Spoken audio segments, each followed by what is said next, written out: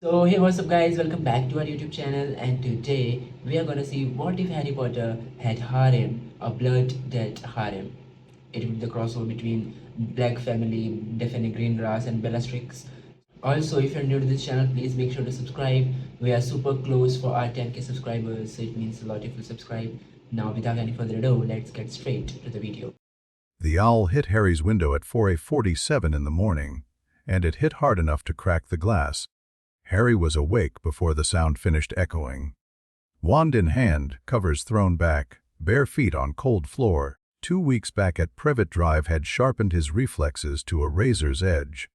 Every creak was a Death Eater. Every shadow was Voldemort. Every unexpected noise was the start of something terrible. But this was just an owl, a massive, pitch black eagle owl with golden eyes and an attitude problem, judging by how it glared at him through the damaged window. Harry crossed the room and unlatched the window. The owl didn't wait for an invitation.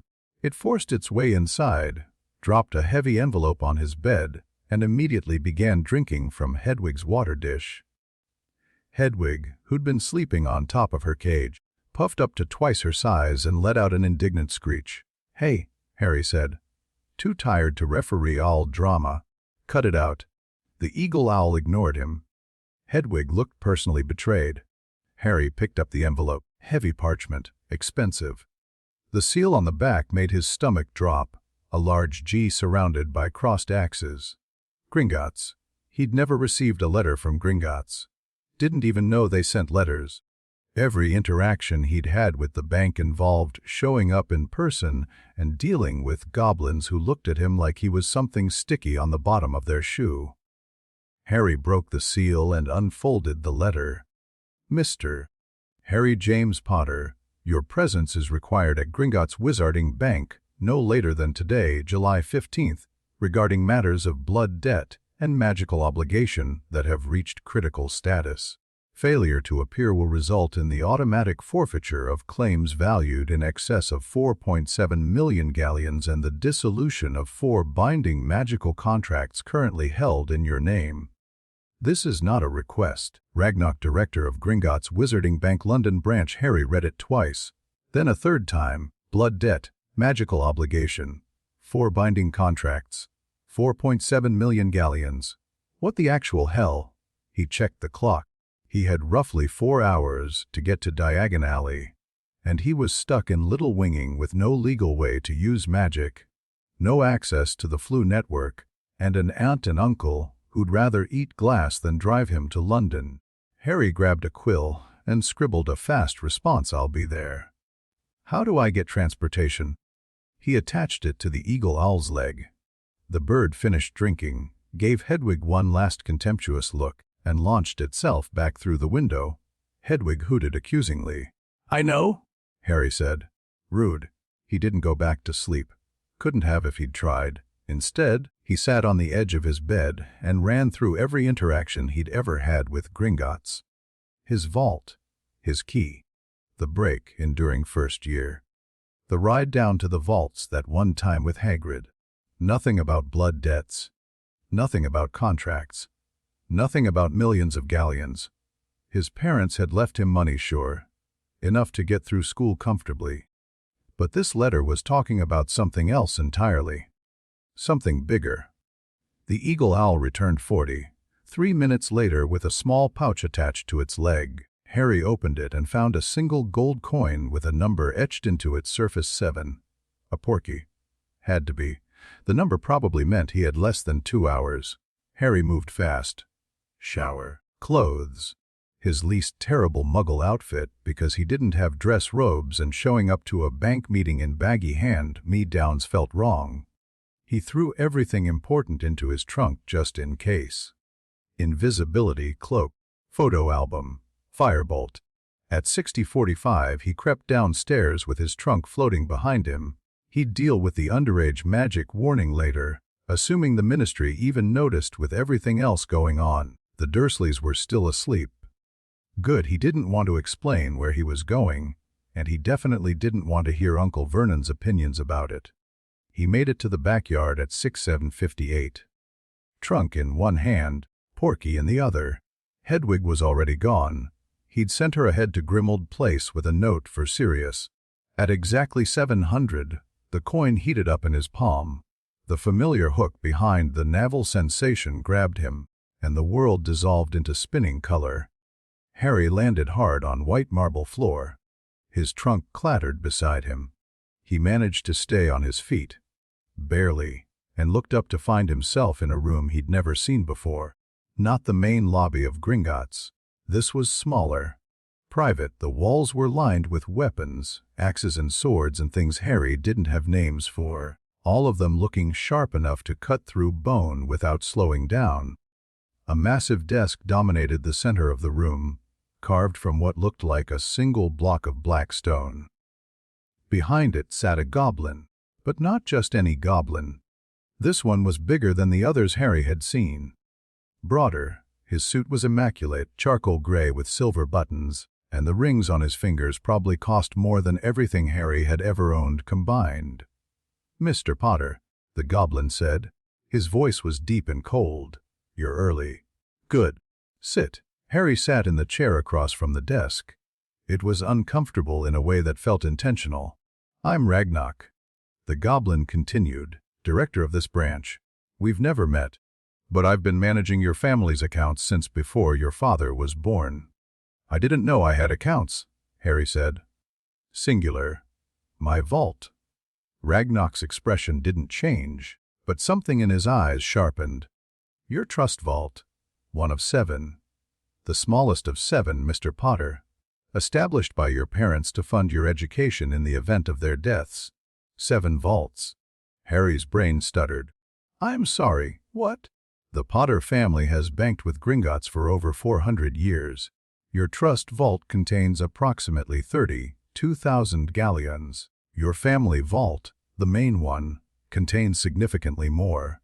Ragnarok pulled a folder from somewhere and flipped it open. "Current liquid assets total approximately 2.3 million galleons.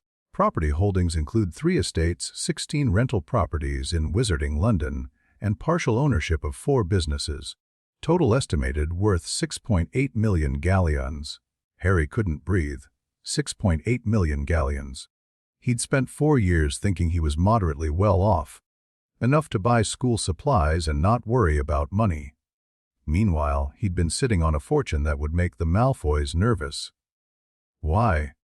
Harry said slowly. "Did no one ever tell me this?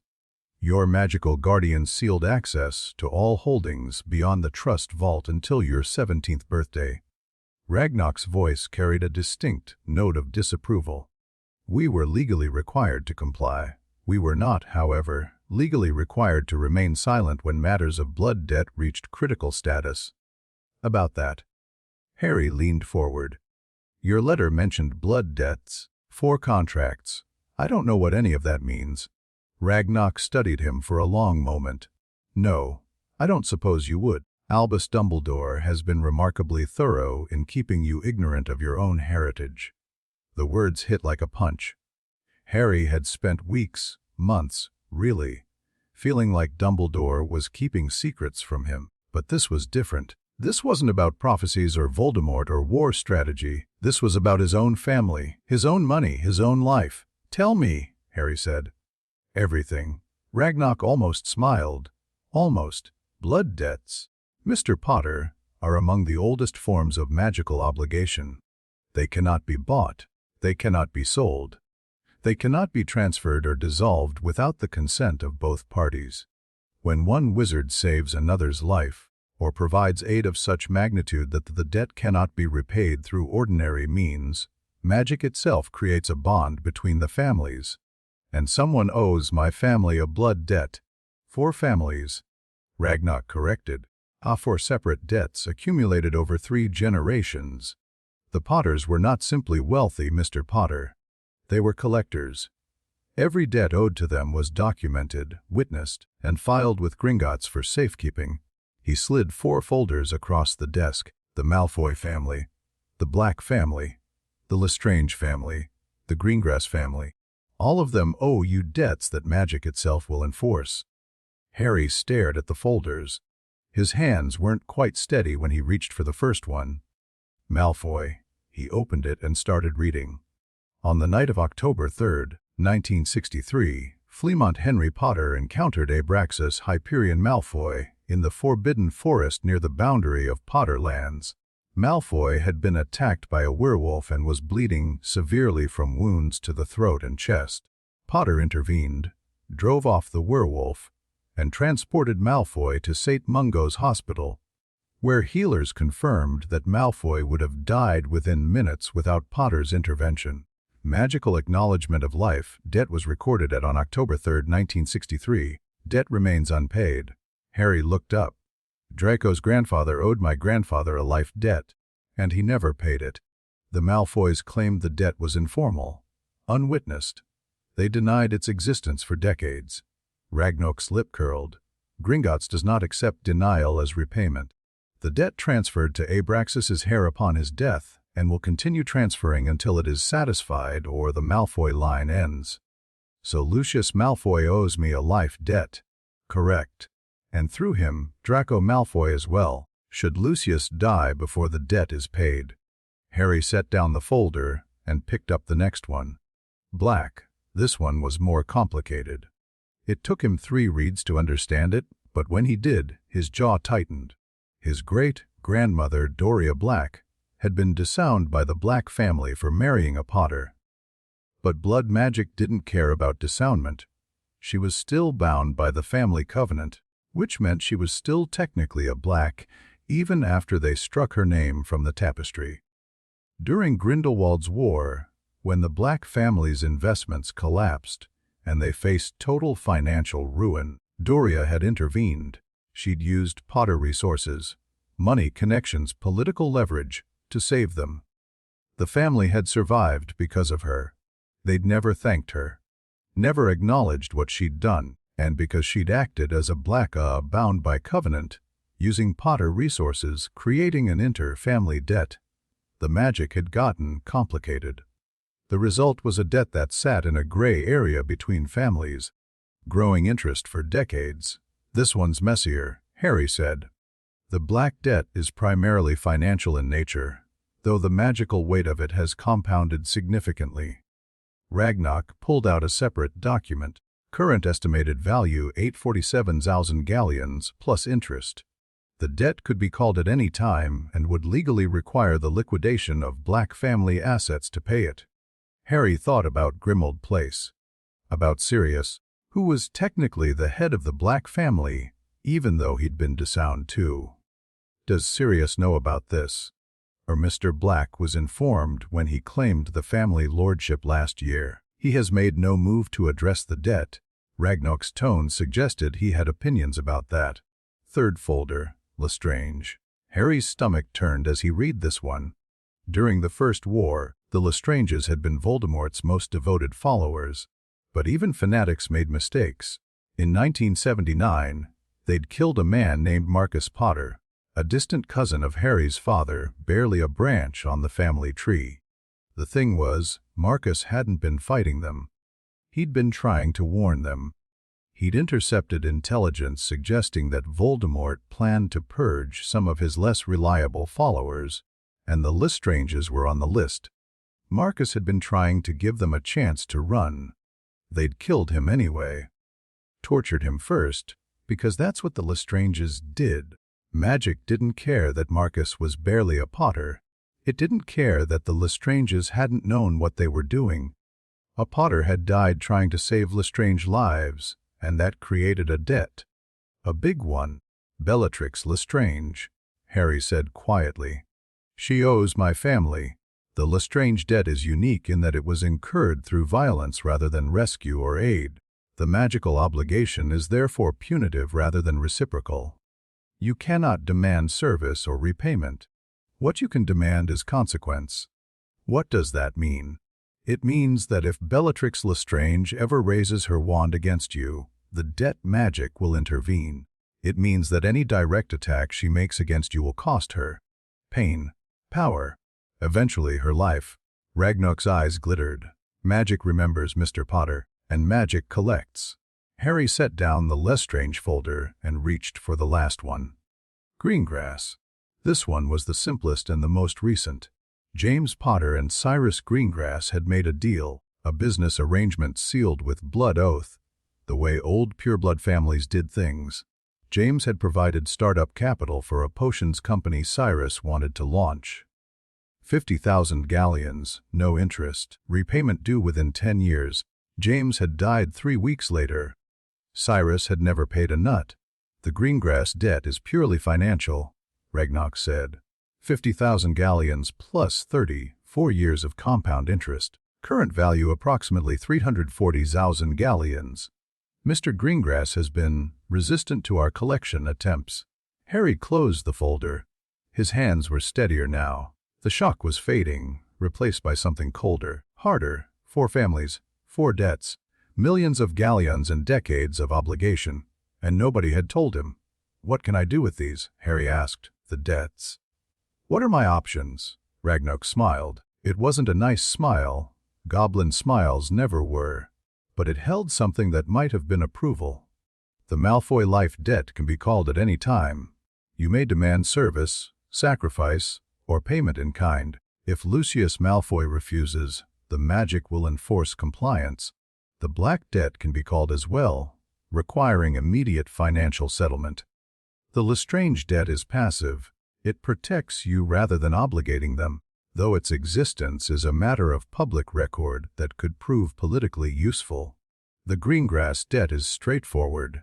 You may demand payment or negotiate alternative terms, and if they refuse, if they try to ignore the debts, magic does not allow refusal, Mr. Potter, not for blood debts. The Malfoys may posture and deny, but if you invoke the debt formally, Lucius Malfoy will obey or he will suffer. The same is true for all of them. Harry sat back in his chair. His mind was racing, turning over possibilities, considering angles. The Malfoys had made his life miserable for 4 years. Lucius had slipped Tom Riddle's diary to Ginny. Draco had insulted his parents, his friends, his blood. And the whole time, they'd been walking around acting superior, while owing his family a debt that they'd never bothered to pay. The Blacks were more complicated. Sirius was the head of the family now, and Harry wasn't interested in making his godfather's life harder. But Narcissa was a Black too. So was Bellatrix, technically, even though she'd married into the Lestranges. The Lestranges, Harry didn't know what to do with that one yet. Bellatrix was in Azkaban. The debt magic protecting him might matter someday, but right now it was abstract. The Greengrasses were unknown. Harry had vaguely heard the name at Hogwarts. There was a Slytherin girl in his year, quiet and cold, who never seemed to interact with anyone outside her house. Daphne something. I want to invoke the Malfoy debt, Harry said. Today, if possible, Ragnok's smile widened. I anticipated as much. I've taken the liberty of summoning Lord Malfoy to the bank this morning. He believes he's here to discuss an unrelated financial matter. The goblin stood. Shall we? The conference room was larger than Ragnok's office and significantly more intimidating. The walls were bare stone. The lighting came from torches that burned cold and blue, and the table in the center looked like it had been carved from a single piece of obsidian. Harry counted 12 chairs, all of them empty except for 2. Lucius Malfoy sat at the far end of the table, dressed in robes that probably cost more than the Dursleys' car. His cane rested against the arm of his chair, silver snake head gleaming in the torchlight. His expression when Harry walked in was priceless. Shock, then confusion, then a flash of something ugly before his pure-blood mask slammed back into place. Mr. Potter. Lucius's voice dripped with contempt. What an unexpected displeasure.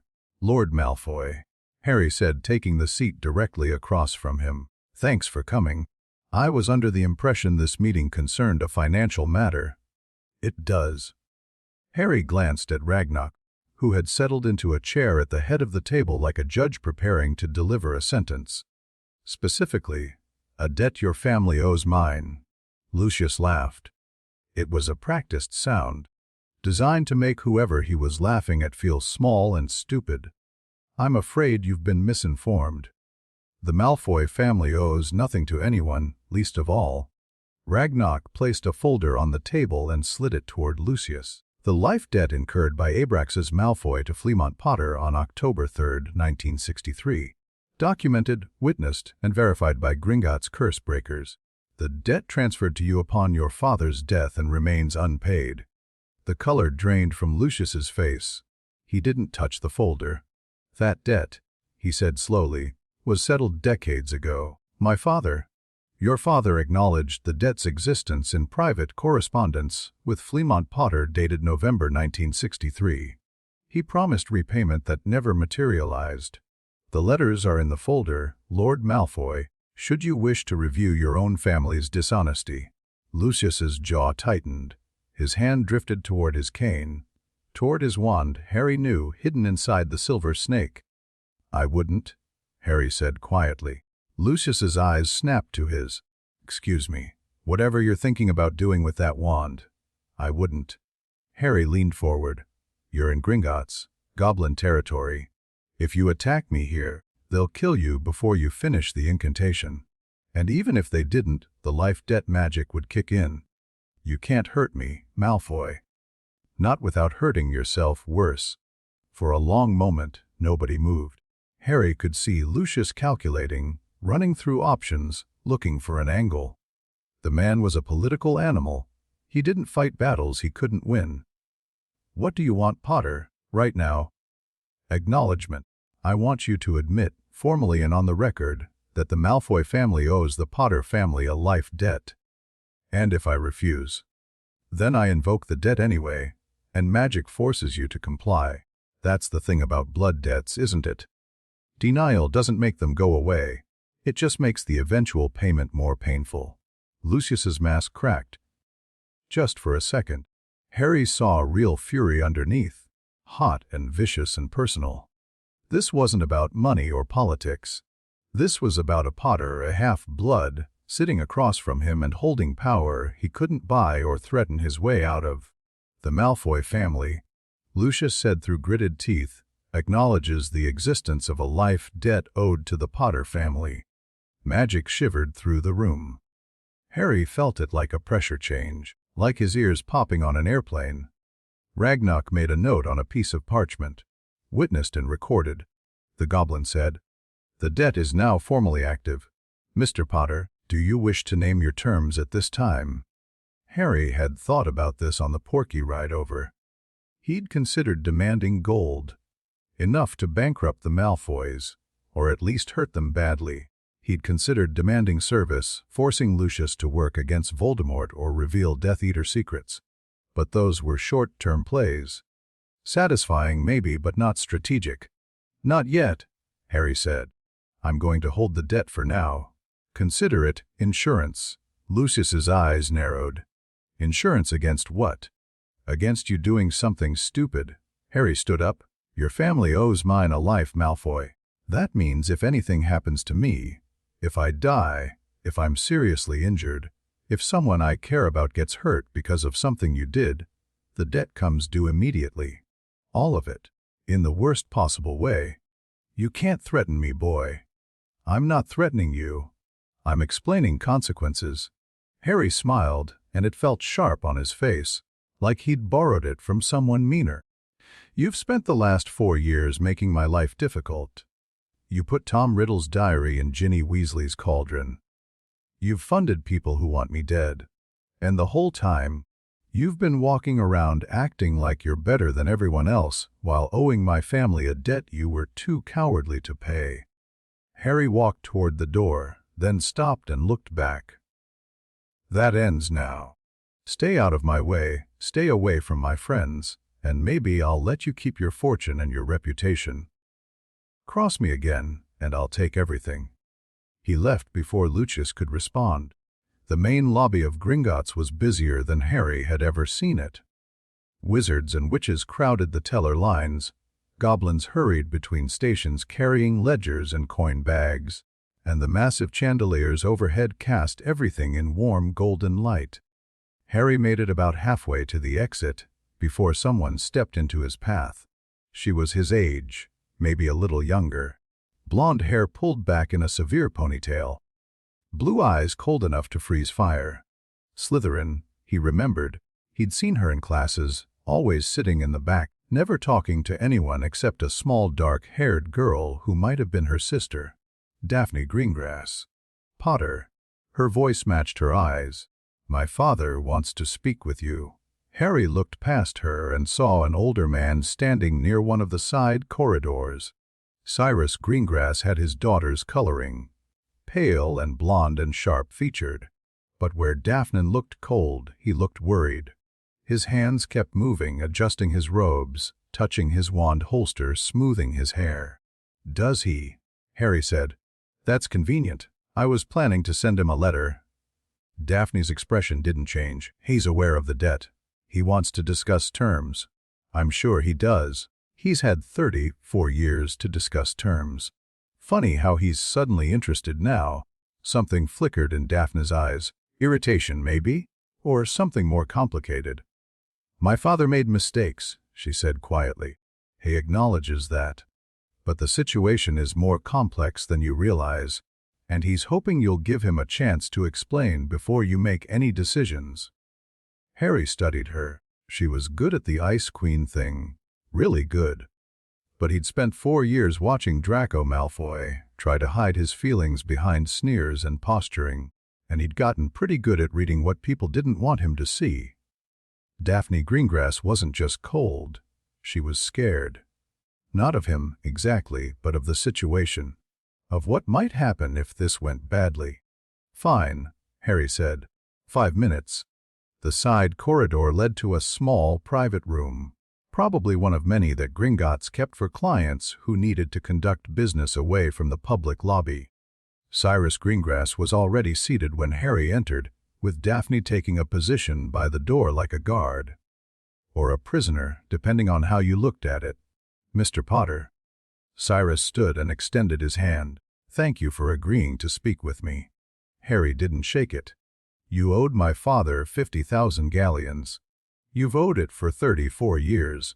I'm not really in a handshaking mood." Cyrus lowered his hand. He didn't look offended. He looked resigned, like he'd expected this and was just going through the motions. "You're right. I owe your family, and I've owed them for far too long. I won't make excuses." He sat back down. "What I will do is explain the situation and hope that you're willing to negotiate terms that work for both of us." "I'm listening." Cyrus took a breath. "When your father died, I was in a difficult position. The Dark Lord had just fallen, but his followers were still active. My family had maintained neutrality during the war. We didn't fight for either side. But neutrality has costs. People on both sides viewed us with suspicion. If I'd publicly acknowledged a debt to James Potter right after his death, it would have painted a target on my family. So you decided to just not pay it. I decided to wait. I told myself I'd settle the debt once things calmed down, once it was safe to acknowledge connections to the Potters without risking my family's lives." Cyrus's voice was flat, like he was reciting facts rather than making excuses. Things didn't calm down. The political situation stayed complicated, and every year I waited, the debt got harder to address. Harry crossed his arms. "That's a lot of words for I was a coward." "Yes." Cyrus met his eyes. I am, but I'm also a father, Mr. Potter, and everything I did was to protect my children." "Don't." Daphne's voice was sharp. Harry looked at her, surprised. She'd been silent since they entered the room, frozen in place by the door. Now her mask had cracked, just a little.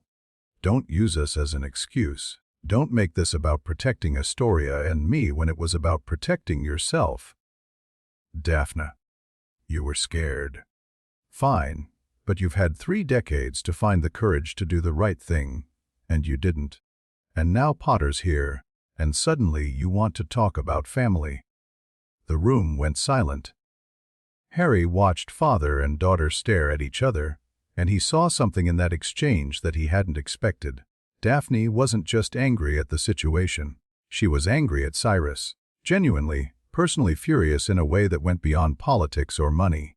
"Who's Astoria?" Harry asked. Daphne's jaw tightened. Cyrus looked away. "My younger sister," Daphne said after a moment. She's 13, and she's dying. Harry felt like he'd been punched. What? Blood curse. Harry. It's been in the greengrass line for generations, skipping some, hitting others. Astoria got unlucky. Daphne's voice had gone flat again, but it was a different kind of flat. Controlled. Like she was holding something back through sheer force of will. There's no cure. The healers say she's got maybe 10 years if she's careful. Probably less. Harry looked at Cyrus. The man had aged 10 years in the last 30 seconds. His shoulders were slumped, his face gray, his eyes fixed on the table in front of him. The treatments are expensive, Cyrus said quietly. Experimental potions, curse breaker consultations, specialists from around the world. We've spent everything we have trying to find a cure, or at least slow the progression. The money I owed your father. I used it, all of it, for Astoria. Harry didn't know what to say. He'd walked into this meeting expecting a deadbeat, who'd cheated his family out of money. Instead, he'd found a terrified father who'd done terrible math, stolen from a dead man to save his daughter's life, and a teenage girl watching her sister die by inches. The debt's still owed, Harry said. His voice came out rougher than he'd intended. That doesn't change. I know, Cyrus nodded. I'm not asking you to forgive it. I'm asking you to work with me. Give me time. I'll pay everything I owe with interest, but I don't want your money. Both greengrasses stared at him. The debt's worth 340,000 galleons, Harry said. I just found out I'm worth almost 7 million. I don't need 340,000 galleons. Then what do you want? Daphne asked. Her eyes were narrowed, suspicious. She was trying to figure out his angle, waiting for the catch. Harry thought about it. Really thought about it. For the first time since he'd walked into Gringotts that morning. He thought about Lucius Malfoy's fury, when he'd been forced to acknowledge the debt. He thought about the Black family's decades of denial. He thought about Bellatrix Lestrange in Azkaban, owing his family something she'd die before paying. And he thought about Astoria Greengrass, 13 years old, living with a death sentence because of something in her blood that she'd never asked for. I want allies, Harry said. Real ones. Not people who pretend to support me when it's convenient and disappear when things get hard. Not people who owe me debts they resent. People who actually have my back because they choose to, not because magic forces them. And you think we'd be those allies? Daphne's tone was skeptical. You don't know us, Potter. You don't know anything about my family or what we believe or... I know your father's been neutral his whole life because he was too scared to pick a side. I know you've spent 4 years in Slytherin keeping your head down and not making waves. And I know that Voldemort's back and neutrality isn't going to be an option much longer. The name made them flinch. Both of them. Harry filed that away. Here's what I'm offering, he continued. The monetary debt gets suspended. Indefinitely. You don't have to pay back the galleons my father lent yours. Instead, the Greengrass family enters into an alliance with me. Formal, public, magically binding. You support me politically. You share information. And when the war that's coming finally kicks off, you fight on my side. Cyrus was staring at him like he'd grown a second head. You're offering to forgive 340,000 galleons in exchange for political support. I'm offering to convert a financial debt into a political alliance. There's a difference. Harry looked at Daphne. And I'm also offering to help find a cure for your sister. Daphne went very still. What? I've got money now. Lots of it. And I've got connections, people who owe me favors, or will soon. If there's a curse breaker out there who can help Astoria, I'll find them. If there's a treatment that works, I'll pay for it. Why? Daphne's voice cracked on the word. The Ice Queen mask was gone, replaced by something raw and desperate. You don't know her. You don't know us. Why would you? Because I know what it's like to have family taken from you. Harry held her gaze. And because the people who run the wizarding world don't help people like your sister. They help themselves. They protect their own power and their own interests, and they let everyone else suffer. I'm not going to be like that. The room was silent for a long moment. Then Cyrus Greengrass stood up and extended his hand again. "Mr. Potter," he said, "you have a deal."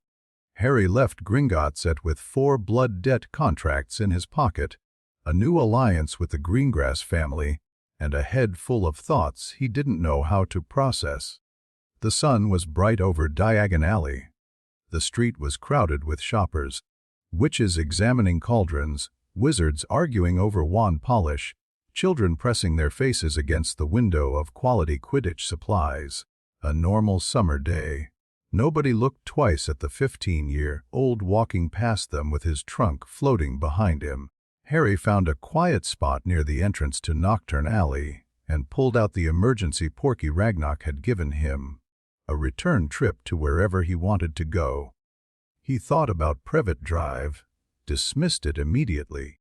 He thought about the Burrow, but showing up unannounced with news this big felt wrong.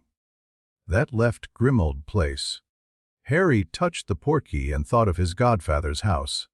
The familiar hook grabbed him, and he vanished in a swirl of color. He landed in the entrance hall of number 12, stumbling slightly on the worn carpet. The house was dark and quiet, curtains drawn against the afternoon sun. From somewhere deeper inside, he could hear voices, multiple people talking over each other, the way they did during order meetings. Harry left his trunk in the hall and walked toward the kitchen. The door was open. He could see Sirius at the head of the table, looking tired and frustrated. Remus Lupin sat beside him, calm as always. Mad Eye Moody was near the door, his magical eye spinning in its socket. And at the far end of the table, sitting in a chair that put her back to the wall and her eyes on every exit, was Harry. Sirius was on his feet and across the room in seconds, pulling Harry into a hug that squeezed the air out of his lungs. "Merlin's beard. I got your all 3 hours ago and I've been going out of my mind." "What happened? Why did Gringotts summon you? Are you okay?" "I'm fine."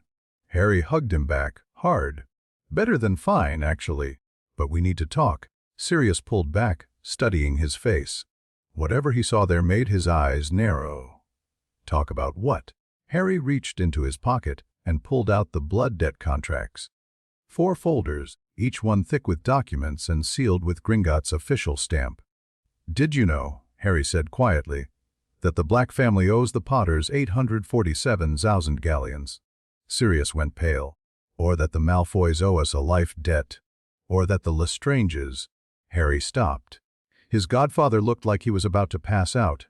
"You knew. Some of it, at least. You knew, and you didn't tell me." "Harry," Sirius's voice was rough. "I can explain, then explain." Harry sat down at the table, ignoring the looks from the other order members. "I've got time." The explanation took 2 hours. Sirius had learned about the Black Debt when he'd claimed the family lordship after escaping Azkaban. Dumbledore had advised him not to mention it to Harry. The old man had worried that the knowledge would distract Harry from his studies, or worse, put ideas in his head about confronting the families involved. "He thought it would make you reckless," Sirius said miserably. "He said you had enough to deal with, between Voldemort and school and everything else. He wanted to wait until you were older, more prepared. So he decided to keep me ignorant." Harry's voice was flat. Again. "I should have told you." Sirius ran a hand through his hair. "I know that. I didn't want to pile more problems on you. You're 15, Harry. You shouldn't have to deal with blood debts and family politics and I've been dealing with a Dark Lord since I was 11. I think I can handle some paperwork." The room went quiet. Mad Eye's magical eye had stopped spinning and fixed on Harry with unsettling intensity. Remus was watching him too, his expression thoughtful. "The boy has a point." Moody growled. "Keeping him ignorant doesn't protect him. It just means he gets blindsided when the truth comes out." "Thank you," Harry said. "Now, can someone explain what I'm actually supposed to do with these debts?" Because I invoked the Malfoy one this morning and I'm pretty sure Lucius is plotting my murder right now. Sirius choked. You did what? Invoked the life debt. Made him acknowledge it publicly. Harry shrugged. I'm holding the actual payment for now. Figured it'd be more useful as leverage than whatever gold I could squeeze out of him. But he knows I've got him, and he's not happy about it. The silence stretched. Then, to Harry's surprise, Remus Lupin started laughing. Oh, James would have loved this, Remus said, shaking his head. His son walking into Gringotts at 15 and playing politics with the Malfoys. He'd be so proud. This isn't funny, Moony. Sirius looked genuinely distressed. Lucius Malfoy is dangerous. He's got connections, resources, friends in the ministry, and a life debt hanging over his head. Harry interrupted. Which means he can't move against me directly without consequences. I'm not stupid, Sirius. I know he's going to try something. But I've got leverage now. Real leverage, against people who've been pushing me around for years. Sirius opened his mouth to argue, then stopped. He studied Harry for a long moment, really looked at him, and something shifted in his expression. When did you grow up? Sirius asked quietly. Last month. In a graveyard, while I was watching Cedric die and Voldemort come back. Harry met his godfather's eyes. I'm done waiting for other people to decide what I can handle. I'm done being kept in the dark. If there are debts owed to my family, I want to know. If there are enemies I need to deal with, I want to deal with them. And if Dumbledore has a problem with that, he can tell me himself. Another silence. Then Moody barked out a laugh. I like this one, the old Auror said. Got a spine. His father was the same way. Never let anyone push him around, never took no for an answer. He fixed Harry with his magical eye. What's your play, Potter?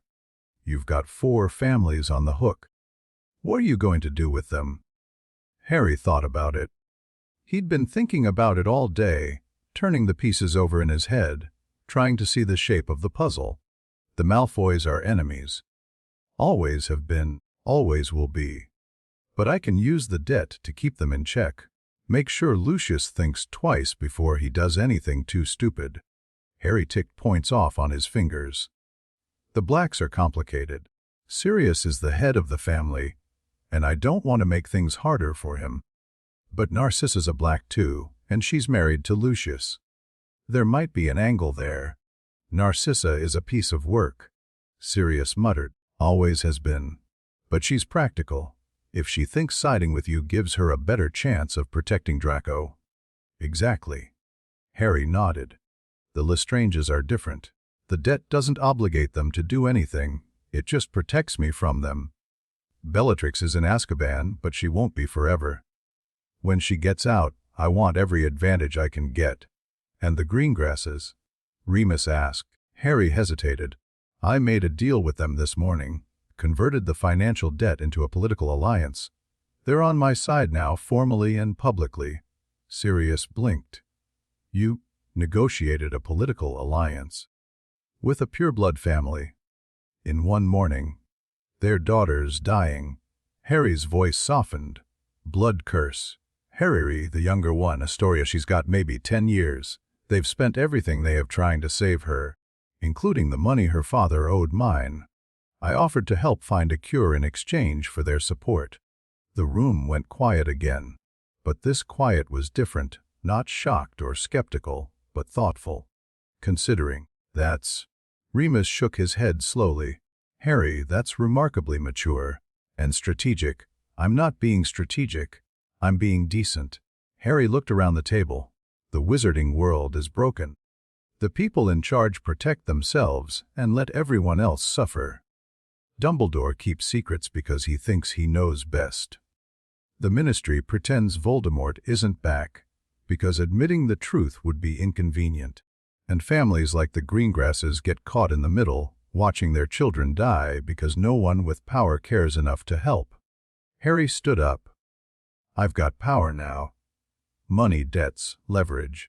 And I'm going to use it, not to make myself comfortable, but to change things.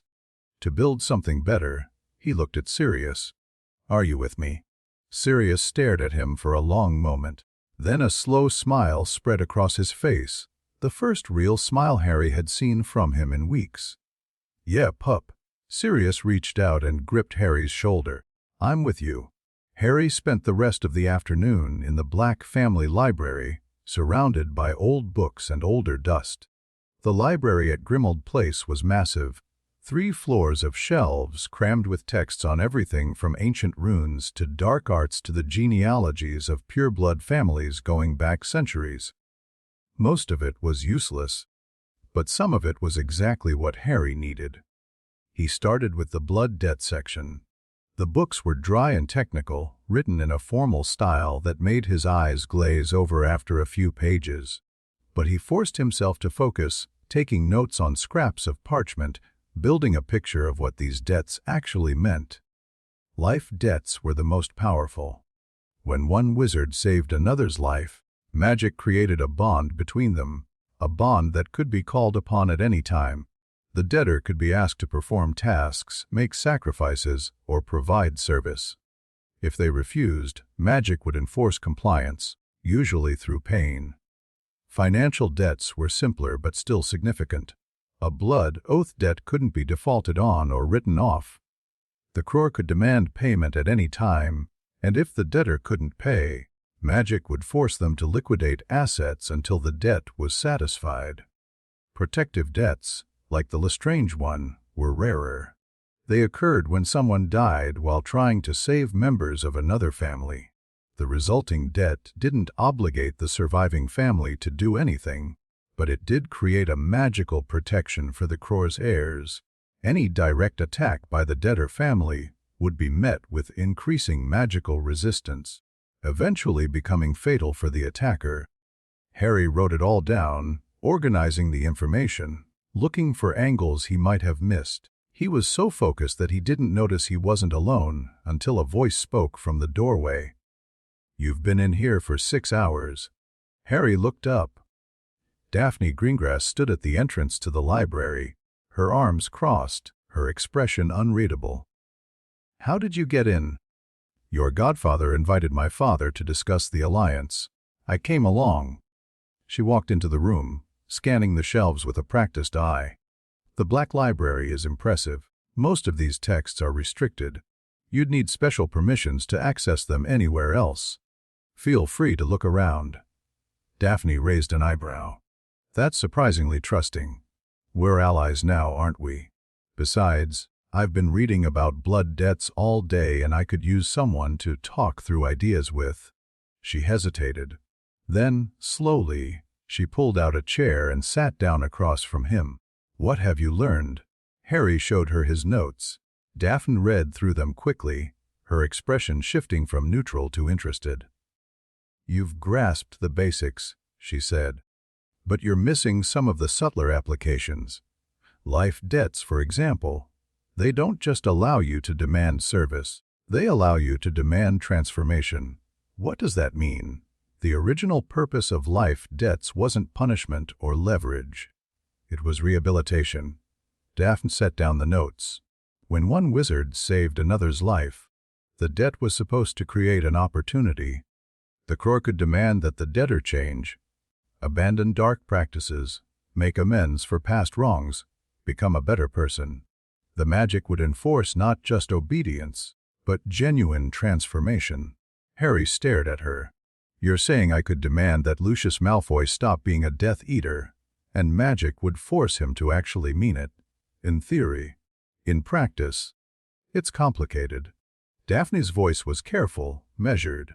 Transformation demands require significant magical power from the Crore. They're also considered archaic.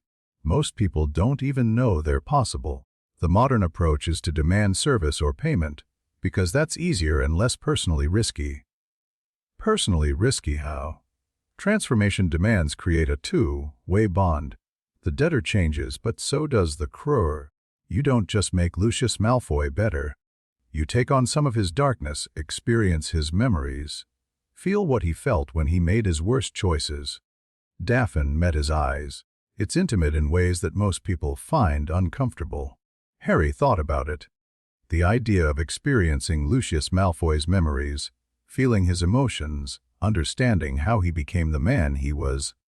It was horrifying, but also maybe powerful. Has anyone ever done it? Harry asked. A transformation demand. A few times historically. The most famous was Merlin himself.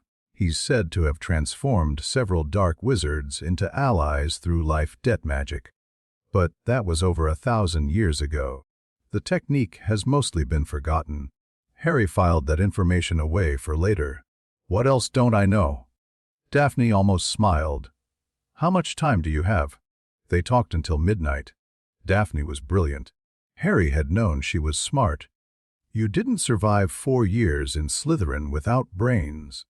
But he hadn't realized how smart until he watched her dissect the political implications of his blood debts with surgical precision. The Malfoy debt was leverage, she explained, but it was also a liability. Lucius wouldn't take the humiliation lying down. He'd look for ways to undermine Harry indirectly, through allies, through the Ministry, through proxy attacks that couldn't be traced back to him directly. You need to expand your power base, Daphne said.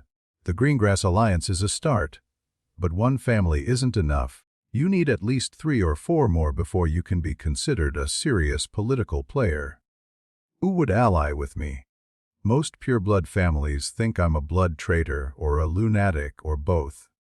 The neutral families, houses that stayed out of the last war and are trying to stay out of this one. Daphne ticked names off on her fingers. Bones, Longbottom, Abbott, maybe Paddle, though they're less political. If you can convince them that siding with you is safer than staying neutral, you'll have the beginnings of a real coalition. And how do I convince them? By being what you already are. Young, powerful, connected to the boy, who lived Mystique. Daphne's voice was dry. Also, by not being Dumbledore. A lot of the neutral families distrust him. They think he's too manipulative, too secretive, too willing to sacrifice pawns for the greater good. If you position yourself as an independent alternative, someone who plays straight and keeps his word, you'll attract people who want a third option. Harry nodded slowly. It made sense. More than that, it felt right. What about you? He asked. What do you get out of this? Daphne's mask flickered. What do you mean? I mean you're smart enough to have figured out a way to avoid this alliance if you wanted to. Your father was desperate, but you weren't. You could have talked him out of it, or negotiated different terms, or just refused to participate. But you're here in my godfather's house, teaching me pureblood politics at midnight. Harry met her eyes. Why? For a long moment, Daphne didn't answer. Her face was unreadable, but Harry could see something working behind her eyes. A calculation, or maybe a decision. My sister is dying, she said finally. You offered to help save her. That matters more to me than politics or alliances or anything else. That's not the whole truth. No. Daphne's voice softened, just slightly. It's not. The whole truth is that I've spent 4 years watching the wizarding world slide toward war, while everyone around me pretends it's not happening. My father's neutrality, Dumbledore's secrecy, the Ministry's denial, all of it just delays the inevitable, while people like my sister suffer in the margins. She leaned forward. You're different. I don't know if you're better, but you're different. You actually seem to care about the people who get caught in the middle. And you're willing to make moves, to take risks, to do something instead of just waiting for the world to burn. A ghost of a smile crossed her face. That's rare. Rare enough that I'm willing to bet on you. Harry felt something shift in his chest. Not attraction exactly, or not just attraction, something deeper. Recognition, maybe. The sense of meeting someone who understood. Partners, then, he said. Not because of debts or obligations or magic. Because we choose to be. Daphne held his gaze. Partners. She extended her hand. Harry shook it. And in that moment, surrounded by dusty books in a dark library, something new began. The next morning, Harry woke early and went for a walk. Grimmauld Place was in a Muggle neighborhood, A quiet street of identical townhouses, all of them looking slightly run down and forgotten. Number 12 was invisible to muggles, hidden behind wards that had been layered for centuries, but the rest of the street was ordinary. Normal people living normal lives, completely unaware of the magical world unfolding around them. Harry walked to the end of the street and back, clearing his head, organizing his thoughts. The blood debts had changed everything. Yesterday he'd been a 15-year-old orphan with a target on his back and enemies everywhere. Today he was the core of 4 powerful families, with resources and leverage he hadn't imagined. But leverage wasn't the same as victory. Voldemort was still out there, gathering strength. The Ministry was still denying his return, and the people Harry cared about, Sirius, Remus, the Weasleys, Hermione, were still in danger. The debts were tools. Useful but not enough on their own.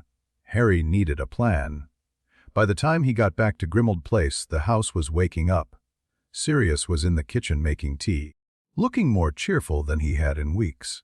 Remus was at the table with the Daily Prophet, scowling at whatever lies they were printing today. Morning, pup. Sirius slid a cup of tea across the table. Sleep well? Well enough. Harry sat down. I've been thinking, dangerous habit, about the debts, about what I want to do with them. Sirius's expression sobered. And I want to call a meeting. Everyone involved. The Malfoys, the Greengrasses, whoever represents the Black family interests besides you. I want to lay everything out, make my position clear, and see who's willing to negotiate. That's ambitious. Remus set down the paper. You're talking about bringing together families who've hated each other for generations. I'm talking about forcing them to deal with me directly instead of through proxies and schemes. Right now, Lucius is probably plotting something. Narcissa's probably plotting something else. Even Cyrus Greengrass, ally or not, is probably wondering how to minimize his family's obligations. Harry shook his head. I can't let them control the narrative. I need to take the initiative. Sirius and Remus exchanged looks. The kid's got a point, Sirius said slowly. Potters were always better on offense than defense. James was the same way. He'd rather charge into a fight than wait for one to come to him. And look where that got him, Remus said quietly. The words hung in the air. Harry felt them like a punch, but he didn't flinch. My father died fighting, Harry said. He died protecting people he loved against a Dark Lord who should have been unstoppable. I'm not going to apologize for wanting to be more like him. Another long silence. Then Remus nodded slowly. All right. If you're determined to do this, we'll help you. But we do it smart. Preparation, backup plans, escape routes if things go bad. That's all I'm asking. Sirius clapped a hand on his shoulder. Then let's get started. We've got a meeting to plan. The meeting was set for 2 weeks later at Gringotts. Harry spent those 2 weeks preparing. He read everything he could find about the families involved, their histories, their alliances, their weaknesses. He practiced with Sirius and Remus, rehearsing arguments and anticipating objections. He exchanged letters with Daphene, refining his approach based on her insights into pure-blood politics. By the day of the meeting, he felt ready, or as ready as he could be, facing down families who'd been playing political games since before his parents were born.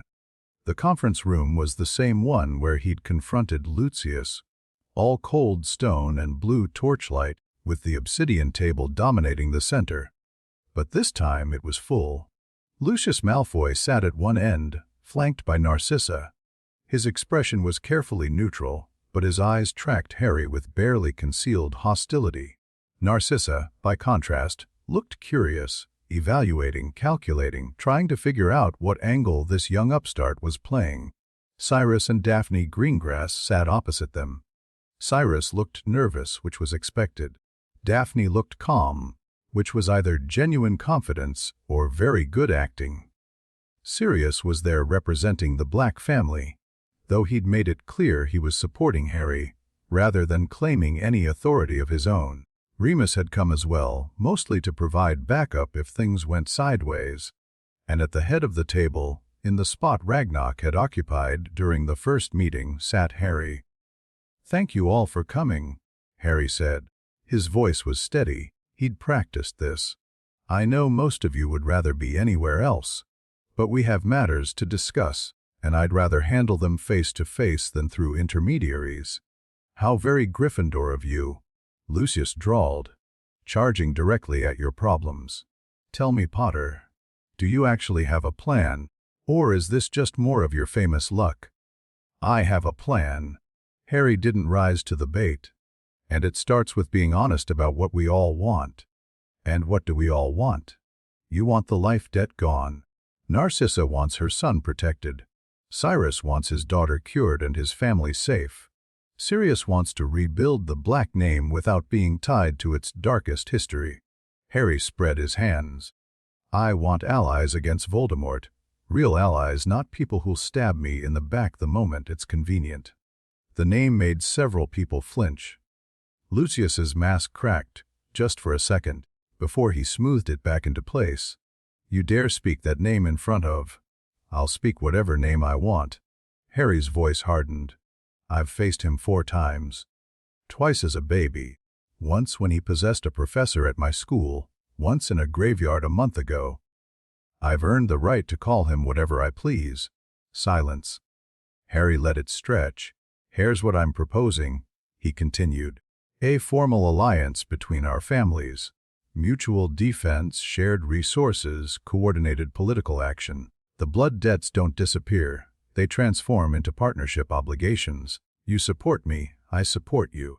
We pool our strength against common enemies instead of wasting it fighting each other." Lucius laughed. It was a cold sound, devoid of humor. "You expect me to ally with a half-blood child, to take orders from someone young enough to be my son? I expect you to do what's best for your family." Harry met his eyes. "The Dark Lord is back. The Ministry won't protect you. They won't even admit he exists. And when he finishes gathering his strength, he's going to come for everyone who isn't completely loyal. Including you." "I am loyal." "Are you?" Harry leaned forward. "Because from what I hear, you've been claiming you were under the Imperious curse the whole time. That's not loyalty. That's hedging your bets. And I don't think Voldemort appreciates people who hedge their bets." Lucius's face went white with fury. His hand twitched toward his cane. "Lucius." Narcissa's voice was soft but carried an edge that made her husband freeze. "Perhaps we should hear what the boy is actually offering." Harry nodded to her, acknowledging the intervention. "Thank you, Lady Malfoy. Here's my offer. The life debt gets converted into an alliance obligation. You don't owe me a life anymore. You owe me partnership. That means sharing information, supporting each other politically, and fighting together if it comes to that. And if we refuse, then I invoke the original debt. I demand a life for a life. Maybe I take it from Lucius directly. Maybe I take it from Draco." Harry's voice was calm, almost gentle. "I don't want to do that. I really don't. But I will if you force me." The room had gone very quiet.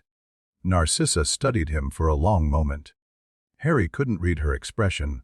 She was better at the pure blood mask than anyone else here. But something in her eyes had shifted. "You're not what I expected," she said finally. "Neither are you."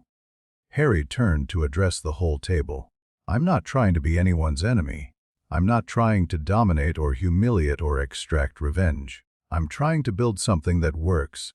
A coalition of families who can survive what's coming and maybe, if we're lucky, build something better on the other side." "Pretty words." Lucius sneered. "But words are cheap. What guarantee do we have that you'll keep your end?" "My word." Harry stood up. "I know that doesn't mean much to you. Potters and Malfoys have been enemies for generations, and there's no reason for you to trust me. But I'm offering anyway, because the alternative is war. Not just with Voldemort, with each other. And that war will destroy all of us while the real enemy watches and laughs." He looked around the table. "You don't have to decide today. Take time. Think about it. Talk to each other if you want. But remember this, I'm not going away. The debts aren't going away. And Voldemort definitely isn't going away. Sooner or later, you're going to have to pick a side. Harry walked toward the door. Choose wisely. Harry was halfway down the corridor when Narcissa caught up with him. Mr. Potter. Her voice was cool, controlled. A moment. He stopped but didn't turn around. Lady Malfoy. My husband is a fool. She moved to stand beside him, her eyes fixed on some point in the middle distance. Has spent his whole life believing that power comes from blood and gold. He doesn't understand that the world is changing, that the old rules don't apply anymore. Is this the part where you offer to betray him? A thin smile crossed her face. Nothing so crude. I'm simply acknowledging realities. She turned to look at him directly. Draco is my son, my only child. Everything I do is for him, even siding with Voldemort. I have never been marked. My loyalties are to my family, not to any Dark Lord. Narcissa's voice was flat, matter of fact. If protecting Draco means supporting you against the Dark Lord, I'll do it. If it means supporting the Dark Lord against you, I'll do that instead. I care about outcomes, Mr. Potter, not ideologies. Harry considered this. She was being honest, which was both refreshing and slightly terrifying. Narcissa Malfoy wasn't motivated by beliefs or principles. She was motivated by pure, ruthless pragmatism. What are you asking for? An understanding. The blood debt gives you power over my family. Power you could use to destroy us if you chose. I'm asking you to consider other options. She met his eyes. Draco is 15 years old. He's arrogant and cruel because that's how he was raised, not because it's who he has to be. If you have the chance to break him, consider shaping him instead. Harry thought about Draco Malfoy. All the insults, all the sneering, all the petty cruelties over 4 years. The way he'd called Hermione a mudblood. The way he'd wished Harry dead. And then he thought about what Daphne had said. About transformation demands. About changing people instead of just punishing them. I'll think about it, Harry said. Narcissa nodded once. That's all I ask. She turned and walked back toward the conference room, robes sweeping the floor behind her. Harry watched her go, then continued toward the exit. The game was just beginning. The news broke 3 days later. Harry was at Grimmauld Place, going through more books in the Black Library, when Sirius burst through the door with the Evening Prophet in his hand. You need to see this. The headline screamed across the front page, Biela diabetchen proplier aer helodz ancient fiel am so vr melf oyLsk. Lestra ng femiles. Harry scanned the article. It was surprisingly accurate. Someone had leaked the basic facts about the debts, though not the specifics of his arrangements with the Greengrasses or his conversation with Narcissa. The tone was sensationalist, full of breathless speculation about what Harry might demand and what it meant for the balance of power in wizarding Britain. Lucius, Harry said, has to be. Sirius dropped into a chair. His trying to get ahead of the story, make you look like a grasping upstart trying to steal from established families. Will it work? Depends on how you respond. Sirius rubbed his face. The prophet's already asking for interviews. Ministry's asking questions. Even the Wisengamot wants to know what's going on. Harry set down the paper. His mind was racing, sorting through options, looking for the right move. Set up the interviews, he said finally. What? All of them. The prophet, the ministry, whoever else wants to talk. I'll tell my side of the story, publicly on the record. The debts are legitimate. The families acknowledge them, and I'm using them to build an alliance against Voldemort, not to enrich myself or settle old scores. Sirius stared at him. That's a big risk. Going public like that. Staying quiet is a bigger risk. If I let Lucius control the narrative, I'm done before I start. Harry stood up. We're going on offense. Starting now. The interviews went better than Harry expected. He told the truth. About discovering the debts. About confronting Lucius at Gringotts. About his offers of alliance instead of punishment. He talked about his family's history, about the Potter's tradition of collecting debts rather than calling them. He talked about Voldemort's return, about the Ministry's denial, about the coming war that everyone seemed determined to ignore. The Prophet published it all, though they buried his warnings about Voldemort near the end of the article. Still, the overall impression was positive. Harry came across as confident, principled, and surprisingly mature. The public response was mixed but trending favorable. A lot of people, it turned out, didn't mind seeing old pure-blood families taken down a peg. Best of all, Lucius's counterattack fell flat. His accusations of Potter greed and manipulation looked petty compared to Harry's calm, reasonable statements. Within a week, the narrative had shifted from upstart half-blood threatens noble families to Potter heir claims rightful legacy, offers olive branch to former enemies. Harry allowed himself one evening of celebration before getting back to work. There was too much to do.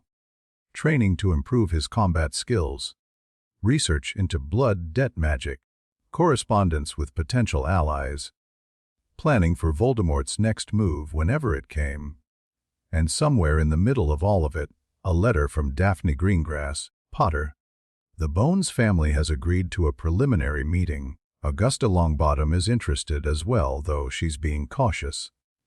I have feelers out to several other neutral houses. Also, my father spoke with a curse breaker in Egypt. He's willing to examine Astoria if we can arrange transportation. Expensive, but possible. We're making progress. Daphne Harry read the letter twice, then set it aside with a small smile. Partners. The game was just beginning. Chapter 2. And the weight of names. Sirius was drunk when Harry found him in the tapestry room. Not falling down drunk, not slurring his words drunk, but the quiet kind of drunk where someone sits in the dark and stares at things they'd rather forget. The black family tapestry covered an entire wall, names and faces and connecting lines stretching back centuries, with burn marks where the disowned had been erased from history. Harry stood in the doorway for a moment, watching his godfather trace a finger over one of those burn marks. His own name, probably. Or maybe Andromeda's. Hard to tell in the dim light. "You shouldn't be up," Harry said. "Neither should you." Sirius didn't turn around. "It's 3 in the morning. Couldn't sleep. Join the club." Sirius raised a glass that was mostly empty. "There's fire whiskey in the cabinet if you want some. Don't tell Molly." Harry crossed the room and sat down on the floor next to Sirius's chair. The tapestry loomed above them, all those names and faces watching like ghosts. "You want to talk about it?" "About what?" "The fact that I'm sitting in the dark drinking alone, or the fact that my family owes yours almost 1,000,000 galleons." "Either." "Both." Sirius laughed, but there was no humor in it. "You know what's funny? I spent my whole childhood trying to escape this house. The darkness, the blood purity nonsense, the constant pressure to be a proper black. I ran away at 16 and never looked back. I know. And now I'm head of the family. Lord Black officially, with all the responsibilities and obligations that come with it, including a debt to the Potters that my family refused to acknowledge for decades." Sirius finally turned to look at him. His eyes were red-rimmed. "Your great-grandmother saved us, Harry. She saved the entire Black fortune during Grindelwald's war, and we repaid her by striking her name from the tapestry and pretending she never existed." Harry didn't know what to say to that. He'd read the details of the debt in the Gringotts files, the financial records, the magical acknowledgments, the decades of denial. But seeing Sirius like this, broken by the weight of his family's failures, made it feel different, more personal. "That wasn't you," Harry said quietly. "You weren't even born when it happened. Doesn't matter. I'm the head of the family now. The debt passes to me." Sirius drained the rest of his glass. 847,000 galleons. That's more than half the Black Vault. If you called it in tomorrow, I'd have to liquidate property, sell artifacts, basically gut everything my ancestors spent centuries building. I'm not going to call it in. I know. Because you're a good person unlike everyone else in this bloody family. Sirius set down the glass. But that's the thing, isn't it? You could. You have every right to.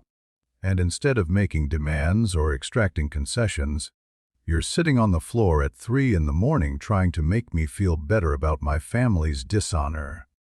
Harry leaned back against the wall. The tapestry stretched above him, all those blacks watching with their cold painted eyes. "Tell me about Doria," he said. Sirius blinked. "What?" "My great-grandmother, Doria Black Potter. I know she married a potter and got disowned for it. I know she saved the family during the war. But I don't know who she was, what she was like." For a long moment, Sirius didn't answer. Then he reached into his pocket and pulled out a small photograph, magical moving, showing a woman with dark hair and silver eyes who looked like she could cut through steel with her gaze alone. "My mother hated her," Sirius said. "Even decades after the disowment, she'd spit when Doria's name came up, called her a blood traitor, said she'd sullied the family name by marrying beneath her station." He handed the photo to Harry. "But my father, my real father, not the man who raised me, he told me stories sometimes, when my mother wasn't listening. Said Doria was the strongest witch in the family. Said she could have been anything she wanted, but she chose love over power." Harry looked at the photo. Doria Black Potter stared back at him with eyes that reminded him uncomfortably of Sirius, of Bellatrix, of every black he'd ever met. "She looks fierce." She was. "My father said she dueled Grindelwald himself once, not to a standstill. But she survived, which is more than most people could say. When the war ended and the family's investments collapsed, she was the one who figured out how to save everything. Used Potter money and connections to shore up the black holdings. Kept the whole house of cards from falling apart. And they never thanked her for it. They erased her." Sirius's voice was bitter. "Burned her off the tapestry, forbade anyone from speaking her name. Pretended she'd never existed, because acknowledging what she'd done would have meant admitting that a blood traitor saved the family. And the blacks couldn't handle that." Harry handed back the photograph. "I'm not going to punish you for what they did. I know. But I'm also not going to pretend the debt doesn't exist. It's there, it's real, and ignoring it doesn't help either of us." Sirius nodded slowly. "What do you want to do about it?" Harry had been thinking about this for days. The black debt was different from the others, more personal, more complicated. Sirius was family. The only real family Harry had left. He couldn't treat him the same way he'd treated Lucius Malfoy. But he also couldn't just forgive the debt and walk away. That would send the wrong message to everyone watching. And there were a lot of people watching. "I want to convert it," Harry said, "like I did with the Greengrasses. Turn the financial debt into something else. An alliance, a partnership, whatever you want to call it. The money stays where it is, but the Black family formally aligns with me. We're already aligned. You're my godson. That's personal. I'm talking about political. The Black family has a seat on the Wisengamot, right? Voting power, influence, the whole package." Sirius's eyes sharpened. He was starting to see where this was going. "Yeah. The seat's been vacant since my grandfather died. No one's been able to claim it because of the legal complications around my status. But technically, it still exists. I want you to claim it. Formally, publicly. And then I want you to vote with me. Vote for what? Whatever comes up. Recognition of Voldemort's return. Reform of the Ministry's handling of dark wizard prosecutions. Support for Muggle-born rights." Harry met his godfather's eyes. The old pureblood families have been running things for too long. They protect each other, cover up each other's crimes, make sure nothing ever really changes. I want to break that. Sirius stared at him for a long moment. Then, slowly, a grin spread across his face. The first real smile Harry had seen from him all night. "You want to use the Black family seat to burn down the system my ancestors helped build." Something like that. Sirius threw back his head and laughed. It echoed off the walls, loud and genuine and slightly unhinged. "Merlin's balls, Harry. Your father would have loved this." He clapped Harry on the shoulder. "All right, you've got a deal. The Black family formally allies with the House of Potter. Debts be damned. We'll file the paperwork tomorrow." Harry allowed himself a small smile. "Good, but you should know, this is going to make enemies. The old families won't like seeing a Potter and a Black working together against their interests. They'll push back." "Let them." Harry stood up and stretched. "I've been making enemies since I was 11. At least now I'll have allies to help deal with them." The paperwork took 3 days.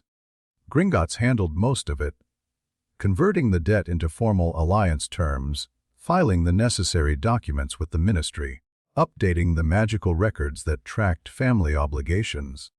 By the end of the week, the Black Potter alliance was official, complete with binding clauses and mutual defense provisions. The reaction was immediate. Harry's stack of correspondence tripled overnight. Letters from families he'd never heard of, expressing everything from cautious interest to outright hostility. A formal inquiry from the Department of Magical Law Enforcement, wanting to know if the blood debts had been obtained through legitimate means. 3 separate interview requests from the Prophet, and 1 letter that made Harry's blood run cold. "Dear Mr. Potter, I was most interested to learn of your recent activities regarding the ancestral debts owed to your family. It seems we have more in common than I previously realized.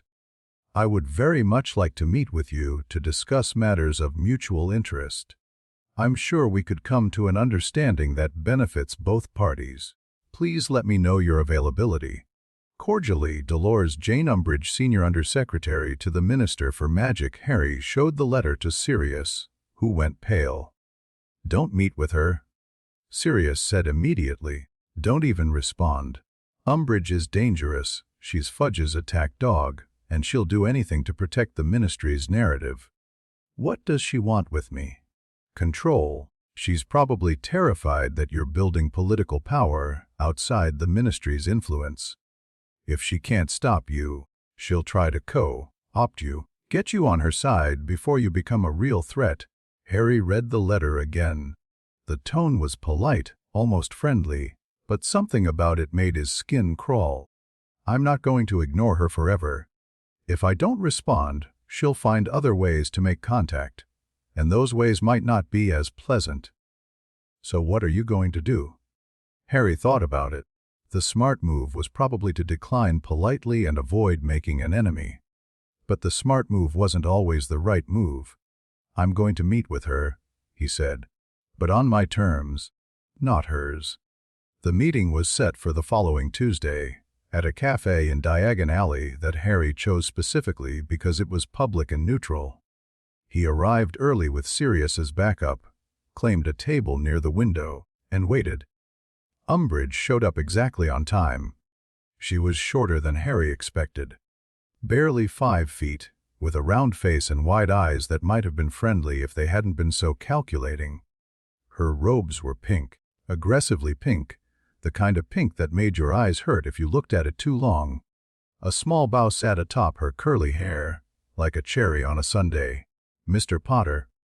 Her voice was high and sweet, like sugar-coating something unpleasant. "How delightful to finally meet you in person, Madam Umbridge." Harry didn't stand or offer his hand. "Please, sit."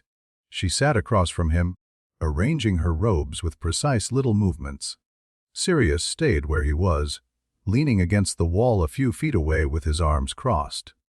"I see you've brought a chaperone," Umbridge said, glancing at Sirius. "How prudent." "I've learned to be careful." Harry kept his voice neutral. "Your letter said you wanted to discuss matters of mutual interest. What matters would those be?" Umbridge's smile widened, but it didn't reach her eyes. "Straight to business. I appreciate that." She folded her hands on the table. "The Ministry has become aware of your activities with certain pureblood families. Blood debts, political alliances, shifts in traditional power structures. These are matters that affect the stability of wizarding Britain. I'm sure they are. The minister is concerned. Her voice dripped false sympathy. You're very young, Mr. Potter, young and inexperienced. It would be tragic if you accidentally destabilized things you don't fully understand. Harry felt a spark of anger but kept it off his face. Is that a threat? A warning. The ministry has ways of dealing with those who disrupt the established order. We'd much rather work with you than against you. And what would working with you look like? Umbridge leaned forward slightly. The minister would like to offer you a position, Junior Undersecretary to the Minister for Magic, a prestigious title, with access to the highest levels of government. In exchange, we'd ask only that you moderate your activities, work within the system rather than outside it. Harry almost laughed. It was so transparent, a bribe dressed up as an opportunity, a cage decorated with ribbons. Let me make sure I understand, he said. You want to give me a job that comes with no real power, in exchange for me stopping everything I'm doing that you don't like. I wouldn't phrase it quite that way. How would you phrase it? Umbridge's smile flickered. Just for a second, something cold showed through the sweetness. The ministry is offering you a chance to be part of the solution, Mr. Potter. The alternative is being part of the problem, and problems tend to get resolved. The threat was unmistakable now. Harry felt Sirius shift behind him, ready to move if things went sideways. I appreciate the offer, Harry said calmly, but I'll have to decline. That's disappointing. I'm sure it is. Harry stood up. Here's what I think, Madam Umbridge. The ministry is scared. Voldemort is back. Everyone knows it except the people in charge. And you're desperate to maintain control while the world falls apart around you. You came here hoping to neutralize me before I became a real threat. But that's not going to work. Umbridge's face had gone very still. You're making a mistake, maybe. But it's my mistake to make. Harry tossed a few sickles on the table for the tea he hadn't ordered. Have a lovely day. He walked out without looking back. That was either very brave or very stupid, Sirius said once they were safely away from the cafe. Why not both? Fair point. Sirius glanced over his shoulder, checking for followers. Umbridge won't let this go. She'll find ways to make your life difficult. She was already going to do that. At least now I know where I stand with her. They walked in silence for a few minutes, weaving through the mid-morning crowds in Diagon Alley. Harry's mind was racing, processing the conversation, looking for angles he might have missed. The ministry was officially his enemy now. Not just an obstacle or an annoyance, an active threat. Umbridge would use every tool at her disposal to undermine him, and she had a lot of tools. But she'd also shown her hand. She was scared of what he was building. Scared enough to try bribery first, before escalating to something worse. That meant he was on the right track. I need to move faster, Harry said. More alliances, more resources, more political power. Whatever Umbridge is planning, I want to be ready for it. Any ideas? A few.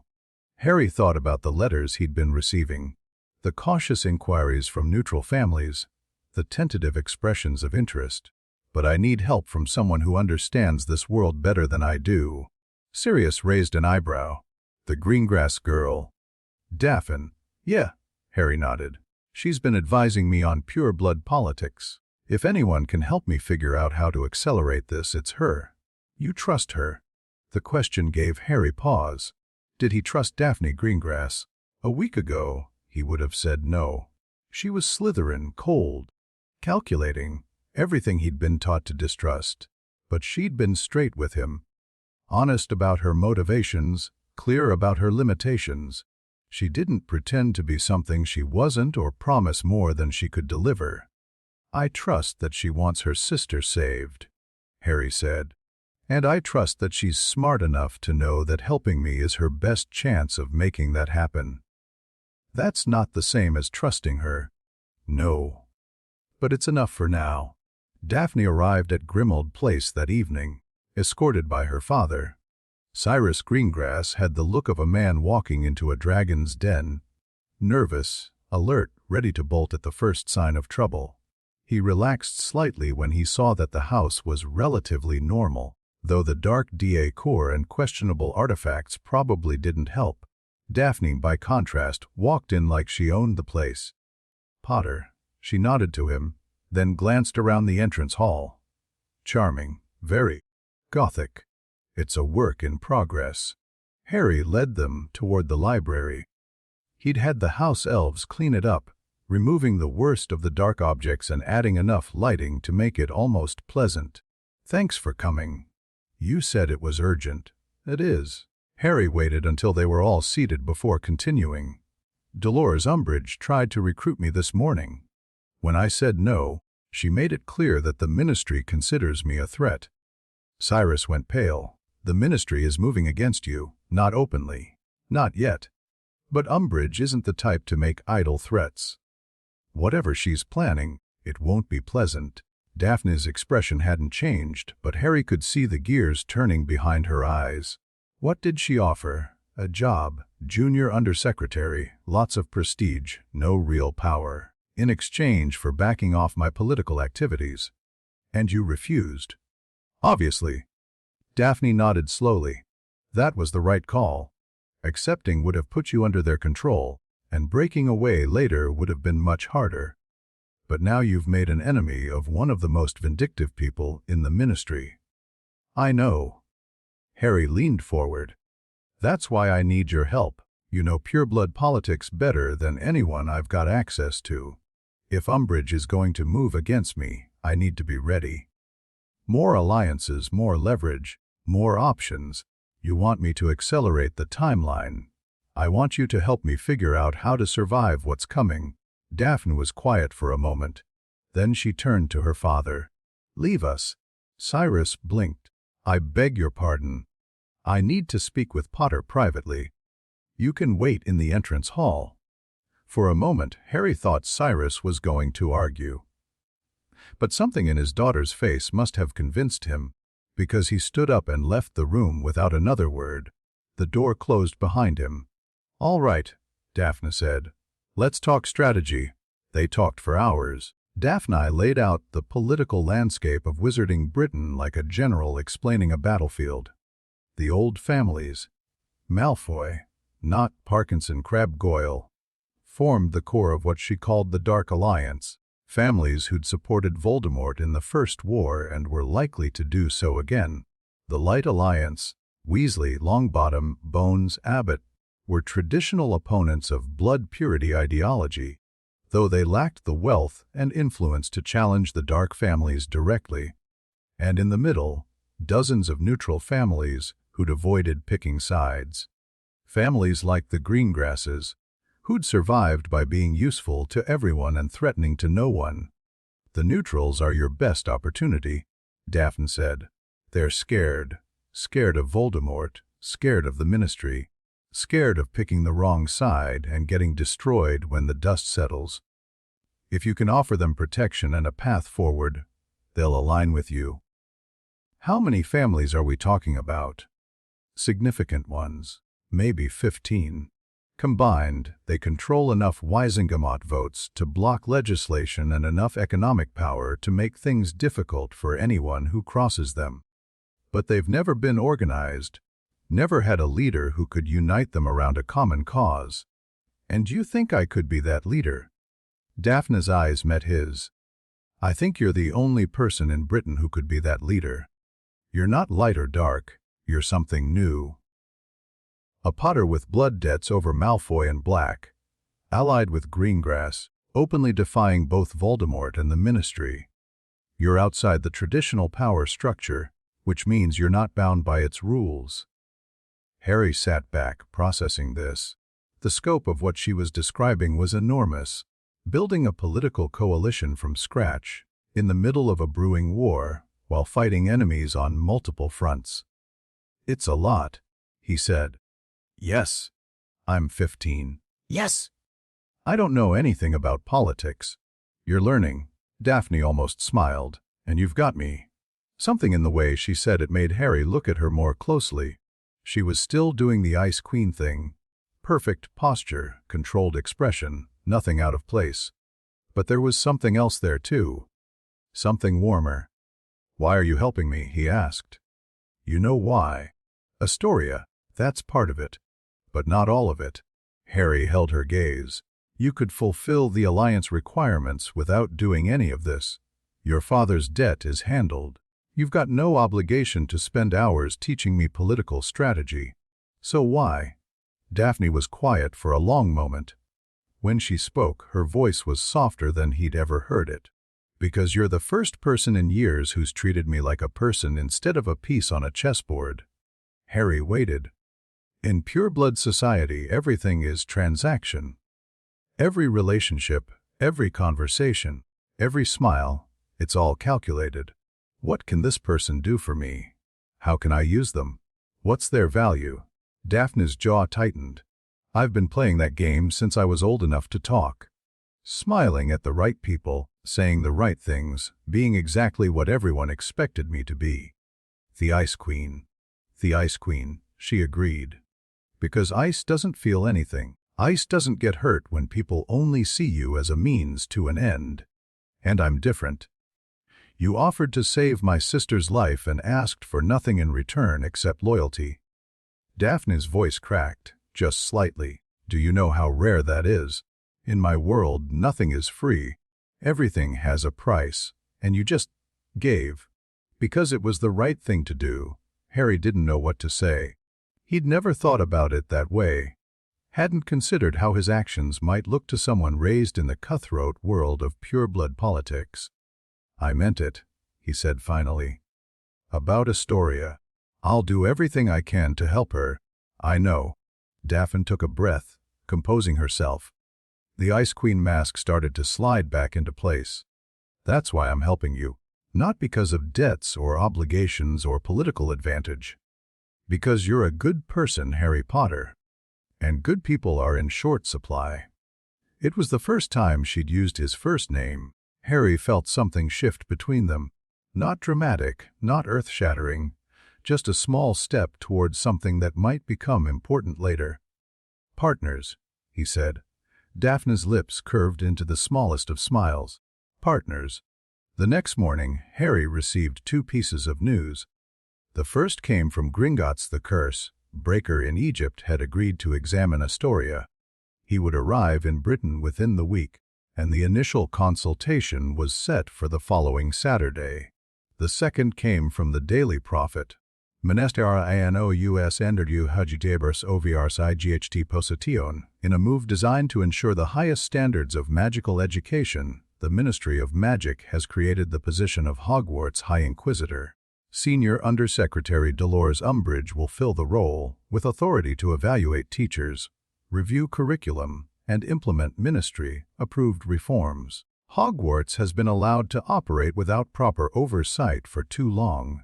Minister Fudge said in a statement, "The appointment of Madame Umbridge will ensure that our children receive the education they deserve." Harry read the article 3 times, his hands tightening on the paper with each pass. Umbridge was going to Hogwarts. She'd be there when he arrived in September, watching him looking for any excuse to cause problems. And she'd have official authority to make his life miserable. "That toad," Sirius growled, reading over his shoulder. "She couldn't get to you directly, so she's going to attack through the school." "She's not just attacking me." Harry set down the paper. "She's attacking Dumbledore. Hogwarts has been independent since its founding. The Ministry has never had this kind of oversight before. This is about controlling the narrative, making sure students don't learn anything that contradicts Fudge's denial of Voldemort's return." "What are you going to do?" Harry thought about it. His instinct was to fight, to go public, to rally opposition, to make Umbridge's life as difficult as she was planning to make his. But that was exactly what she'd expect, and fighting on her terms in her arena with her rules was a losing strategy. "Nothing," he said. Sirius frowned. "Nothing? For now." Harry stood up. "She wants me to react. She wants me to make a mistake she can use against me. Instead, I'm going to keep my head down, build my alliances, and wait for her to overreach. That's surprisingly patient of you. I'm learning. Harry headed for the door. Besides, I've got more important things to worry about right now, like saving a 13-year-old girl's life. The curse breaker's name was Ammon Thorn. He was old, ancient, really, with skin like weathered leather and eyes that had seen things most people couldn't imagine. He'd spent 50 years breaking curses in Egyptian tombs, Mayan temples, and places that didn't officially exist on any map. If anyone could help Astoria Greengrass, it was him. The examination took place at Grimald Place, in a room that Harry had specifically warded for privacy. Ammon had brought his own tools, strange instruments that hummed with magic, vials of substances Harry couldn't identify, and a staff that looked older than Hogwarts itself. Astoria Greengrass sat on a chair in the center of the room, looking terrified.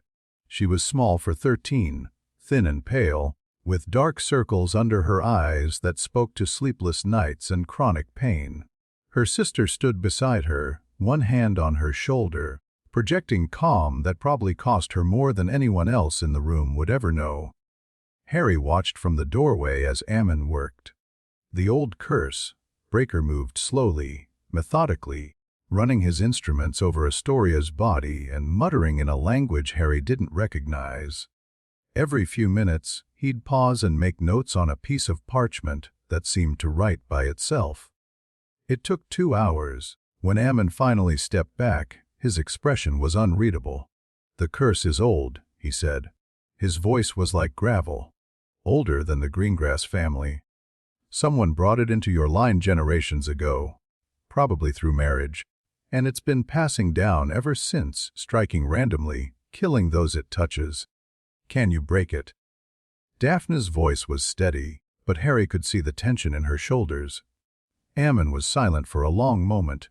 "Breaking it, no. Not directly. The curse is too deeply woven into her blood. Trying to remove it by force would kill her faster than the curse itself." Astoria made a small sound, not quite a sob, but close. Daphne's hand tightened on her shoulder. "But," Ammon continued, "there may be another way." Hope flared in Daphne's eyes. "What way?" "The curse feeds on magical energy. It draws power from the victim's core, slowly draining them until there's nothing left." Ammon pulled a small vial from his robes, filled with something that glowed faintly silver. "If we could provide an alternative source of energy, the curse might be satisfied without consuming the host." "You're talking about feeding the curse," Harry said. "Giving it what it wants so it doesn't take it from Astoria." Ammon nodded. "Precisely. The challenge is finding an energy source powerful enough to sustain the curse indefinitely. Normal magical sources would deplete too quickly." "What kind of source would work?" The old curse breaker looked at Harry with those ancient, unreadable eyes. "Blood magic," he said. "Specifically, a blood bond with someone whose magical core is strong enough to share the burden. The curse would draw from both sources, splitting its hunger between them. If the secondary source was powerful enough, the curse might never need to take anything from the girl at all." The room went silent. Harry understood what Ammon was suggesting. A blood bond, a magical connection that would tie him to Astoria Greengrass for the rest of their lives, letting the curse feed on his power to spare hers. It was dangerous, unprecedented, and possibly insane. Would it work? Harry asked. "In theory. I've never seen it attempted on this specific curse, but the principles are sound." Ammon's eyes narrowed. "Why do you ask?" "Because I might know someone with a strong enough magical core." Every eye in the room turned to him. "Harry," Daphne said slowly, "you can't be serious." "Why not?" "I've got power to spare. Whatever's in me that let me survive the killing curse, that let me fight off Voldemort multiple times, that let me produce a corporeal Patronus at 13. If there's anyone in Britain who could handle sharing the burden of a curse, it's probably me." "You don't know what you're offering." Daphne's voice was sharp now. "A blood bond is permanent. You'd be tied to Astoria for the rest of your life. If she dies, you might die with her. If the curse strengthens, it could start draining you instead. I know. Then why would you even consider? Because she's 13 years old and she's dying. Harry held Daphne's gaze. Because I have the power to help, and choosing not to would make me exactly the kind of person I said I wouldn't be. Daphne stared at him. Her mask had cracked completely now. He could see the turmoil underneath, the war between hope and fear, and something else he couldn't quite name. You barely know her, Daphne whispered. You barely know us. I know enough. Harry turned to Ammon. What would the ritual require?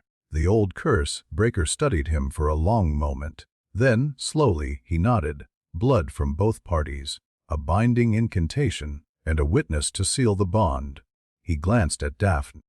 The sister would be appropriate. I need to think about this. Harry ran a hand through his hair. Talk to some people. Make sure I understand what I'm getting into. But I'm not saying no. Take whatever time you need. Ammon gathered his instruments. The curse isn't going anywhere. But the girl's condition will continue to deteriorate. The longer you wait, the harder the bond will be to establish. He left without another word. In the silence that followed, Astoria Greengrass burst into tears. I'm sorry, she sobbed. I'm sorry, I didn't mean for any of this to happen. I didn't ask to be cursed. Harry crossed the room and knelt beside her chair. Look at me. Astoria looked up, tears streaming down her face. This isn't your fault. None of it. And I'm going to help you, one way or another. Okay? She nodded, still crying. Harry looked at Daphne over her sister's head. The Ice Queen was gone. In her place was just a girl, scared, hopeful, grateful in ways she probably couldn't put into words. Thank you. Daphne mouthed silently. Harry nodded. They'd figure out the details later.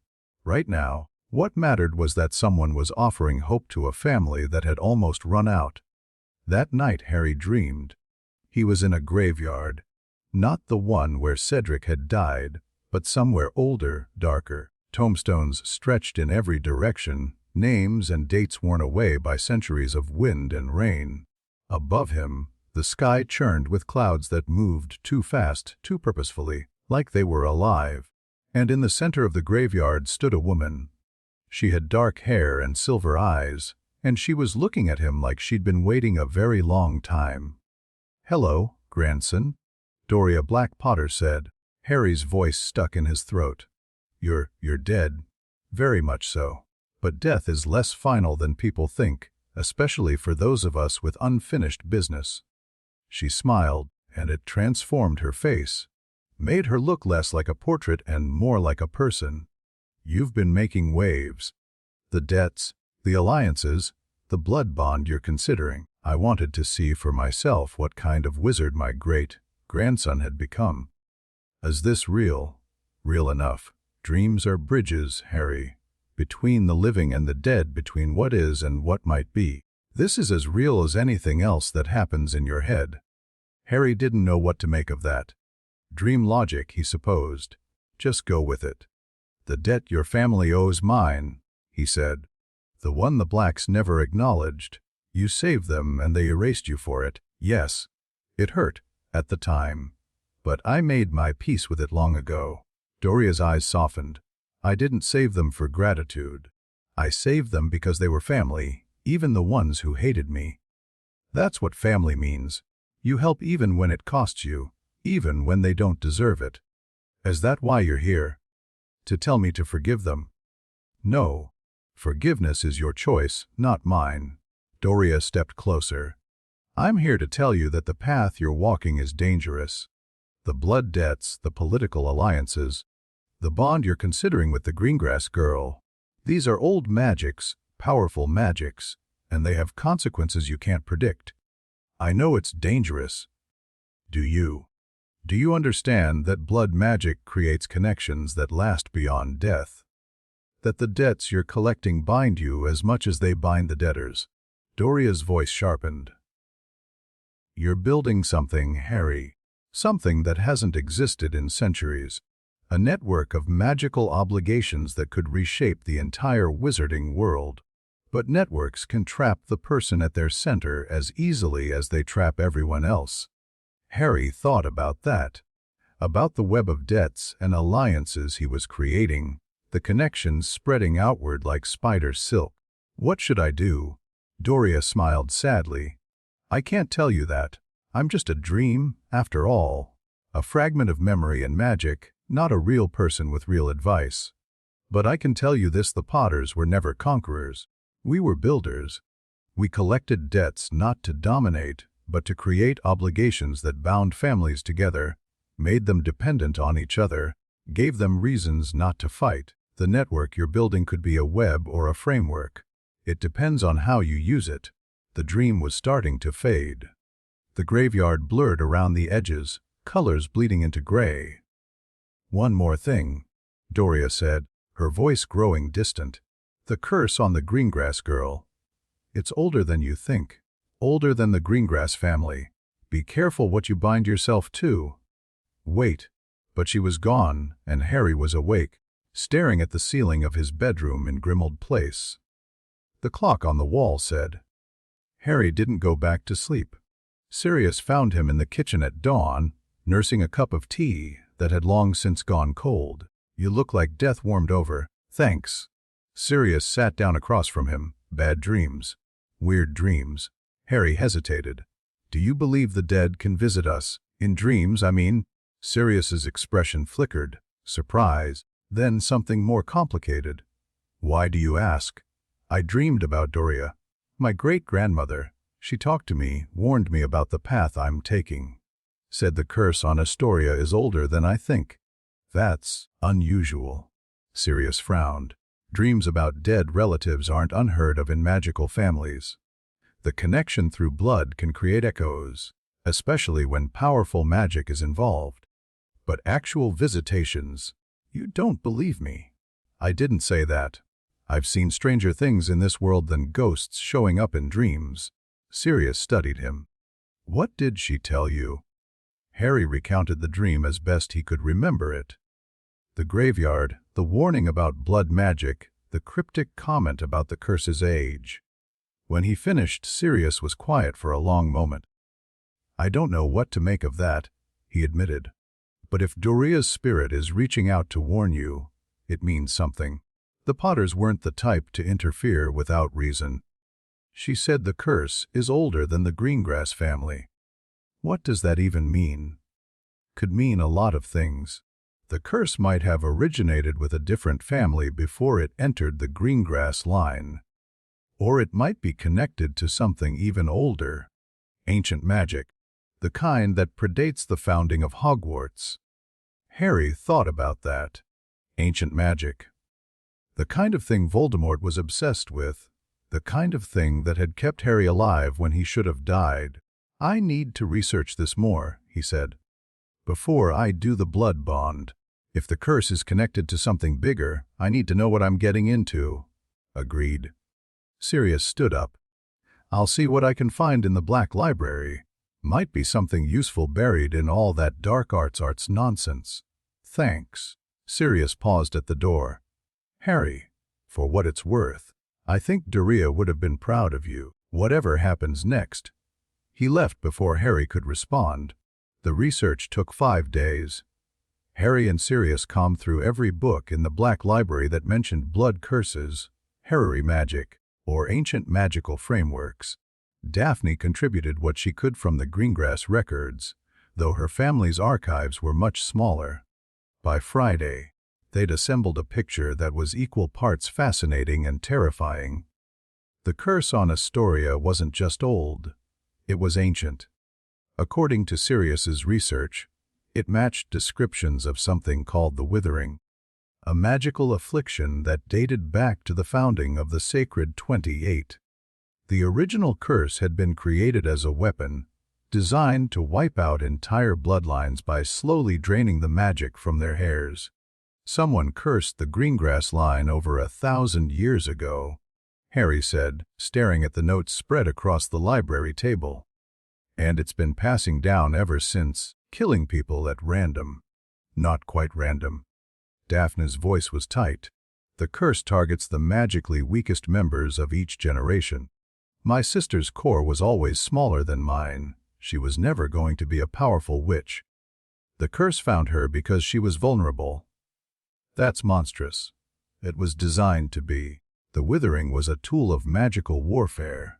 You didn't just kill your enemies. You made sure their weakest descendants died too, generation after generation, until the line went extinct or became too weak to matter. Harry felt sick.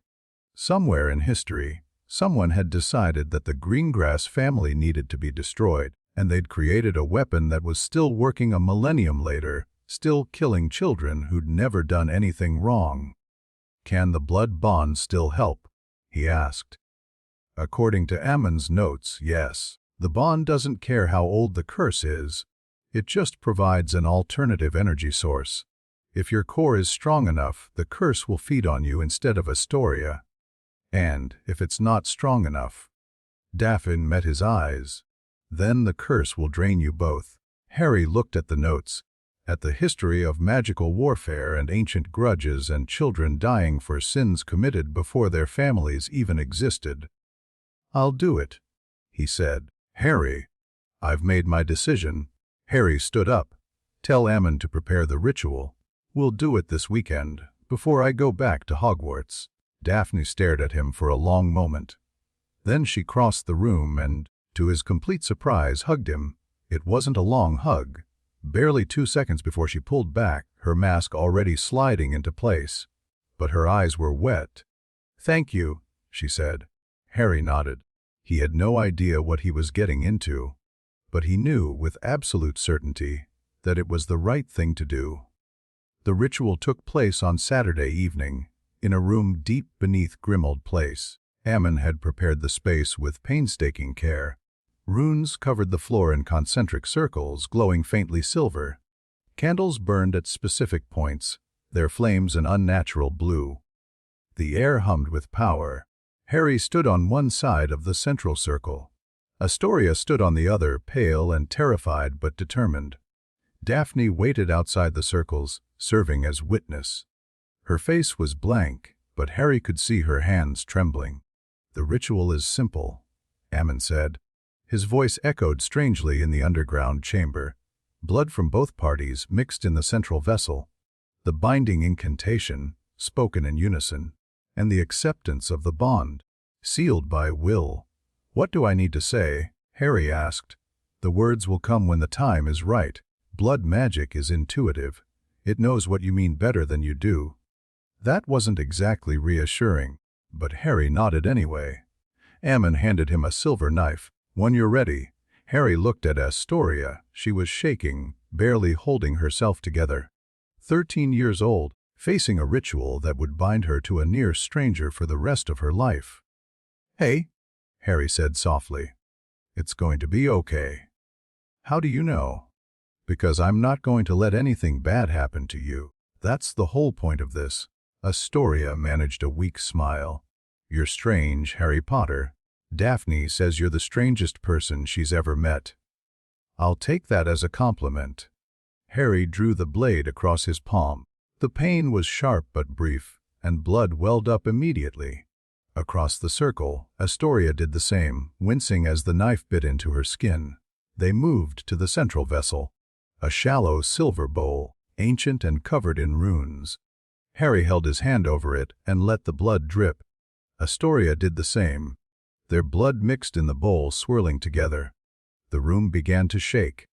Power surged through the circles, making the runes flare bright. Harry felt something reaching for him, something vast and hungry, the curse.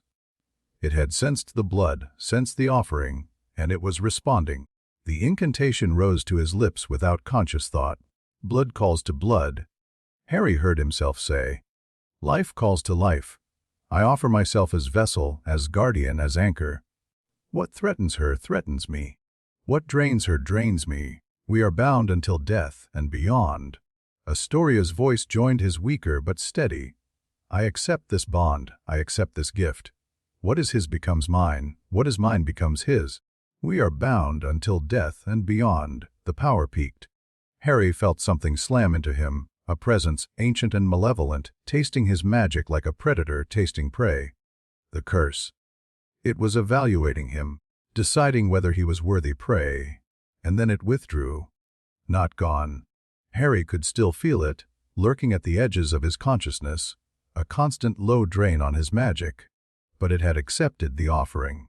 It would feed on him now, not Astoria. The bond snapped into place. Harry gasped as new sensations flooded through him. He could feel Astoria, her fear, her hope, her exhaustion. He could feel the curse, satisfied for now, settling into a steady feeding rhythm. And he could feel something else, something he hadn't expected: warmth, connection, the sense of being part of something bigger than himself. "It's done," Ammon said. His voice sounded distant. "The bond is complete." Harry looked across the circle at Astoria. She was crying, but they were tears of relief, not fear. "I can feel it," she whispered. "The curse. It's still there, but it's quiet, like it's sleeping. It's feeding on me now." Harry managed a tired smile. "Wes, I'm a better meal." Daphne was suddenly there, pulling both of them into a hug that was fierce enough to hurt. She was crying, too. The Ice Queen completely shattered. "Thank you," she said, over and over. "Thank you, thank you, thank you." Harry held her, held both sisters, and let himself feel something he hadn't felt in a long time. Hope. The aftermath of the ritual left Harry drained in ways he hadn't expected. The curse's feeding was subtle, but constant. A low, level drain on his magic that made everything slightly harder. Spells that should have been effortless required a bit more concentration. His patroness, when he tested it the next day, was slightly less bright than before. But it was manageable. His core was strong enough to handle the drain, at least for now. And Astoria was already looking better. More color in her cheeks, more energy in her movements. Worth it. The bond itself was stranger. Harry could feel Astoria at all times now, a constant awareness at the back of his mind. He knew when she was happy, when she was sad, when she was sleeping. It wasn't intrusive, exactly. More like having a radio playing quietly in another room, always there but easy to ignore. Daphne had questions. Lots of them. "Can you hear her thoughts?" she asked on the third day after the ritual. "Not exactly. I can feel her emotions, her general state, but I can't read her mind, and she can feel you." "I think so." She mentioned knowing when I was in a bad mood, even when I wasn't showing it. Daphne absorbed this. "The bond is more intimate than I expected. Does that bother you?" "I don't know." "It should, probably. You're connected to my little sister in ways that nobody else ever will be." She shook her head. "But I can't bring myself to regret it. You saved her life. Whatever intimacy comes with that, I can accept it." Harry nodded. He understood the complexity of what she was feeling. The gratitude mixed with something like jealousy, the relief complicated by awareness of what the bond actually meant.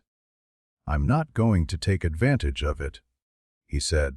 "The bond, Astoria's like a little sister now. I can feel that, the protective instinct, the sense of responsibility. But it's not romantic, it's not like that." Daphne's expression shifted. Something eased in her shoulders that Harry hadn't realized was tense. "Good," she said quietly. "That's good." They were sitting in the Grimald Place library, surrounded by books they'd been using for research. Late afternoon light filtered through the windows, casting long shadows across the floor. "What about us?" Harry asked. Daphne looked up sharply. "What do you mean?" "I mean the alliance. The partnership. Everything that's happened between your family and mine." Harry held her gaze. "Where do we stand?" Honestly, for a long moment, Daphne didn't answer. She seemed to be weighing her words, considering how much to reveal. "I don't know," she said finally. "The month ago, you were just a name to me. The boy who lived, the Gryffindor Golden Boy, the rival of my housemates. I didn't think about you at all except as a piece on the board. Relevant to politics, irrelevant to my life. And now you've bound yourself to my sister. You've offered my family an alliance when we had nothing to give in return. You've treated me like a person instead of a tool." Daphne's voice softened. "I don't know what to call that. I don't have a word for what we are. Friends?" Harry offered. Daphne considered this. "Maybe. Friends is, closer than allies, more personal, less transactional." "Is that bad?" A small smile crossed her face. "It's terrifying, but not bad." Harry felt something warm settle in his chest. It wasn't love, too early for that, too much still unknown. But it was something, a foundation, a place to start. "Friends, then," he said. Daphne's smile widened slightly. Friends. The week before Hogwarts was a blur of preparation. Harry finalized his alliances, sending letters to the families Daphne had identified as potential recruits. He received cautious responses from the Bones family and the Longbottoms, both expressing interest in meeting after the school year started. The Abbott family declined politely. The Pattles didn't respond at all. Sirius helped him prepare for Umbridge. They talked strategy late into the night, planning how to handle the Ministry's interference without giving Umbridge any ammunition. "Keep your head down," Sirius advised. "Don't give her excuses to punish you. If she comes after you anyway, document everything. Make sure you've got witnesses. And if she crosses a line, then we go public. Use the alliances you've built, the political leverage you've collected. Make it clear that attacking you means attacking everyone who stands with you." Harry nodded. It was a defensive strategy, reactive rather than proactive. He didn't love it, but Sirius was right. Picking a fight with Umbridge directly was exactly what she wanted. The night before his departure, Daphne came to say goodbye. She found him in the entrance hall, trunk packed and waiting. Sirius had already said his farewells, reluctant and tearful, and Harry was trying to compose himself before leaving. "Potter." Daphne's voice was neutral, but her eyes betrayed something warmer. "I'll be on the train tomorrow, same compartment as usual, the Slytherin end with Tracy and Blaze." She hesitated. "You could stop by, if you wanted." Harry raised an eyebrow. The Gryffindor golden boy visiting Slytherin territory. That might raise some eyebrows. Let them raise. Daphne's chin lifted slightly. "We're allies now, publicly, officially. People are going to have to get used to seeing us together." It was a statement of intent. A line in the sand. Harry felt a surge of admiration for her, the Ice Queen, stepping out from behind her walls. "I'll stop by," he said. Daphne nodded. Then, surprising him, she stepped forward and kissed his cheek. Brief, barely a brush of lips against skin, but it lingered. "Don't let Umbridge break you," she said softly. "You're too important to too many people now." She was gone before he could respond. Harry stood in the entrance hall, his cheek tingling where she'd kissed him, and wondered what the coming year would bring. Platform 9 and 3. Quarters was chaos, as always. Students and parents crowded the platform, trunks and owl cages stacked everywhere, the Hogwarts Express gleaming scarlet against the steam. Harry made his way through the crowd, nodding to familiar faces, deflecting questions about his summer. The Prophet had covered his activities extensively. Everyone knew about the blood debts, the alliances, the confrontation with Lucius Malfoy. He could feel eyes following him, whispers trailing in his wake. There he goes. The boy who challenged the Malfoys. The boy who's building a political coalition. The boy who... Harry ignored them. He had bigger things to worry about. He found Ron and Hermione in their usual compartment, already settled in with books and candy, and the comfortable chaos of long friendship. "Harry!" Hermione launched herself at him, hugging him tightly. "We've been so worried. The letters from Gringotts, the Prophet articles. Are you okay?" "I'm fine. Better than fine, actually." Harry hugged her back, then clapped Ron on the shoulder. "Long summer. Lots to tell you." "Wasaw?" Ron said. "Malfoy's been spitting nails all week. His dad came home from some meeting at Gringotts looking like he'd been hit by a stunning spell. Whatever you did, it worked." Harry grinned. "Wait until you hear the whole story." He told them everything. The blood debts, the alliances, the ritual with Astoria, Umbridge's threats. Ron and Hermione listened in stunned silence, their expressions shifting from disbelief to concern to something like awe. You blood bonded with a 13-year-old to save her from a curse. Hermione's voice was faint. Harry, that's incredibly dangerous. Blood magic is unpredictable, and the long-term effects. I know the risks. I made my choice. But why? You didn't even know her. Because she was dying and I could help. Harry shrugged. It's not complicated. I had power, she needed it. The math was simple. Hermione looked like she wanted to argue, but something in his expression stopped her. She exchanged glances with Ron, some silent communication passing between them. You've changed, she said finally. This summer. You're different. Good different or bad different. I don't know yet. But definitely different. The compartment door slid open. Draco Malfoy stood in the doorway, flanked by Crabbe and Goyle as always. But there was something off about him. A tension in his shoulders, a wariness in his eyes that hadn't been there before. Potter, he said. His voice was flat, carefully controlled. We need to talk. Ron was on his feet immediately. Get lost, Malfoy. Whatever game you're playing, it's not a game. Draco's jaw tightened. My father's debt. I need to know what you're planning to do with it. Harry studied him. This wasn't the Draco Malfoy he'd known for 4 years, the sneering bully, the petty antagonist. This was someone scared, trying to hide it behind bravado. Sit down, Harry said. Everyone stared at him. I said sit down. You've got 5 minutes. Draco hesitated, then dismissed Crabbe and Goyle with a gesture. He stepped into the compartment and took the seat farthest from Harry, as if proximity might be dangerous. My father won't tell me what happened, Draco said. Just that you have leverage over our family. Life debt, he called it, from my grandfather's time. Your grandfather was dying. My grandfather saved him. The debt passed to your father, and if he doesn't pay it, it passes to you. Draco's face went pale. So it's true. You could demand anything. Service money, even your life. Harry finished. Yes. Technically. The color drained further from Draco's face. For a moment he looked very young.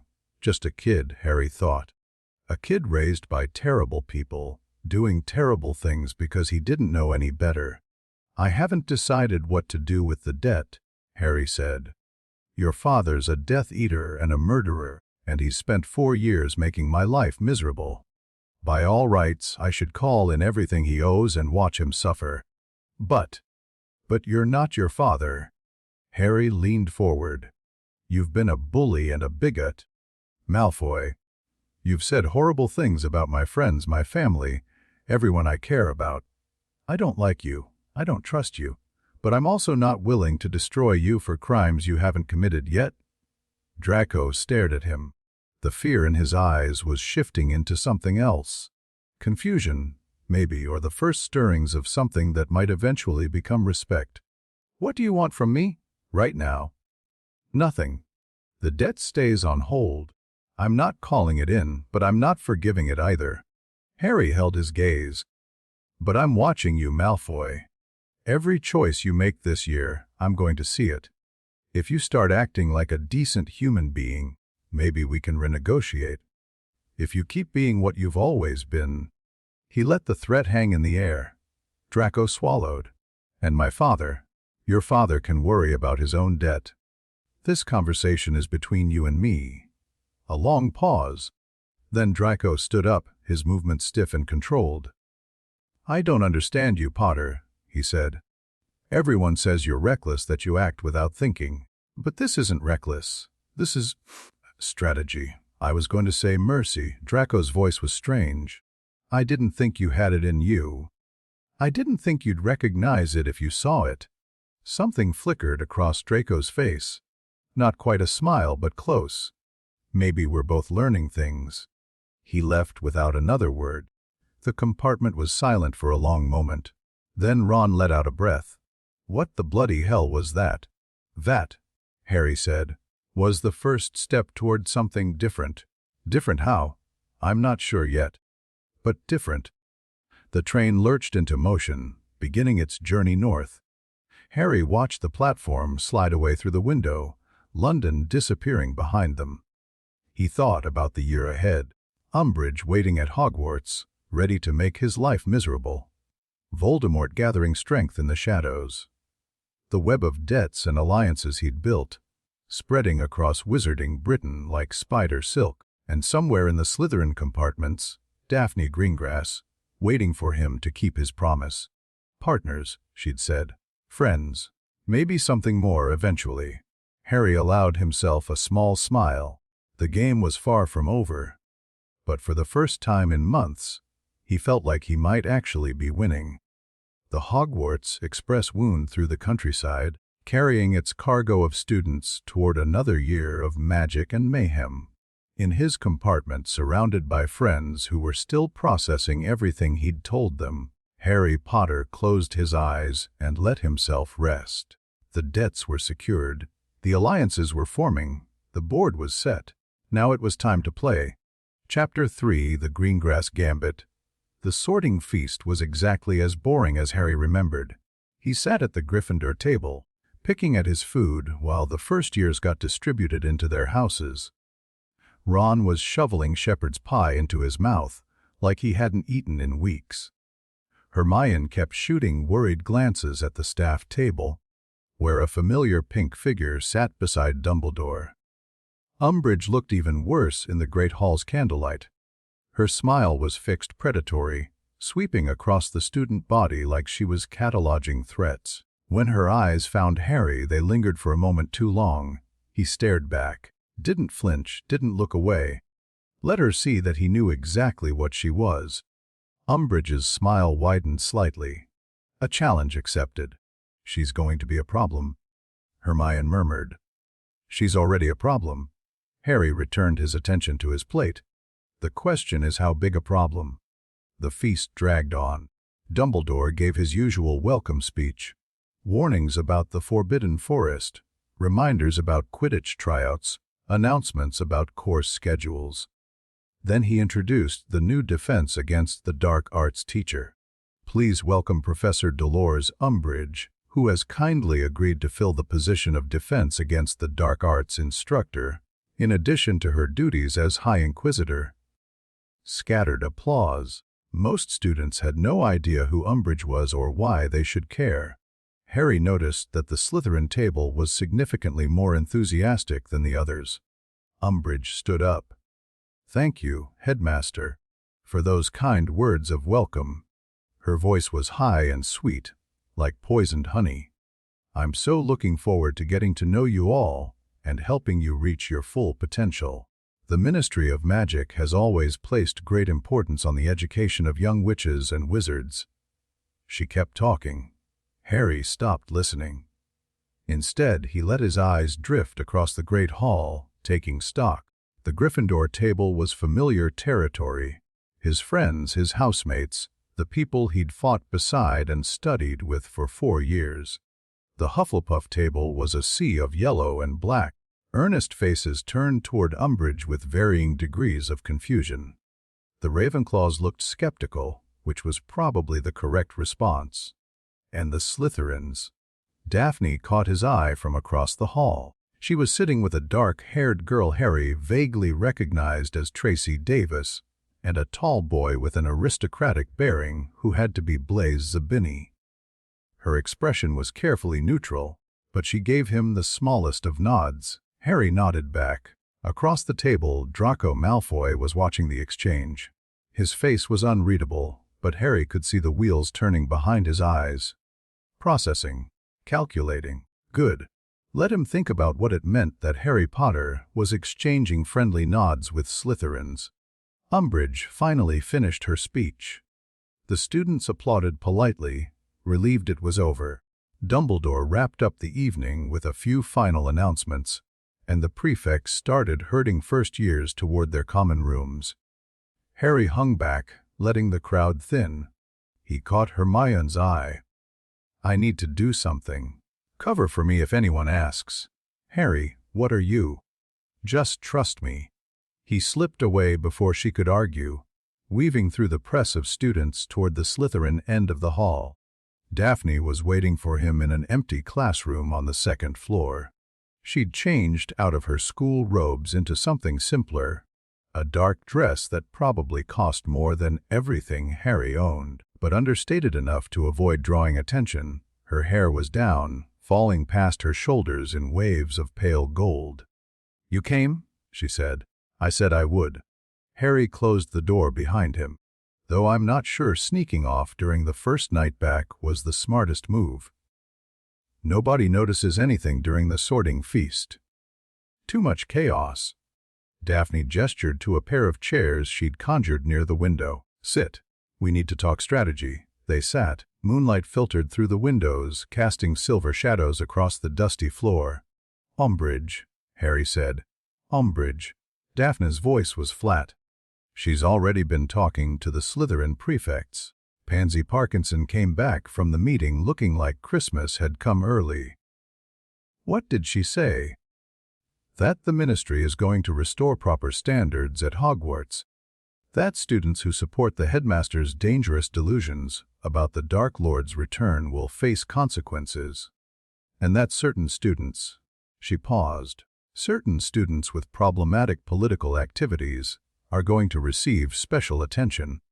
Harry felt a cold weight settle in his stomach. She named me specifically, not directly, but everyone knew who she meant. Daphne's jaw tightened. "She's going to come after you, Harry. Probably within the first week. She wants to establish dominance. Show the school that she's in charge and that opposing her has consequences. So what do? We don't give her ammunition." Daphne leaned forward. "The blood debts, the alliances, everything you built this summer. None of it matters if she can paint you as a troublemaker who needs to be controlled. You need to be perfect. Attend every class, turn in every assignment, follow every rule. Make it impossible for her to punish you for anything legitimate. And when she comes after me anyway, because she will, then we document everything. Witnesses, memories, written records. Build a case that she's abusing her authority." Daphne's eyes were hard. "And when the case is strong enough, we take it public. Use the prophet, use the Wisingamot, use every ally you've got. Make it clear that attacking you means attacking everyone who stands with you." It was almost exactly what Sirius had said. Harry felt a flicker of dark amusement. The Marauder and the Slytherin Ice Queen. Thinking along the same lines. "What about the alliances?" he asked. "The families I was supposed to be courting this year. That's trickier. Umbridge will be watching for any political activity. If you're seen meeting with neutral families, recruiting allies, building your coalition, she'll use it as evidence that you're a destabilizing influence." So I stop. "No. You get creative." Daphne almost smiled.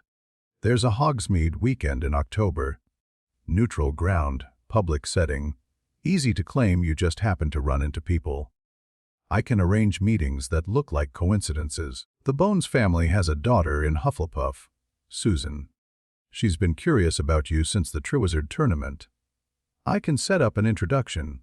Harry nodded slowly. "What about the Longbottoms? Neville's already at Hogwarts. You could approach him directly. No need for formal arrangements when you're housemates." Daphne paused. "Though you should know that the Longbottom family has history with the Lestranges. Augusta Longbottom might be interested in your Lestrange debt for reasons that have nothing to do with political alliances." Harry thought about Neville. Quiet, clumsy Neville, who'd never quite fit in with the other Gryffindors, whose parents had been tortured into insanity by Bellatrix Lestrange and her husband. "I'll talk to him," Harry said. "Carefully." "Good." Daphne stood up. "I should get back before someone notices I'm gone. But one more thing." "What?" She stepped closer. In the moonlight, her eyes were very pale, almost silver. "Astoria's feeling better, stronger. She wrote me a letter last week saying she had more energy than she'd had in years." Daphne's voice softened. "That's because of you. Because of what you did.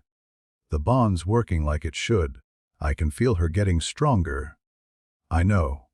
Daphne hesitated, then reached out and took his hand. Her fingers were cool against his skin. I don't know how to thank you for what you did. Words don't seem like enough. You don't have to thank me. I do, though. You bound yourself to my sister. You took on her curse, her burden, her pain. That's not something I can just not acknowledge. Harry looked at her. In 4 years at Hogwarts, he'd never really seen Daphne Greengrass. She'd been a background figure, a name without a face, a Slytherin who didn't interact with the rest of the school. Now she was standing in front of him holding his hand, her mask stripped away to reveal something vulnerable underneath. Partners, he said quietly. That's what we agreed. Partners help each other. Is that all this is? Partnership. The question hung in the air between them. Harry felt his heart rate pick up slightly. I don't know, he said honestly. I know I like you. I know I trust you, which is strange because I was raised to distrust Slytherins. I know that when I'm with you, I feel like I can be myself. The version of myself that thinks strategically, that plans ahead, that doesn't just charge into things without thinking. That's more than most people get from me. I know. Harry squeezed her hand gently. Let's figure out the rest as we go. No pressure, no expectations, just see what happens. Daphne studied him for a long moment. Then, slowly, she smiled. A real smile, not the calculated expressions she showed the rest of the world. I can work with that. She released his hand and moved toward the door.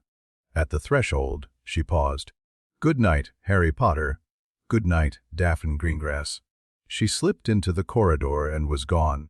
Harry stood alone in the moonlit classroom, his hand still tingling where she'd touched him, and wondered what he was getting himself into. The first defense against the dark arts class was a disaster.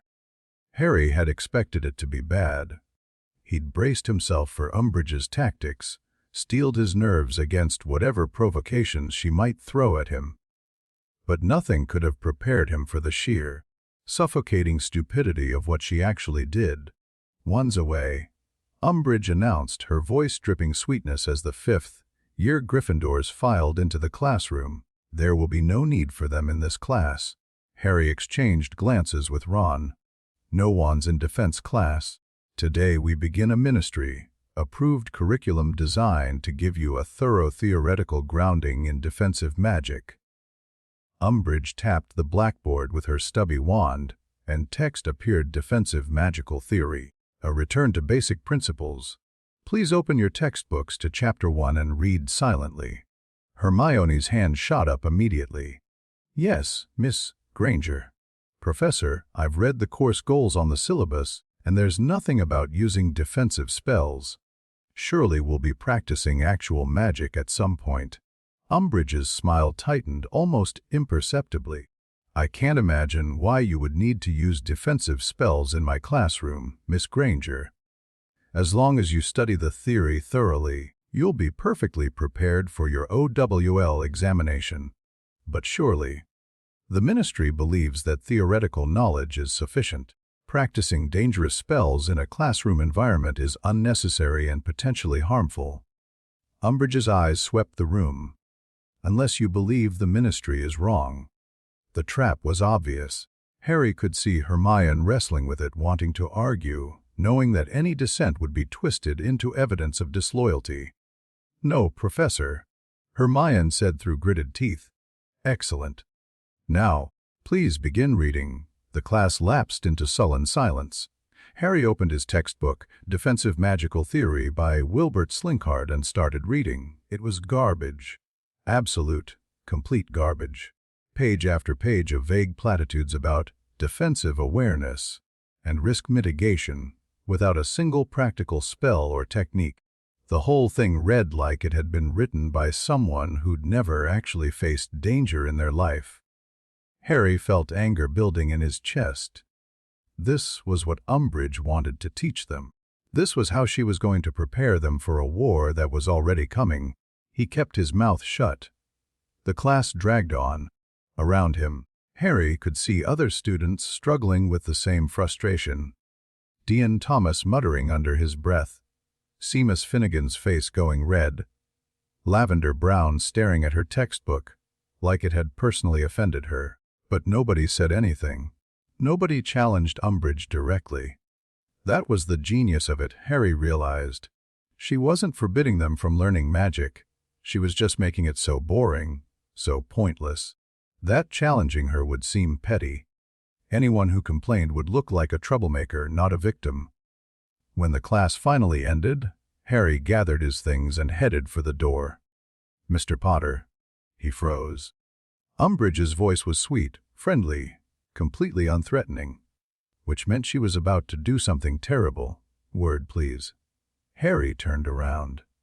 The other students were filing out, shooting him sympathetic glances. Ron hesitated at the door. "Go on," Harry said quietly. "I'll catch up." Ron nodded reluctantly and left. The door closed behind him. Umbridge was still smiling. She'd settled behind her desk, hands folded, looking for all the world like a kindly aunt about to offer tea and biscuits. "Mr. Potter, I've been looking forward to meeting you properly." "Have you?" "Yes.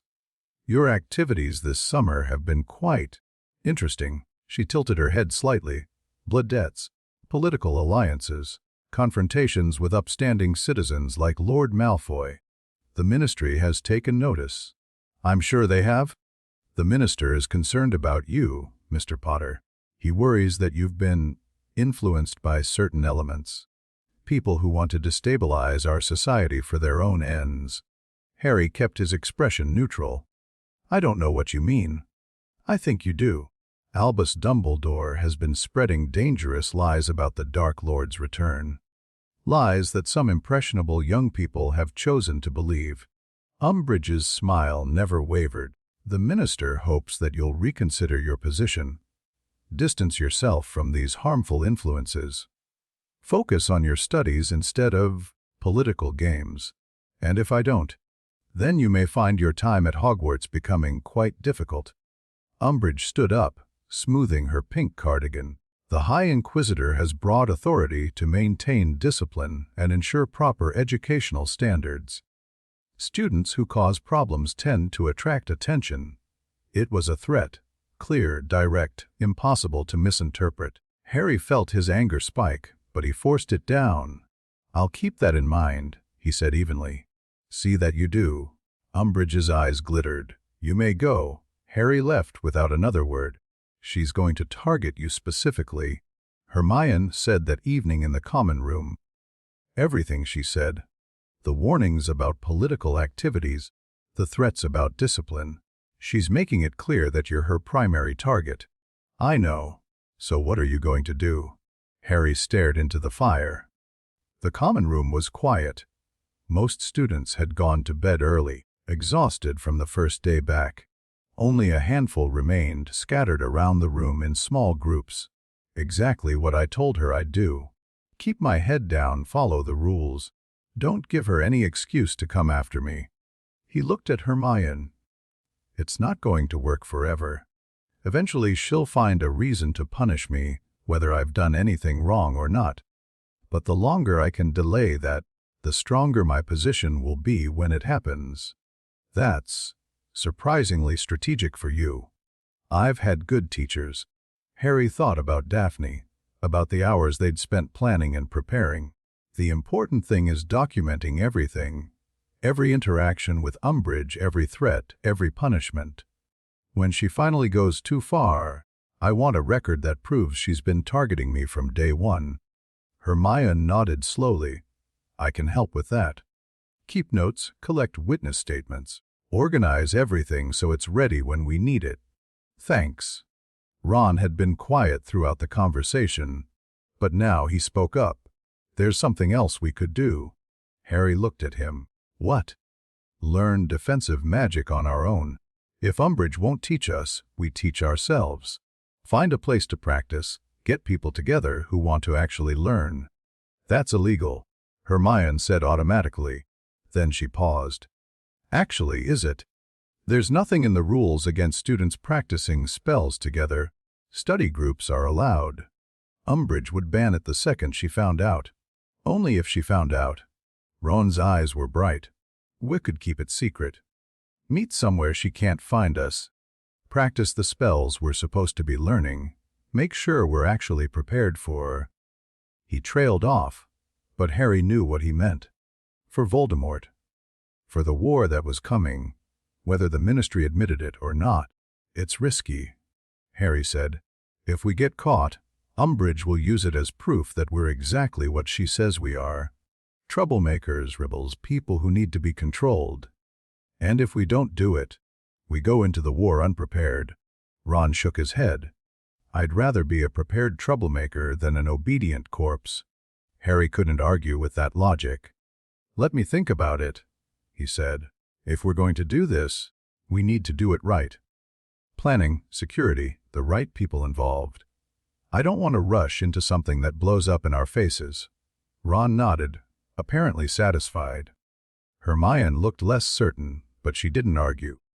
The next few weeks settled into a tense routine. Harry went to classes, did his homework, stayed out of trouble. He attended Umbridge's defense lessons without complaint, read the useless textbook, kept his mouth shut when she said things that made him want to scream. It was exhausting, maintaining that level of control, but he managed. The blood bond with Astoria remained stable. He could feel her in the back of his mind, a constant, gentle presence that had become as familiar as his own heartbeat. The curse's feeding had leveled off at a sustainable rate, drawing just enough magic to keep itself satisfied without seriously weakening him. He exchanged letters with Sirius, carefully coded to avoid interception. The political situation outside Hogwarts was deteriorating. More disappearances, more attacks that the Ministry refused to investigate, more signs that Voldemort was consolidating power while Fudge buried his head in the sand. And through it all, Harry kept building. He met with Susan Bones during the first Hogsmeade weekend, a chance encounter, at the 3 broomsticks that Daphne had arranged. Susan was a quiet Hufflepuff with her aunt's sharp eyes and a surprising amount of political awareness. Her family had been hit hard by the First War. Her grandparents killed by Death Eaters, her aunt barely surviving an assassination attempt. And she had no illusions about what was coming. Auntie Amelia doesn't believe the Ministry's lies, Susan said quietly, nursing a butterbeer. She knows the Dark Lord is back. But she can't say anything publicly. Fudge would remove her from the DMLE, and then there'd be no one inside the Ministry who's actually preparing for war. What would it take to get her to support me openly? Harry asked. Proof. Something concrete that she could use to force Fudge's hand. Susan's jaw tightened. The Prophet won't print the truth. The Wisingamot won't listen. The Ministry is compromised from top to bottom. But if someone could provide undeniable evidence of what's really happening, I'll work on it. The conversation with Neville was harder. Harry found him in the Gryffindor common room one evening, bent over a herbology textbook with the kind of focused intensity that most people reserved for defense or charms. Neville had always been better with plants than with wands. A source of embarrassment for him, Harry knew, but also his greatest strength. Got a minute? Neville looked up, startled. Harry. Yeah, sure. What's up? Harry sat down across from him. I need to talk to you about something. It's complicated. Okay. You know about the blood debts. The Malfoys, the Blacks, the Greengrasses. Harry paused. And the Lestranges. Neville's face went very still. I know. The Lestrange debt is different from the others. It's not about money or service. It's about protection, magic that kicks in if a Lestrange tries to hurt me directly. Harry met Neville's eyes, but it's also about accountability. The debt exists because my family was wronged by theirs, and your family was wronged by them too. A muscle twitched in Neville's jaw. What are you saying? I'm saying that Bellatrix Lestrange is in Azkaban, but she won't be forever. When she gets out, and she will get out, because Voldemort needs his best soldiers, she's going to come after both of us. Your family because of what she did to your parents. My family because of the debt she owes. And And I want us to be ready. Together, Harry leaned forward. I'm building something, Neville. A coalition of families who are willing to fight when the war comes. People who see what's happening and refuse to just sit back and wait for it to get worse. I want you to be part of it. Neville was quiet for a long moment. His hands had clenched into fists on the table. My parents are in St. Mungo's, he said finally. They don't recognize me. They don't know who I am. They sit in their beds and stare at nothing, because Bellatrix Lestrange tortured them until their minds broke. I know. I've spent my whole life in the shadow of what happened to them. Everyone expects me to be this great wizard, this hero's son, but I can barely cast a proper stunning spell. Neville's voice cracked. I'm not strong, Harry. I'm not brave. I'm just trying to get through each day without disappointing everyone. That's not true. Harry kept his voice firm. You stood up to us in first year when we were sneaking out. You fought beside us in the Department of Mysteries. You would have if we hadn't left you behind. You've got more courage than you know. It doesn't feel that way. It never does. Not until you're tested. Harry stood up. I'm not asking you to be perfect. I'm asking you to be ready. To learn to prepare, to be there when it matters. That's all anyone can do. Neville looked up at him. Something had shifted in his expression. Not quite confidence, but something adjacent to it. Determination, maybe. What would I have to do? For now. Just think about it. Talk to your grandmother if you want. I know she's protective, but she's also one of the most politically connected people in Britain. If she's willing to support me publicly, it would make a huge difference. I can do that. Good. Harry offered his hand. Partners. Neville hesitated. Then he reached out and shook. Partners. The secret defense group came together faster than Harry expected. It started with Ron and Hermione, who'd been working behind the scenes to identify students who might be interested in actual practical instruction. Word spread quietly, carefully, through trusted channels. A comment here, a hint there, invitations extended to people who could be relied upon to keep secrets. By the end of September, they had 24 interested students. Gryffindors mostly, but also a handful of Hufflepuffs and Ravenclaws. Even a few Slytherins, which surprised Harry until Daphne explained that not everyone in her house was a Death Eater's child. Tracy Davis is solid, Daphne said during one of their late-night meetings. Her family's neutral, and she's smart enough to see which way the wind is blowing. Blaise Zabini's trickier. He plays all sides, but he's genuinely interested in learning defensive magic, and they can keep secrets. They're Slytherins. Keeping secrets is what we do. The first meeting was held in a room that Hermione discovered on the 7th floor, a massive space that appeared only when you needed it, filled with whatever you asked for. The Room of Requirement, Dobby had called it when they'd stumbled across it last year. 23 students gathered that night. Harry stood at the front, feeling exposed and uncertain, very aware that everyone was looking at him like he had answers. Thanks for coming, he said. I know this is risky. If Umbridge finds out, we're all in trouble. That's why we're here, Dean Thomas said. Because Umbridge isn't going to teach us anything useful, and some of us want to actually survive what's coming. Murmurs of agreement rippled through the group. Right. So here's what I'm thinking. Harry took a breath. We'll meet regularly, once or twice a week, depending on how careful we need to be. We focus on practical defensive magic, shields, stunning spells, disarming, the stuff that actually works in a fight. Nothing fancy, nothing dark, just the basics that everyone needs to know. Who teaches? Someone called out. I do. At least at first. Harry's jaw tightened. I know that might seem weird. I'm not a professor. I'm not even the best student in most of my classes. But I've actually been in situations where I had to defend myself. I've fought Death Eaters. I've faced Voldemort. The name made several people flinch, but nobody looked away. That experience is worth more than all the theoretical knowledge in the world. and I'm willing to share it with anyone who's serious about learning. Hermione stepped forward. We should probably have a name, something to call ourselves, something that tells Umbridge exactly what we think of her, Ron suggested. Daphne spoke up from her position near the back. Something that tells everyone what we stand for, not just opposition, purpose. Harry thought about it. A name, an identity. Something that would bind them together, give them something to rally around. Dumbledore's army, he said. The DA. Hermione frowned. That's a bit on the nose, isn't it? If Umbridge finds out, she'll know exactly what we believe. That Dumbledore's right. That Voldemort's back, that the Ministry's lying to everyone.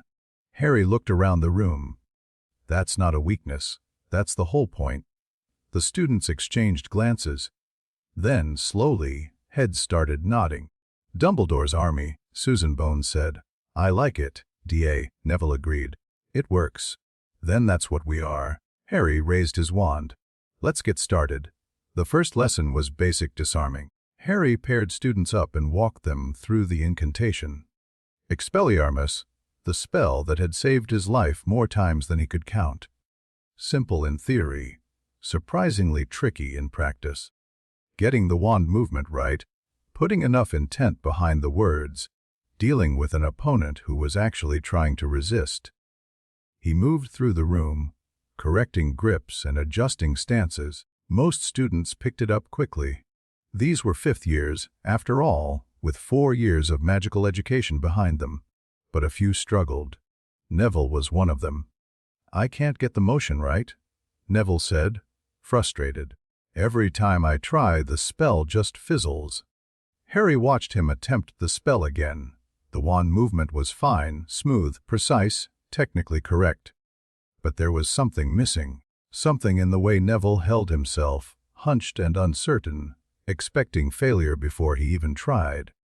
Your technique's not the problem, Harry said. It's your mindset. What do you mean? Disarming someone requires intent. You have to actually want to take their wand away.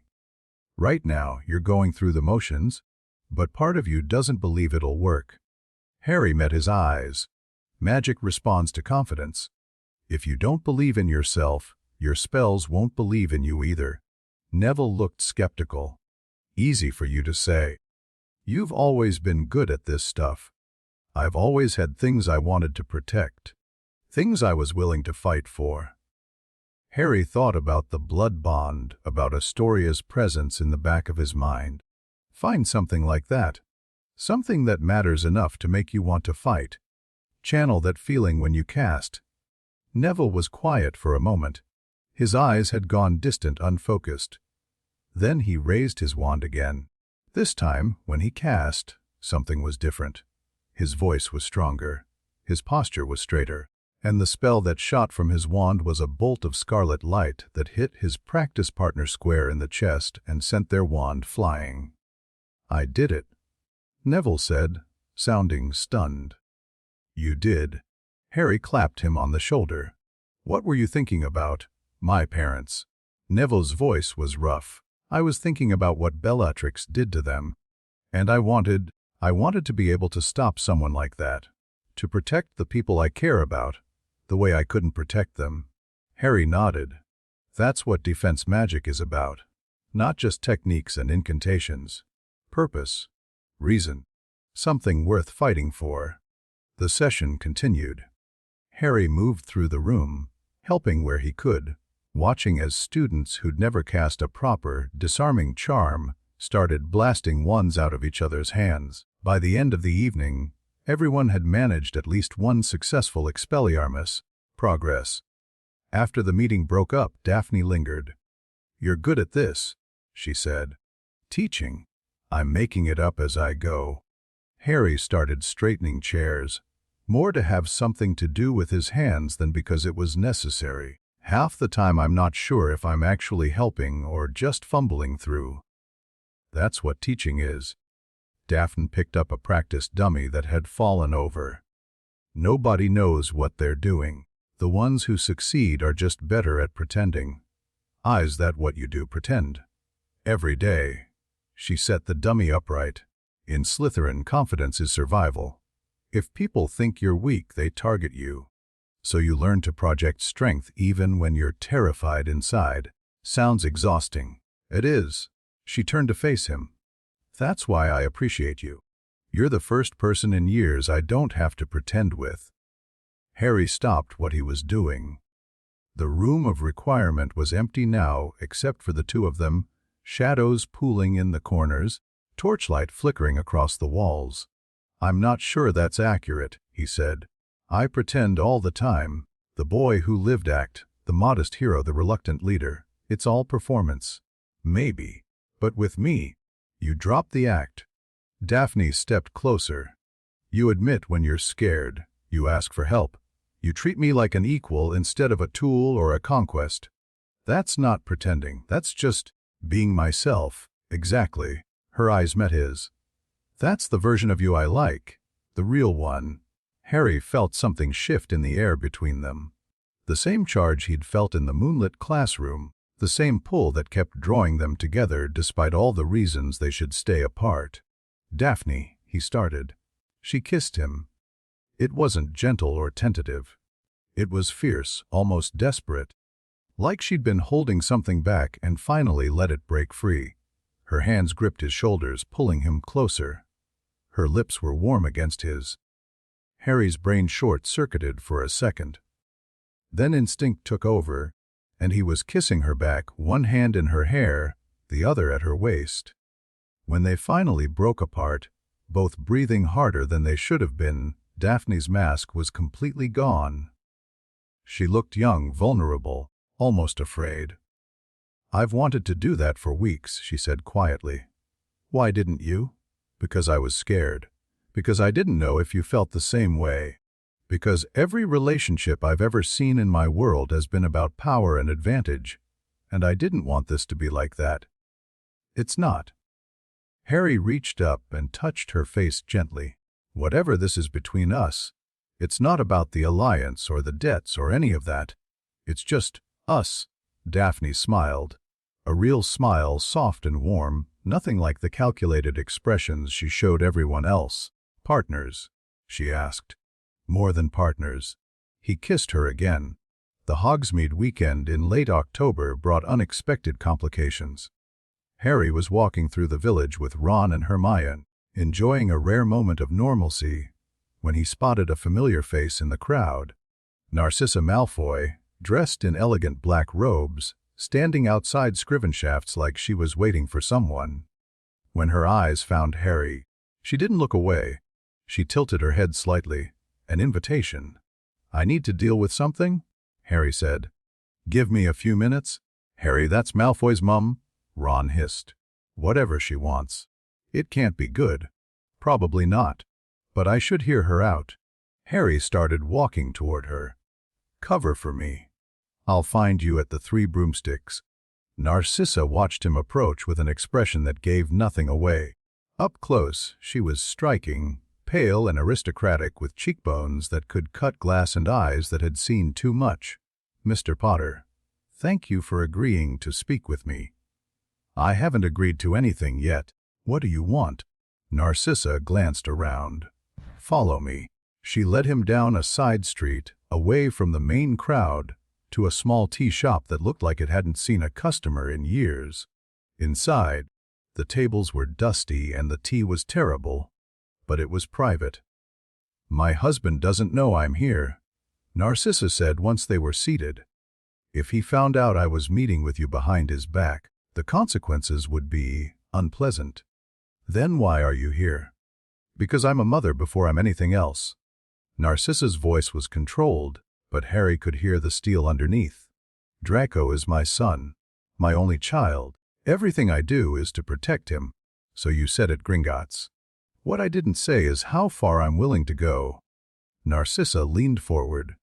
The Dark Lord is back. My husband is too blind to see what that means.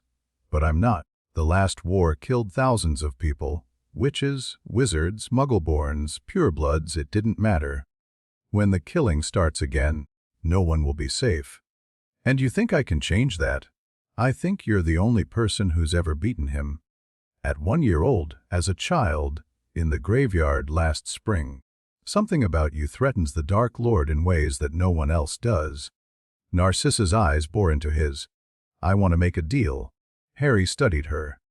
The ice in her demeanor, the calculation in every word. She was dangerous, no question. But she was also desperate. Desperate enough to reach out to her husband's enemy, desperate enough to risk everything for her son. What kind of deal? Information. I have access to things that could help you, plans, conversations, movements of the Dark Lord's followers. In exchange, I want protection for Draco. If things go badly, if Lucius is killed or captured, I want guarantees that my son won't suffer for his father's crimes. It was an incredible offer. A spy inside the Death Eater inner circle, feeding him intelligence that could save lives, all for the price of protecting one teenage boy. How do I know I can trust you? You don't. But consider this, if I wanted to trap you, there are easier ways. I could have told Lucius about our conversation at Gringotts. I could have reported your political activities to the ministry. Instead, I've kept my silence. Because I believe you're my best chance of keeping Draco alive. Harry thought it over. The risks, the rewards. If you betray me, he said slowly, the life debt comes due immediately. Not from Lucius, from you. The Black family debt. You're still a Black by blood, even if you married out. Narcissa's face went pale. You would invoke that. If you give me reason to. Harry held her gaze. But if you keep your word, if the information you provide is accurate and useful, then yes, I'll protect Draco. Not because I like him, I don't, but because punishing children for their parents' choices is exactly what makes the wizarding world broken. A long silence stretched between them. Then Narcissa nodded slowly. We have a deal, Mr. Potter. Good. Harry stood up. How do I contact you? You don't. I contact you. Untraceable owl-coded messages, nothing that can be linked back to me. She rose as well. And Mr. Potter, don't tell anyone about this. Not your friends, not your allies, not even that Greengrass girl you've been spending time with. The fewer people who know, the safer we both are. Harry considered arguing, but she was right. Secrets were safest when they were actually kept. Agreed. He left the tea shop and rejoined his friends, carrying a new secret that felt heavier than all the others combined. November brought the first real test of Harry's patience. Umbridge had been circling for weeks, looking for an excuse to strike.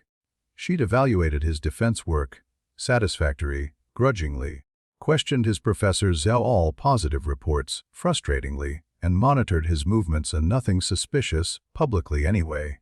Finally, she found her opening. Mistaker. Potter. Her voice stopped him in the corridor after transfiguration. A moment, please. Harry turned around.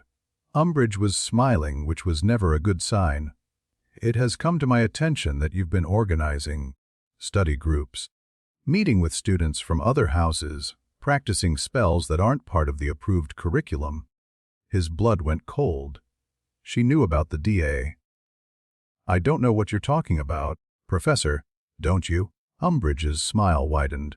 Several students have reported seeing you in strange parts of the castle at odd hours.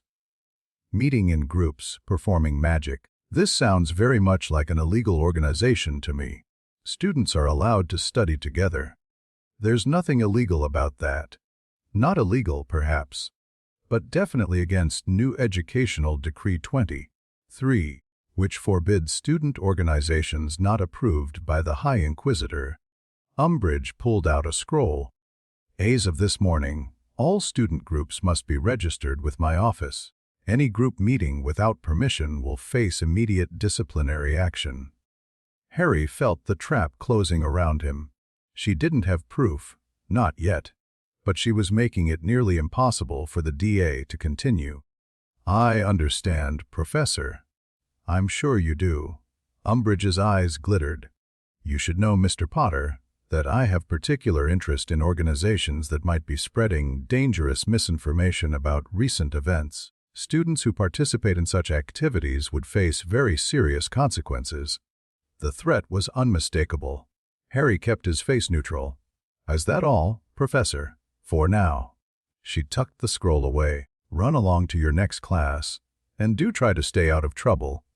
Harry walked away, his mind racing. The DA wasn't dead, but it was definitely in danger. The emergency meeting that night was tense. "She knows," Harry said flatly.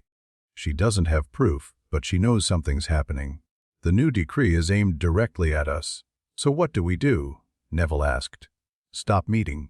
If we stop meeting, she wins. We lose everything we've built, and we go into the war unprepared." Harry shook his head. "We need to be smarter, not stop." "What are you thinking?" Hermione asked. Harry had been turning it over in his mind since Umbridge's ambush. The problem wasn't the meetings themselves. It was the risk of discovery. As long as they kept meeting, they kept getting better. The moment they got caught, everything fell apart. We spread out. Smaller groups, different times, different locations. Never more than 5 or 6 people in one place at once. Harry looked around the room. The room of requirement is compromised. Umbridge might not know where it is, but she knows we're meeting somewhere. We need backup locations, places she won't think to look. The come and go room isn't the only hidden space in Hogwarts, Hermione said slowly. There are abandoned classrooms, secret passages, even portions of the castle that aren't on any map. And some of us have connections to house elves. Dobby's name went unspoken but understood. They can help us move without being seen. Then that's the plan. We adapt, we survive, we keep training. Harry's jaw tightened. Umbridge wants us scared. She wants us to give up and fall in line. We're not going to give her the satisfaction. The meeting broke up with renewed determination. But Harry lingered, watching the others file out, feeling the weight of responsibility settling on his shoulders. Daphne found him still standing there, staring at nothing. "You're worried." "I'm realistic. She's going to catch someone eventually. And when she does, she'll use it to come after me. Then we make sure she doesn't catch anyone." Daphne took his hand. "You've built something real, Harry. These people trust you. Follow you, believe in what you're doing. That's not nothing. It feels like nothing when everything could fall apart at any moment. That's what leadership feels like. Constant fear that you're going to fail the people depending on you." She squeezed his hand. "But you won't. Because you're not doing this alone." Harry looked at her. In the dim light of the room of requirement, her pale hair seemed to glow. "Partners," he said. "Always." The news about Astoria came the next morning. Harry was at breakfast when the owl arrived, a small brown bird carrying a letter sealed with the greengrass crest. He opened it, expecting updates about political developments or intelligence from Daphne's network. Instead, the letter made his heart stop. "Harry, Astoria collapsed this morning. The healers say the curse is progressing faster than expected. They think the blood bond is helping, but it might not be enough. My father is bringing her to St. Mungo's. I'll miss classes, but I don't care. She's my sister. I know you can feel her through the bond. Please don't give up. Please keep fighting." Daphne Harry set down the letter. His hands were shaking. Through the bond, he could feel Astoria, faint, flickering, like a candle in a strong wind. She was weak, getting weaker. "Harry," Hermione's voice was worried. "What's wrong? I need to go." Harry stood up abruptly. "I need to get to St. Mungo's." "What?" "Harry, you can't just." He was already moving, letter crumpled in his fist, heart pounding. The curse was winning. Despite everything he'd done, everything he'd sacrificed, it wasn't enough. But he wasn't going to let Astoria die, not without a fight.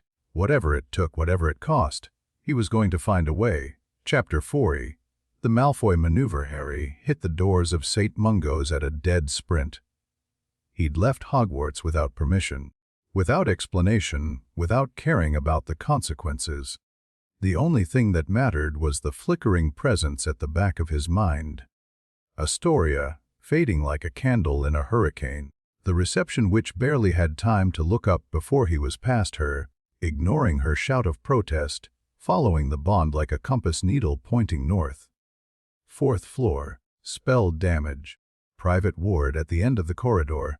He burst through the door and found chaos. 3 healers surrounded the bed, wands moving in complex patterns, voices chanting in overlapping incantations. Cyrus Greengrass stood against the wall, gray-faced and trembling. And Daphne was holding her sister's hand, tears streaming down her face, repeating the same words over and over. "Stay with me. Please stay with me." Astoria looked like death. Her skin was paper, white, her breathing shallow and irregular. The curse was visible now, dark veins spreading across her arms like cracks in porcelain.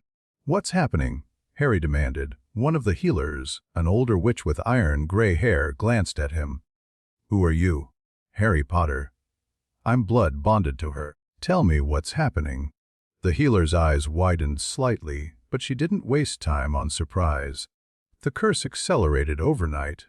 We don't know why. The feeding rate increased tenfold. It's draining her faster than her body can compensate. The bond should be taking the strain. It is, but something's changed. The curse isn't just feeding anymore. It's hungry. Like it's trying to consume everything at once." Harry moved to the bedside.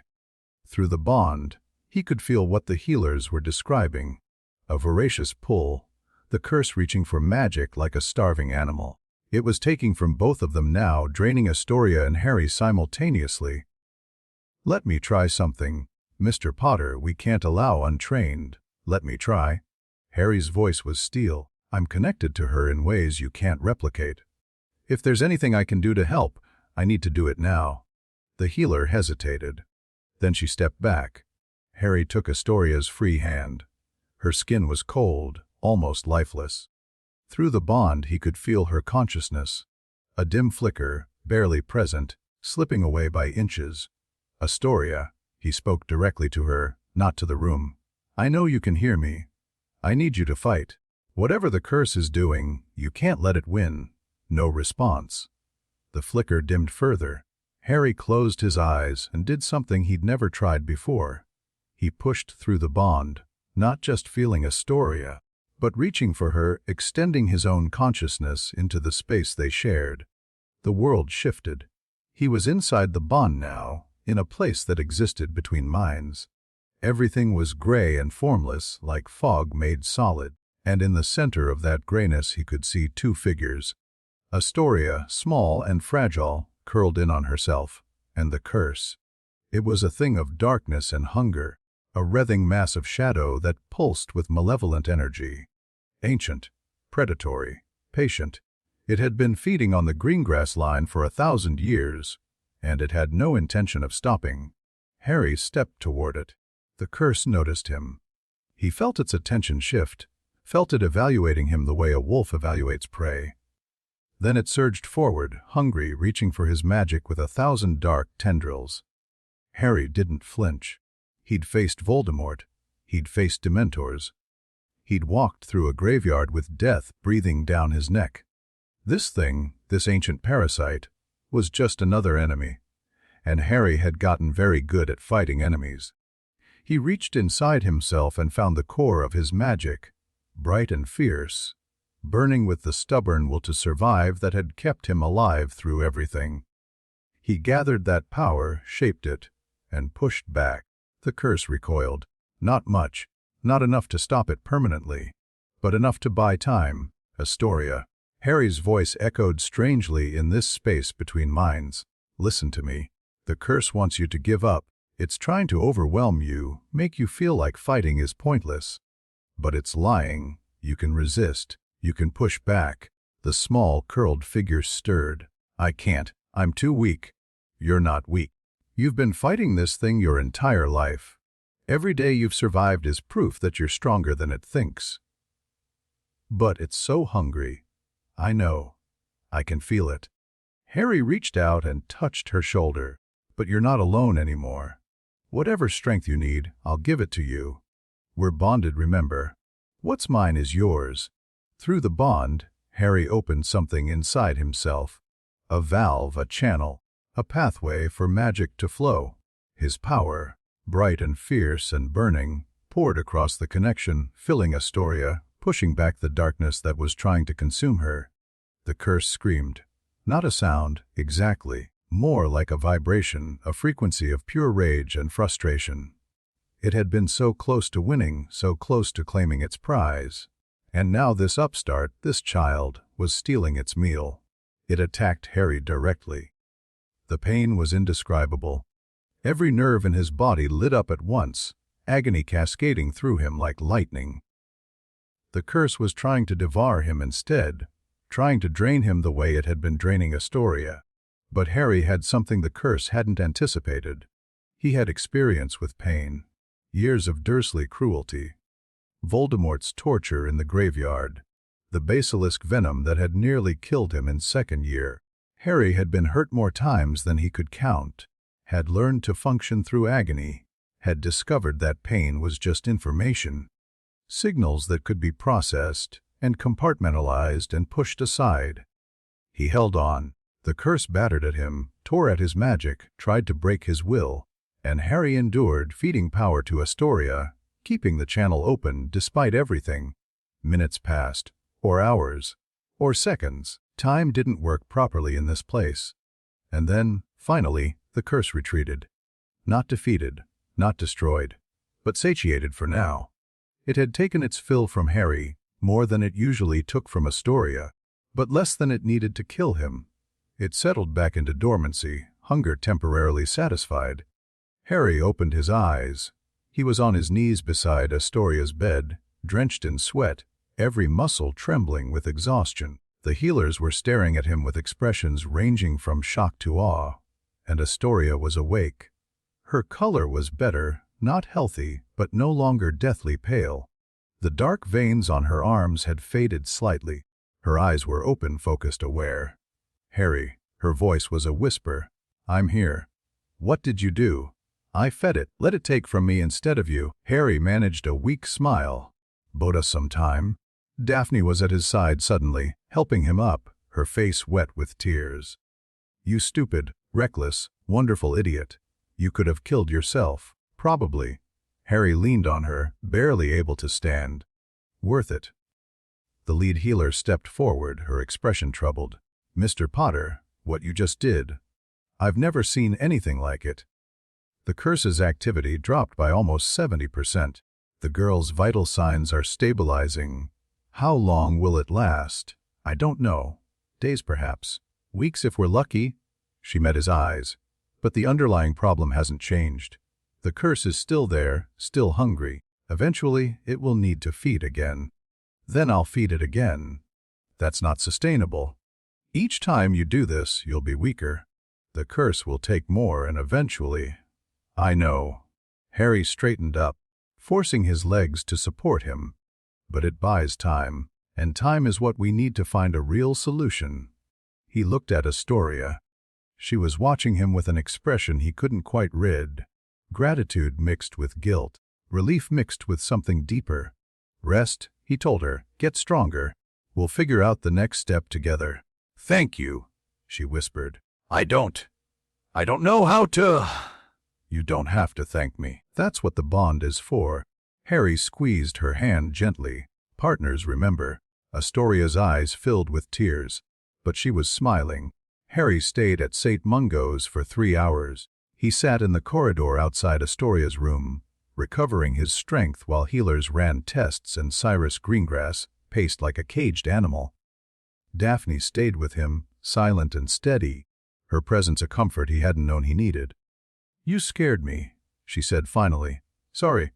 "Don't be sorry. Just don't do it again." She took his hand.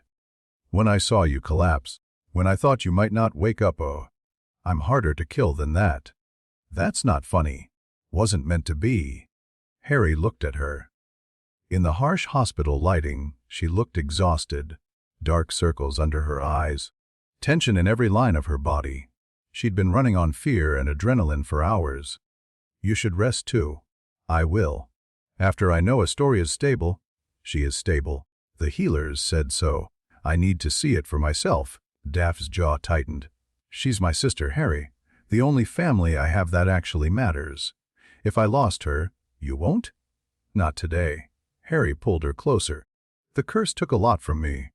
It'll be satisfied for a while. That gives us time to find something better, a permanent solution. And if there isn't one, then I keep feeding it. As long as I'm alive, Astoria survives. Daphne was quiet for a long moment. When she spoke, her voice was strange. You'd really do that? Sacrifice your own strength, your own magic, to keep a girl you barely knew a few months ago alive? Yes. Why? Harry considered the question. He could give her the noble answer, because it was right, because innocent people deserve protection, because power came with responsibility, and all of that was true. But it wasn't the whole truth. Because when I was growing up, nobody protected me, he said quietly. I was alone in that cupboard, alone with the Dursleys, alone facing things no child should face. And I survived. But I always wondered what it would have been like to have someone fighting for me, someone who'd sacrifice their own comfort to make sure I was okay. He met Daphne's eyes. Astoria deserves that. She deserves someone who'll fight for her without expecting anything in return. And since I'm the one bonded to her, since I'm the one with the power to help, it's going to be me. Daphne stared at him. Something shifted in her expression. Walls crumbling, ice melting, years of carefully constructed defenses falling away. Harry Potter, she said softly. You really are something else. She kissed him. Gentle this time, not fierce. A promise rather than a declaration. When they separated, Harry felt something warm settle in his chest. Not the heat of passion, but the steadier glow of connection. Understanding. Partnership. Come on, he said. Let's check on your sister. Astoria was awake when they entered, propped up on pillows, looking weak but alert. The healers had finished their tests, and the news was cautiously optimistic. The curse's activity had dropped to sustainable levels, and her vital signs were stronger than they'd been in months. You look better, Harry said. I feel better. Still tired, but Astoria managed a small smile. The weight's lighter. Like I've been carrying a boulder and someone finally helped me set it down. That's the curse being satisfied. It took enough from me to stop being aggressive for a while. I know. I could feel it. Astoria's expression grew serious. Through the bond, I mean. I felt what it cost you. The pain, the exhaustion. It wasn't that bad. Liar. But she was smiling again. Thank you. I know everyone keeps saying that, but I don't know what else to say. You saved my life. You keep saving my life. That's what I'm here for. Cyrus Greengrass approached. He'd aged 10 years in the last few hours. His hair seemed grayer, his face more lined, his shoulders bowed under the weight of fear and relief. Mr. Potter. His voice was rough. I owe you a debt that can never be repaid. You don't owe me anything. The original debt's been converted, remember. We're allies now. This goes beyond alliances. Cyrus's eyes were wet. You risked your life for my daughter. You took on pain that should have been hers. That's not politics, that's family. The word hung in the air. Family. Harry thought about what that meant. Not blood connections, but bonds of choice. People who stood together not because they had to, but because they wanted to. Family protects each other, Harry said. That's what I'm trying to build. A family that's bigger than any one bloodline. Cyrus nodded slowly. Then you have the Greengrass family's loyalty. Not as allies, as family. Whatever you need, whenever you need it, we'll be there. It was more than Harry had asked for, more than he'd expected. But he could see in Cyrus's eyes that this wasn't political calculation. It was genuine, heartfelt gratitude from a father who'd almost lost his daughter. Thank you, Harry said. I won't forget this. The journey back to Hogwarts was more complicated than the journey away. Harry had left without permission, without telling anyone, vanishing in the middle of breakfast on a Monday morning.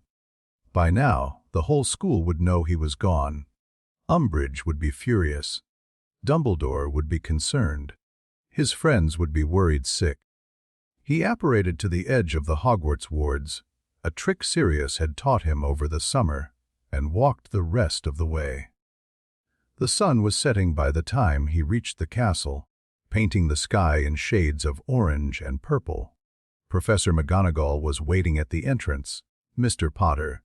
Her voice was clipped, controlled, but her eyes betrayed relief. "Come with me." Immediately, she led him through the castle, past clusters of whispering students, upstairs and down corridors until they reached the gargoyle guarding Dumbledore's office. A password, a spiral staircase, and then Harry was standing before the headmaster's desk. Dumbledore looked old, tired. The twinkle that usually lit his eyes was dimmed, replaced by something more serious. "Harry, please sit." Harry sat. McGonagall remained standing, positioned by the door like a sentinel. "You left the castle this morning without permission," Dumbledore said. "You missed all your classes. Professor Umbridge has already filed a formal complaint requesting your immediate expulsion. I had to go. I'm aware of why you left. I received word from Sane Mungo's an hour ago." Dumbledore's expression softened slightly. "How is Miss Greengrass?" "Stable, for now." Harry met the headmaster's eyes. "The blood bond is working, but the curse almost killed her anyway. I had to intervene directly. Feed the curse from my own magic to keep it from consuming her. That was extremely dangerous." "I know. You could have died." "I know that too." Dumbledore was quiet for a long moment. When he spoke again, his voice was gentle. "Harry, what you did today was remarkably brave, and remarkably foolish, but I understand why you did it. So I'm not expelled. Not if I have anything to say about it." Dumbledore's eyes hardened slightly. "Professor Umbridge will push for severe punishment. She views this incident as proof that you're a troublemaker who needs to be controlled. I intend to argue that you responded to a medical emergency involving someone you're magically bonded to. Hardly the behavior of a dangerous rebel. Will that work? We shall see." Dumbledore stood and walked to the window. "The political situation is delicate. Minister Fudge is pressuring me to comply with Umbridge's recommendations, and my ability to protect you is not unlimited. However, your bond with Miss Greengrass complicates matters. Punishing you too harshly might be seen as interfering with legitimate magical contracts, something even Fudge would hesitate to do." Harry felt a flicker of hope. "So I'm protected?" "To a degree. But Harry," Dumbledore turned to face him, "you need to be more careful. Every time you give Umbridge an excuse to act against you, you weaken my ability to shield you. Today you had a legitimate reason. Tomorrow you might not. I understand. I hope you do." The headmaster's voice softened again. "The blood debts you've collected, the alliances you're building. I've watched with a mixture of pride and concern. You're becoming something new in the wizarding world. Something powerful. But power attracts attention, and attention attracts danger. I'm not trying to be powerful. I'm just trying to survive. I know, that's what makes it work." Dumbledore returned to his chair. "You may go. Professor McGonagall will escort you back to Gryffindor Tower. And Harry, yes, whatever happens next, know that I'm proud of what you did today, saving a life at risk to yourself. That's not politics. That's heroism." Harry nodded and left. But as he walked through the castle, McGonagall silent at his side. He couldn't shake the feeling that heroism was about to become a lot more complicated. The fallout from Harry's absence was predictable. Umbridge convened an emergency session of the Educational Decree Committee, a body she'd created specifically to handle disciplinary matters. She presented a list of charges that would have been funny if they weren't so serious.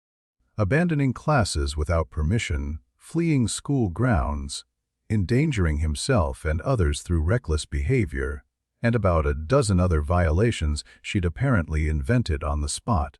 The hearing took place in the Great Hall, with every student and professor present.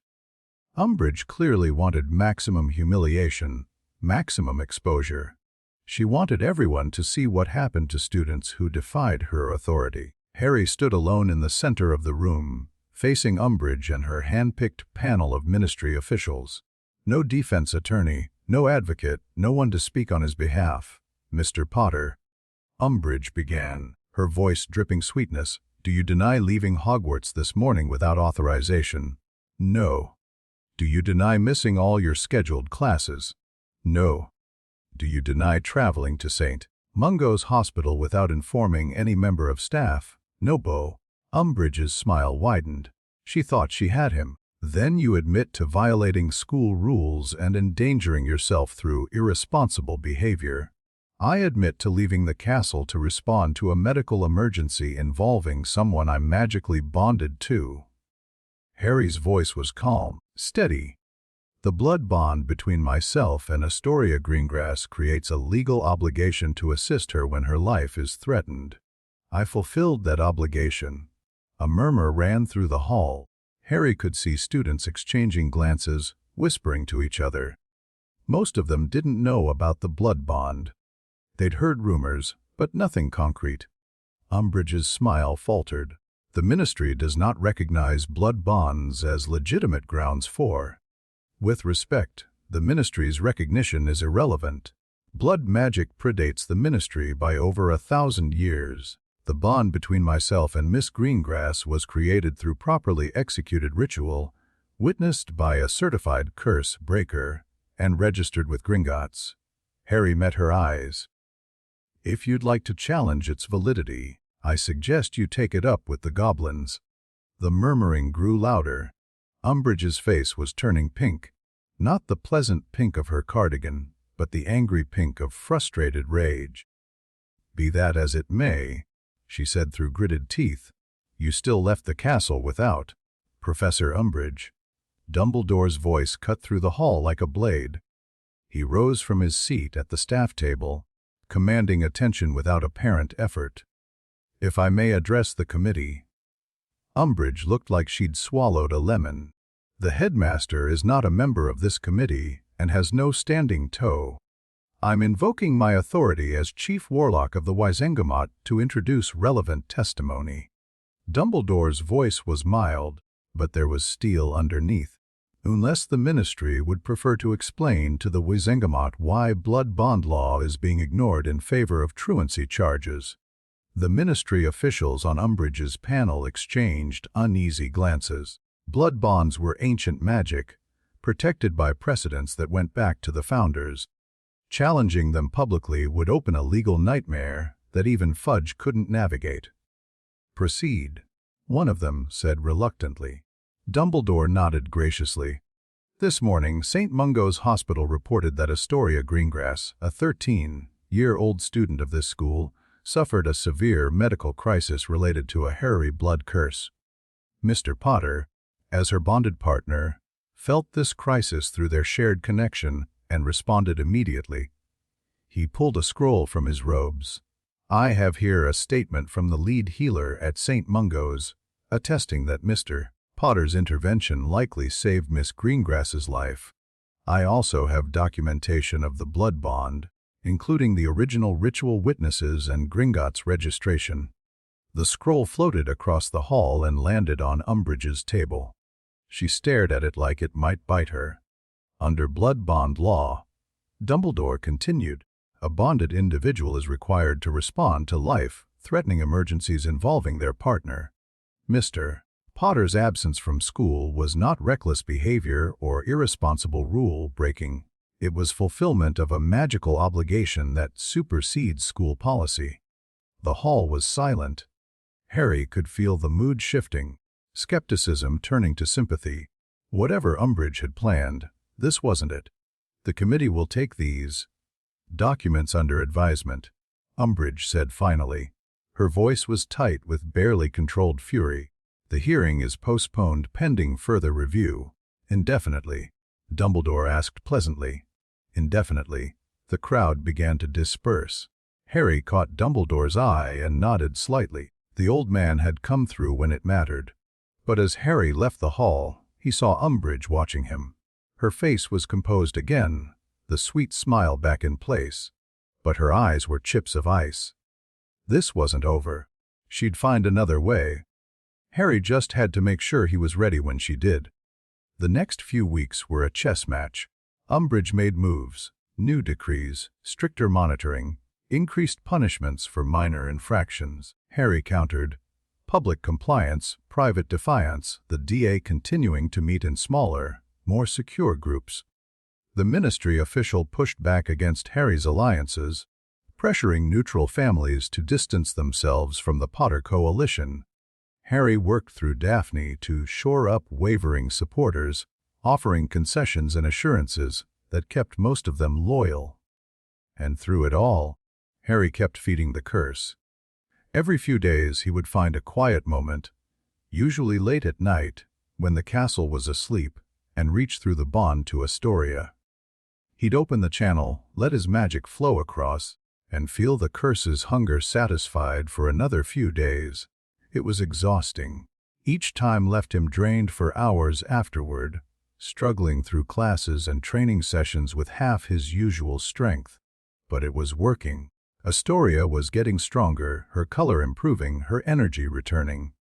The curse wasn't defeated, but it was contained. The real crisis came in late November. Harry was returning to Gryffindor Tower after a DA meeting when he spotted a familiar figure waiting at the bottom of the stairs.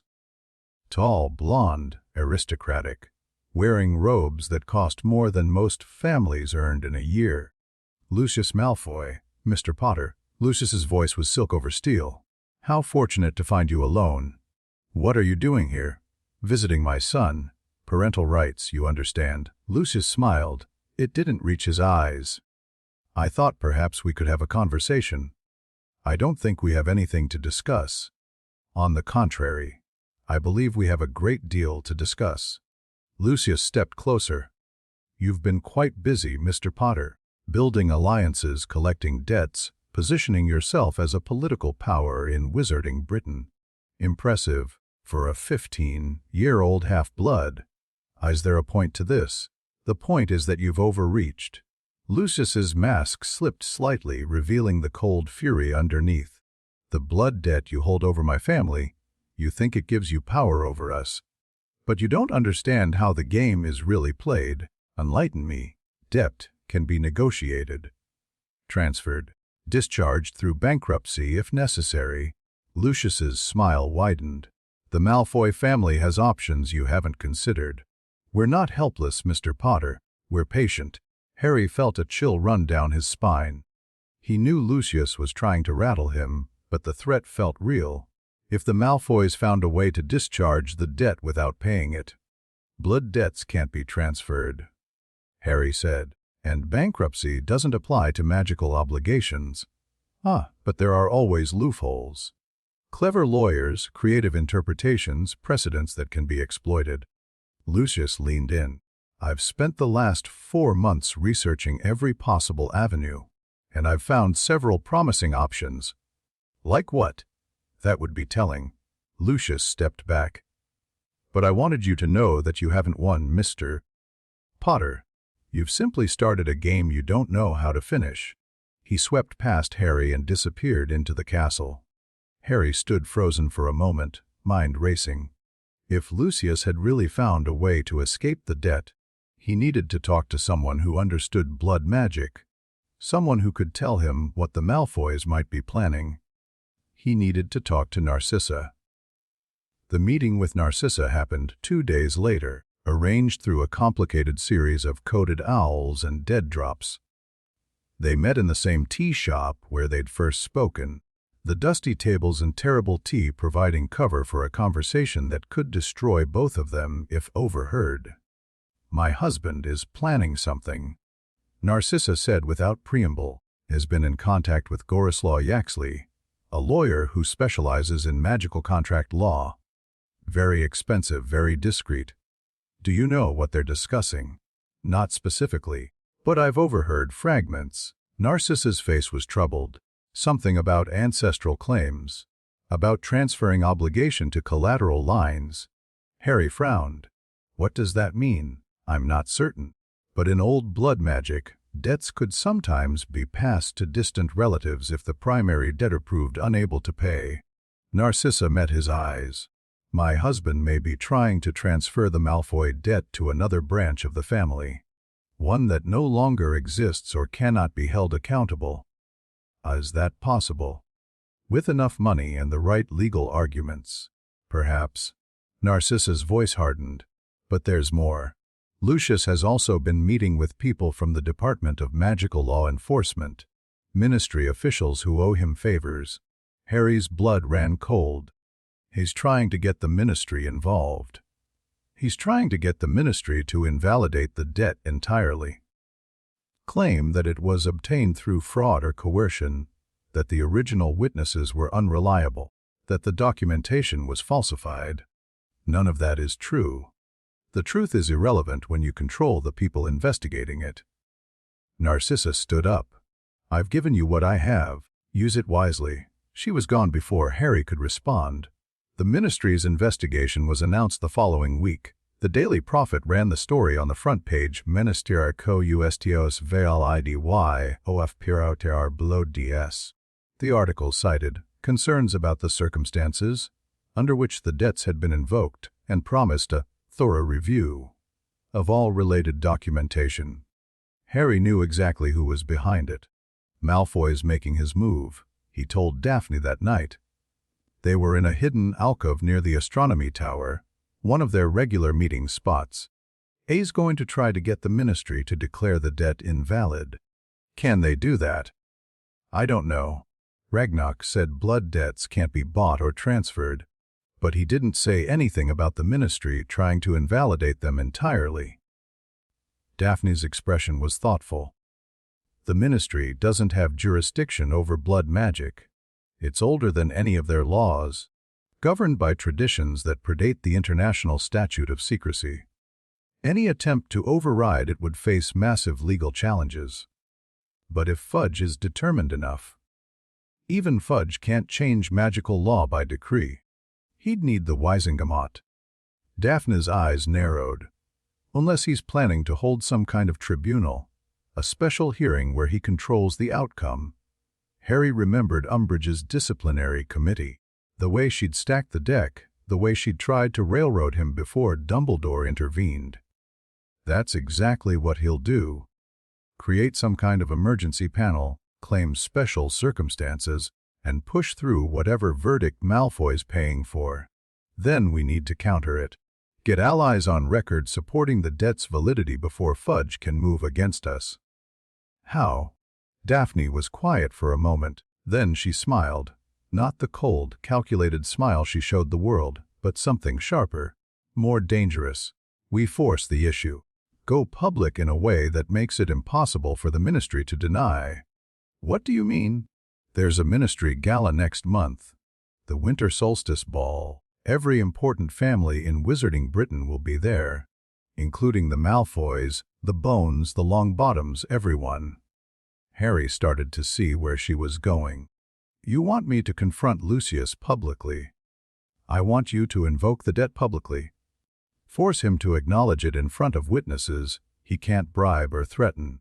If the entire wizarding elite sees Lucius Malfoy admit that his family owes you a life debt, the ministry won't be able to pretend it doesn't exist. It was risky.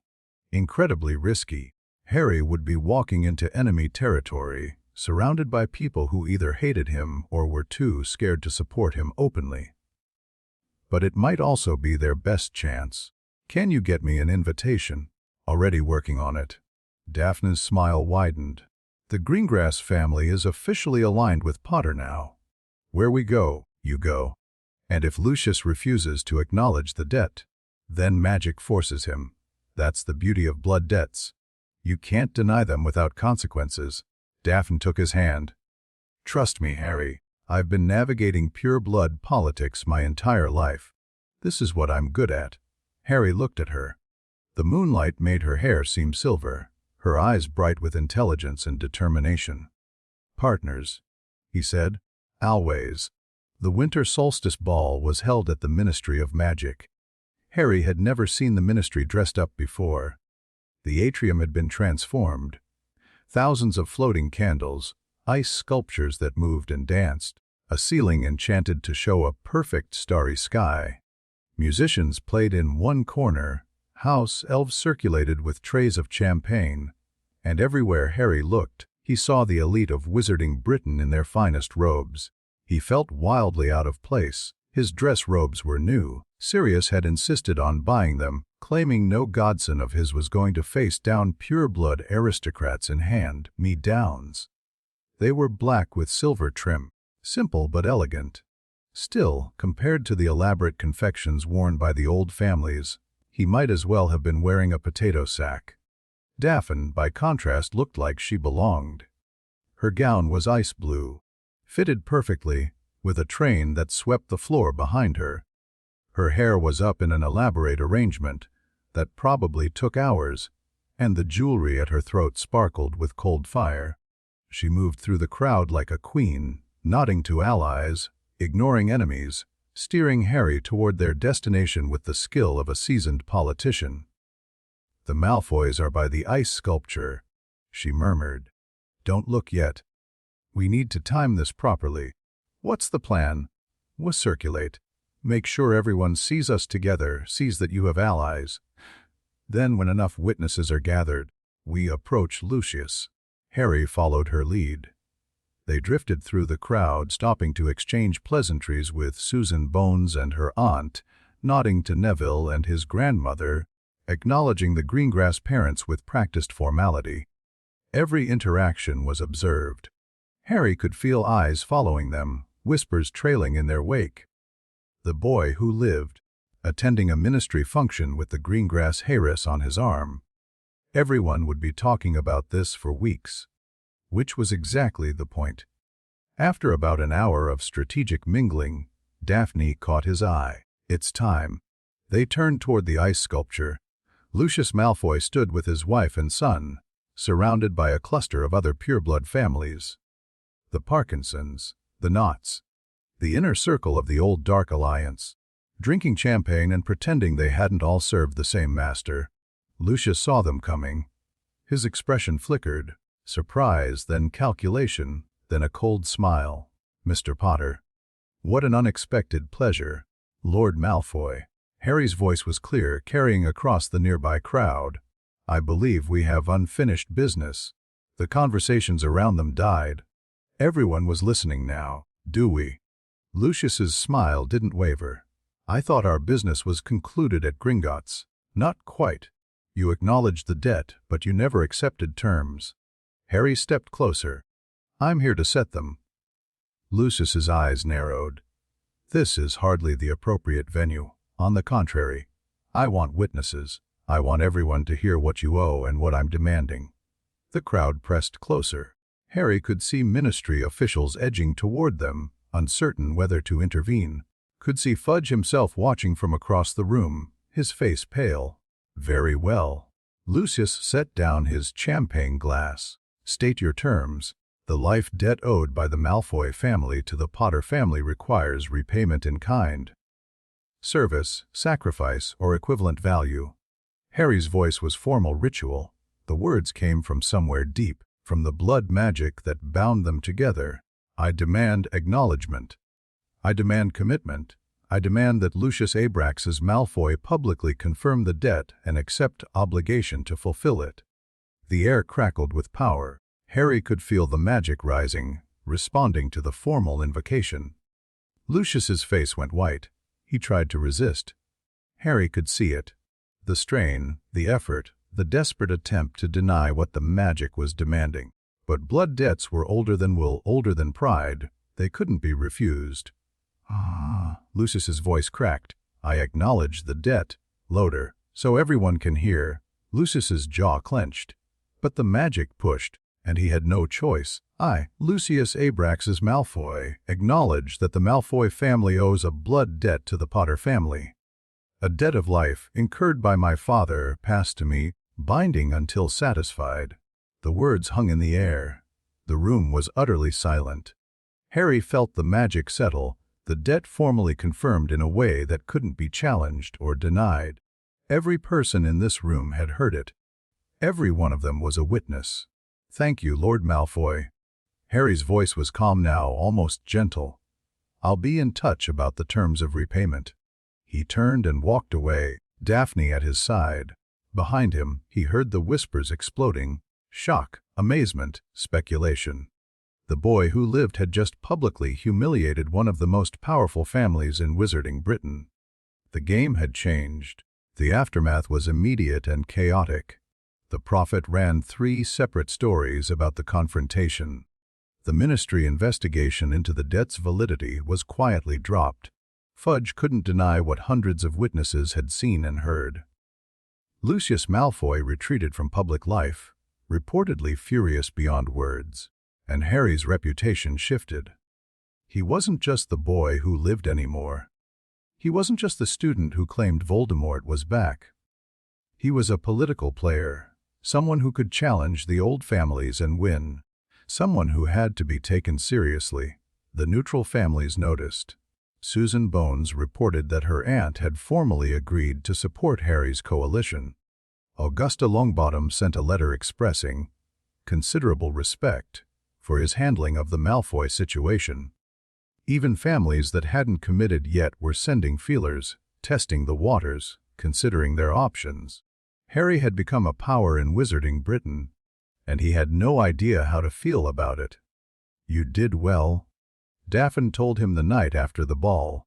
They were in the room of requirement, curled together on a couch that the room had provided. "Better than I expected. I didn't do anything except follow your lead. You stood up to Lucius Malfoy in front of everyone who matters and forced him to submit. That took courage. It took desperation. I didn't know what else to do." Daphne laughed softly. "That's what courage is. Doing the necessary thing even when you're terrified." Harry pulled her closer. Her head rested against his shoulder, her hair spilling across his chest. They'd been together for months now, but moments like this still felt new, still felt precious. "What happens next?" he asked. "The Malfoys will try to retaliate. Lucius won't take this humiliation lying down. I know. But I meant, what happens with us? After Hogwarts, after the war, after all of this is over." Daphne was quiet for a long moment. "I don't know. I've never thought that far ahead." "Neither have I." Harry stared at the ceiling. "But lately I've been wondering, what kind of life could we have if we survive everything that's coming? A good one, I hope." Daphne tilted her head to look at him. "I'd like to find out." "So would I." He kissed her gently. She kissed him back. And for a moment, the future didn't seem quite so terrifying. The news about Bellatrix came 2 weeks before Christmas. Harry was in the common room, working on a transfiguration essay, when Professor McGonagall appeared in the entrance. Her face was gray. "Mr. Potter, the headmaster needs to see you immediately." Harry followed her without question. The tone of her voice, the tension in her shoulders, something was very wrong. Dumbledore's office was crowded when they arrived. Sirius was there, pacing like a caged animal. Mad-Eye Moody stood by the window, his magical eye spinning wildly. And Kingsley Shacklebolt, an aura Harry vaguely recognized, was holding a piece of parchment with hands that trembled slightly. "Harry." Dumbledore's voice was grave. "Please, sit down." "What's happened?" "There was a breakout from Azkaban last night.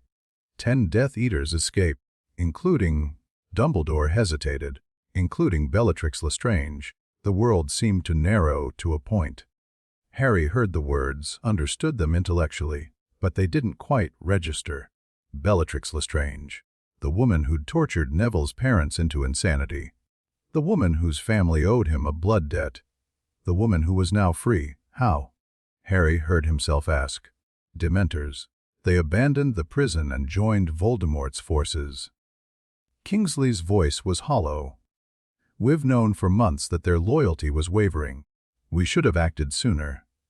"It's too late for recriminations," Dumbledore said quietly. "What matters now is preparing for what comes next." Harry thought about the Lestrange debt. The protection it was supposed to provide, the magical barrier that would hurt Bellatrix if she tried to attack him directly. "The blood debt," he said. "Will it protect me from her?" "It should. Any direct attack she makes against you will trigger a backlash. Pain, weakness, eventually death if she persists. Dumbledore's eyes were troubled, but Bellatrix is not known for her restraint. She may not care about the consequences, or she might find indirect ways to hurt you, Moody growled. Go after your friends instead. Make you watch while she hurts the people you love. Harry felt cold. He thought about Daphne, about Astoria, about Ron and Hermione, and everyone else who'd tied their fate to his. What do? We prepare. Dumbledore rose from his chair. The DA has been training for months. It's time to accelerate that training. Every member needs to be ready for real combat, not just classroom exercises. And the alliances? Call on them. Make sure your allies know what's happening and what's at stake. If Bellatrix comes for you, you'll need every friend you can get. Harry nodded slowly. His mind was already racing, planning, calculating. Bellatrix Lestrange was free. The war was coming faster than anyone had expected, and Harry Potter had to be ready. Chapter 50 Blood and Consequence. Bellatrix Lestrange announced her return to the wizarding world by burning down a Muggle village. 47 dead. Men, women, children. It didn't matter to her. The dark mark hung over the ruins for 3 days before the Ministry managed to take it down. A sick green skull grinning at the sky while Aurors picked through the ashes looking for survivors. There weren't any. Harry read about it in the Prophet, hands steady, face blank. Around him in the Great Hall, students whispered and pointed at the photographs. Some were crying. Others looked sick. A few, mostly Slytherins from Death Eater families, looked carefully neutral. This is just the beginning, Hermione said quietly. She's sending a message. I know what she's sending. Harry set down the paper. She's telling everyone that she's back, that she's not afraid, that the Ministry can't stop her. What are you going to do? Harry looked at her. Hermione had grown over the past months, not just physically, but in confidence, in determination. The girl who'd once believed that following rules was the answer to everything had learned that some rules needed breaking. I'm going to make sure we're ready when she comes for us, because she will. The DA meeting that night was the largest they'd ever held. 38 students crammed into the room of requirement, which had expanded to accommodate them. Harry stood at the front, looking out at faces ranging from terrified to determined. You've all seen the Prophet, he said. You know what happened. Bellatrix Lestrange is free, and she's already started killing. Silence. The weight of it pressed down on everyone. Some of you are probably wondering why you should care. She's attacking Muggles, not wizards. The Ministry will handle it. It's not your problem. Harry's voice hardened. But here's the truth, it is your problem. Because Bellatrix isn't going to stop with Muggles. She's warming up, testing her limits. And when she's ready, she's going to come for everyone who opposes her master, including us. Someone asked. Lavender Brown, her voice shaking. Especially us. We've been training to fight. We've been building something that threatens everything Voldemort wants. When he moves against Hogwarts, and he will, we're going to be targets. The fear in the room was palpable. Harry could feel it, thick as smoke. I'm not going to lie to you and say we're safe. We're not. But I am going to tell you that we have a chance. Everything we've learned, everything we've practiced, it matters. When the fighting starts, the students who trained with the DA are going to be ready. The ones who didn't are going to be victims. He pulled out his wand. Tonight, we're stepping up our training. No more basic disarming drills. We're moving to real combat magic. Shields, counters, the spells you use when someone's actually trying to kill you. It's going to be hard. Some of you might get hurt. But when Bellatrix Lestrange kicks down the door, you'll know what to do. The fear didn't disappear, but something else joined it, determination, purpose. They got to work. The training was brutal. Harry pushed them harder than he ever had before. Shield charms against multiple attackers. Stunning spells cast on the move. Coordination exercises where small groups had to protect each other while fighting off simulated enemies. Some students thrived. Neville had transformed over the past months, his confidence growing with every successful spell. Susan Bones proved to be a natural tactician, organizing her groups with quiet efficiency. Even Daphne's Slytherin recruits held their own, their years of survival in snake pit politics translating surprisingly well to magical combat. Others struggled. "I can't do this." Lavender gasped after the third time Harry's stunner broke through her shield. "I'm not strong enough." "You're stronger than you think." Harry helped her up. "The problem isn't power, it's focus. You're trying to do too many things at once. Narrow your attention. One spell, one moment, one action at a time. But what if there are multiple attackers? What if? Then you deal with them one at a time. The spell coming at you right now is the only one that matters.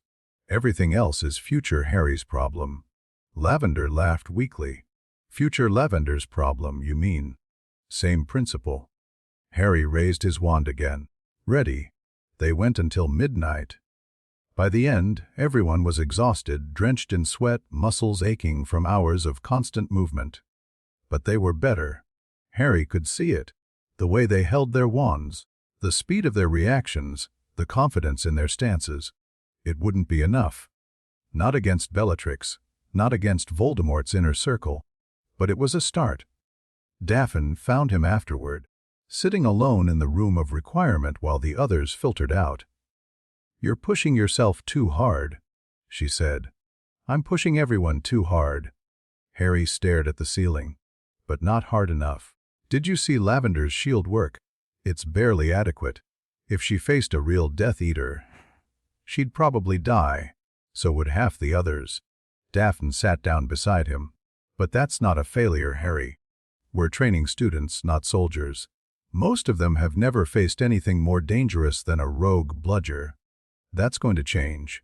When Bellatrix comes, if Bellatrix comes. For all we know, she's focused on Muggle targets. Maybe she'll never make a move on Hogwarts. She will." Harry's voice was flat, certain. "She owes my family a blood debt. Every day that debt exists is an insult to her. She's going to want to prove it doesn't matter. That she can hurt me despite the magical protection. Then we'll be ready." "Will we?" Harry turned to look at her. "I've been training these people for months, and most of them still can't cast a proper shield under pressure. What happens when they're facing actual killing curses? What happens when friends start dying around them?" Daphne was quiet for a moment. Then she reached out and took his hand. "I don't know what happens," she said softly. "Nobody does. War is chaos. You can't predict it, can't control it, can't prepare for every possibility.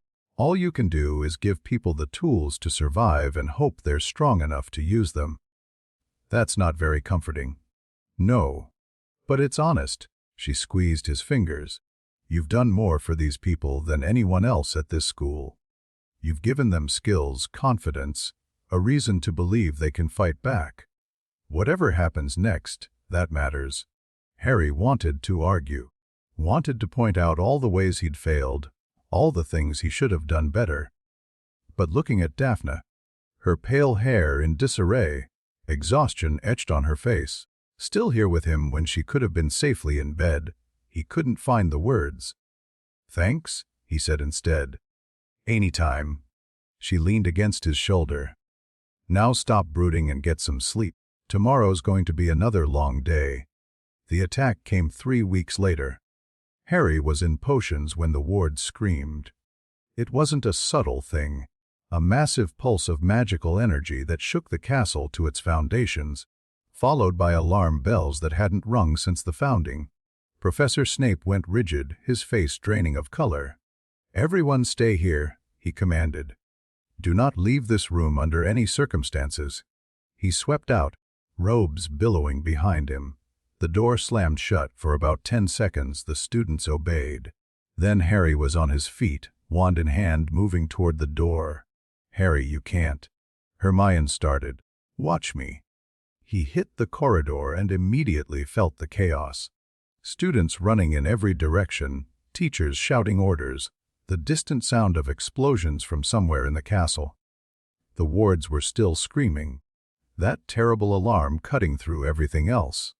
Harry ran toward the sound of fighting. He found the first Death Eaters near the entrance hall. 3 of them, masked and robed, exchanging spells with Professor Flitwick and a handful of older students. One of them saw Harry coming and turned. Stupefy. The spell was blocked, barely. The Death Eater retaliated with something dark and purple that Harry didn't recognize. He dove aside, felt the curse sizzle past his ear, and came up firing. Expelliarmus Stupefy Reducto! 3 spells in quick succession, forcing the Death Eater back. Flitwick used the distraction to take down another attacker, and the third one turned to flee. A bolt of red light from behind Harry caught the runner square in the back. He crumpled. Harry spun around. Daphne stood there, wand raised, her face pale but determined.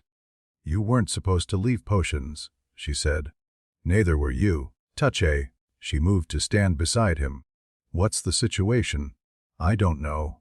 Multiple entry points, probably. The wards are breached but not down completely.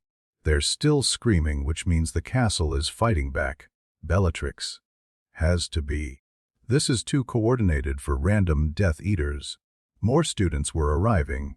DA members, Harry realized, responding to the crisis the way they'd been trained. Neville appeared with Susan Bones and 3 Hufflepuffs. Ron and Hermione came running from the direction of the dungeons. Even Blaise Zabini showed up, looking uncomfortable but ready. "Form up," Harry ordered. "Standard defensive formation. We're going to sweep the castle and deal with any Death Eaters we find." "Shouldn't we leave this to the teachers?" someone asked. "The teachers are spread thin. Every group of Death Eaters we stop is one less group they have to deal with." Harry's voice was hard. "This is what we trained for. Let's prove it wasn't wasted." They moved out in coordinated teams, covering each other, checking corners and corridors with the precision of months of practice. Harry took point, Daphne at his right shoulder, Ron and Hermione flanking. The first group of Death Eaters they encountered never saw them coming. 3 masked figures were trying to break down the door to a classroom where students were hiding. Harry's team hit them from behind. A barrage of stunners and body binds that dropped all 3 before they could react. "Secure them," Harry ordered. "Then we keep moving."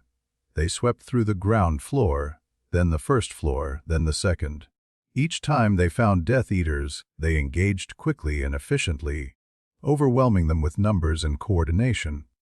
The DA members weren't as skilled as their opponents individually, but together, working as a unit, they were devastating. But Harry knew it couldn't last. The real test was waiting. They found Bellatrix in the Great Hall.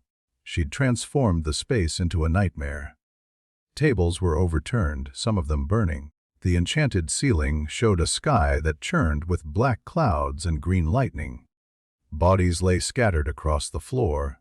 Students, teachers, Death Eaters. It was impossible to tell who was alive and who wasn't. And in the center of it all stood Bellatrix Lestrange. She looked worse than the wanted posters had suggested. Azkaban had carved hollows in her cheeks, left her hair wild and matted, given her eyes a fever, bright intensity that bordered on madness. But she was still beautiful in a terrible way, like a blade or a poison or a fire that consumes everything it touches. "Harry Potter," she cooed. "I was hoping you'd come." Harry stopped 20 feet from her. His team fanned out behind him, wands raised, ready to strike. "Bellatrix Lestrange." He kept his voice steady. "You shouldn't be here." "Shouldn't I?" "The Dark Lord disagrees." She smiled, showing too many teeth. "He's been so curious about you, little Harry. About how you keep surviving things that should kill you. He wanted me to bring you to him. And you always do what Voldemort wants." The smile flickered. "Don't say his name. Voldemort." "Voldemort, Voldemort." Harry took a step forward. "He's not a god, Bellatrix. He's just a half-blood orphan with delusions of grandeur. And I've beaten him before." "Lies!" The scream echoed off the walls. Bellatrix's wand came up, dark energy crackling at its tip. You haven't beaten anything. You're just a child, a lucky little boy who doesn't know what real power looks like. Then show me. Bellatrix attacked. The curse was dark and fast, a bolt of purple, black energy that screamed as it flew. Harry dove aside, felt the spell sizzle past his shoulder, and came up firing. Stupefy! Blocked. Bellatrix laughed, dancing away from his retaliatory spells with the grace of a trained duelist. Is that all you have? Is that the famous Potter magic I've heard so much about? Harry didn't waste breath on replies. He was already moving, circling, looking for openings. Around him, his team was engaging the other Death Eaters who'd been lurking in the shadows. The great hall erupted into a chaotic melee of spells and screams. Bellatrix came at him again, and this time she wasn't playing. The Cruciatus hit him before he could dodge. Pain. Worse than anything he'd ever felt, worse than the curse in the graveyard, worse than every injury he'd ever suffered combined. His nerves were on fire, his muscles locked, his vision whiting out from sheer agony. And then, just as suddenly, it stopped. Harry collapsed to his knees, gasping. Through blurred vision, he saw Bellatrix staggering back, her face twisted in confusion and pain. The blood debt. The magical protection had kicked in, reflecting some portion of the attack back at her. Not enough to stop her, but enough to break her concentration. What? Bellatrix clutched her chest. What did you do? I didn't do anything. Harry forced himself to his feet. His body was shaking, muscles twitching from the residual curse damage. That's the blood debt. The one your family owes mine. Every time you try to hurt me directly, it hurts you back. Impossible. Blood debts can't. They can, they do. Harry raised his wand. My family died trying to help yours. Magic remembers, and magic collects. Bellatrix's face contorted with fury. She raised her wand again, clearly preparing another curse, and then Daphne hit her from the side. It wasn't a stunning spell or a body bind. It was pure magical force, a blast of raw power that sent Bellatrix flying across the room. She crashed into the wall and crumpled. Harry turned to stare at Daphne. She was pale, trembling, her wand smoking slightly from the discharge. What was that? I don't know. Daphne looked at her own hands like she'd never seen them before. I saw her hurting you, and I couldn't. No time to analyze it. Bellatrix was getting up, slower than before but still dangerous. And around them the battle was turning. The DA members were holding their ground, but more Death Eaters kept appearing. We need to end this, Harry said. How? He didn't have an answer.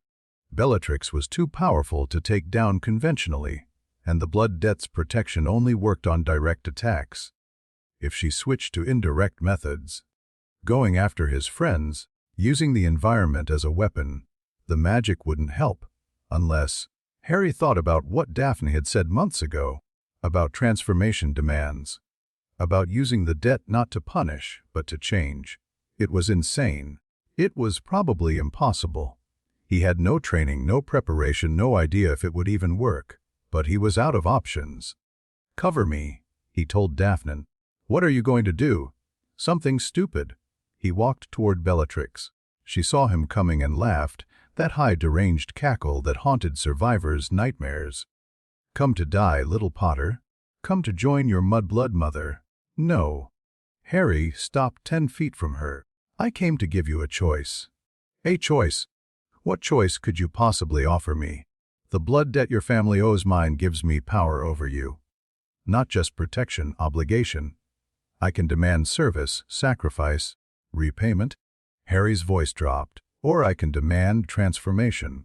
Something flickered in Bellatrix's eyes. What? It's old magic. Older than Hogwarts, older than the Ministry, older than anything you've ever learned. When someone owes a life debt, the Crore can demand that the debtor change. Not just their actions, their very soul. Bellatrix went still. For the first time since the fight began, she looked uncertain. You're lying. I'm not. The magic is real. I felt it when I invoked the debt against Lucius Malfoy. Harry took another step forward. I could use it on you right now. Force you to feel what your victims felt. Make you understand, really understand, the suffering you've caused. You wouldn't dare. Try me." They stood there, locked in a standoff, while the battle raged around them. Harry could feel the blood debt magic stirring, responding to his intent, preparing to do something unprecedented. "What do you want?" Bellatrix's voice was different now, still dangerous, but with an edge of something that might have been fear. "I want you to stop. Walk away from Voldemort. Stop killing, stop torturing, stop being the monster you've become." Harry met her eyes. "I'm not offering forgiveness. I'm offering a chance. Take it or don't. But know that if you refuse, I'm going to use the debt magic to tear your mind apart." Bellatrix stared at him. The madness in her eyes was still there, but something else was fighting against it. Some remnant of the woman she'd been before Voldemort corrupted her. "I can't," she whispered. "He's in my head. Always. I can't escape him." "Then let me help you." Harry didn't know where the words came from. Didn't know why he was offering mercy to someone who deserved none. But the bond with Astoria had taught him something about connection, about reaching across impossible distances to touch another person's pain. Maybe, just maybe, it could work here too. He reached out with the blood debt magic, not attacking, not demanding, just offering. A bridge between them, a channel for communication. And he felt Bellatrix's mind. It was a horror show. Decades of trauma and violence and twisted devotion to a master who saw her as nothing more than a tool. She'd been brilliant once, powerful, full of potential. Voldemort had taken all of that and warped it into something monstrous. But underneath the damage, something still survived. A spark of the girl she'd been, buried so deep that even she had forgotten it existed. Harry found that spark and fed it. He poured his own memories through the connection. The Dursleys' cupboard, the loneliness, the desperate need for someone to care. He showed her what it felt like to be powerless and afraid, to want love so badly you'd accept any substitute. And he showed her what it could mean to break free. Bellatrix screamed. Not in pain, but in something more complex. Understanding. The walls she'd built around her damaged soul cracking under the weight of genuine connection. "Stop," she gasped. "Stop, I can't. I don't." The magic peaked. Harry felt something shift in the blood debt. The punishment component transforming into something else. Something that burned through Bellatrix's defenses and touched the broken parts of her. And then it was over. Bellatrix collapsed. Harry collapsed. The great hall went silent. When Harry opened his eyes, everything hurt. He was lying on his back, staring up at the enchanted ceiling. The storm clouds were fading, replaced by a soft gray dawn around him. He could hear voices, urgent, worried, calling his name. "Harry!" Daphne's face appeared above him. "Harry, can you hear me?" "Yeah." His voice came out as a croak. "What happened?" "I don't know. You did something to Bellatrix, and then you both collapsed." Daphne's eyes were wet. "I thought you were dead." "Not dead. Just very, very tired." Harry tried to sit up and immediately regretted it.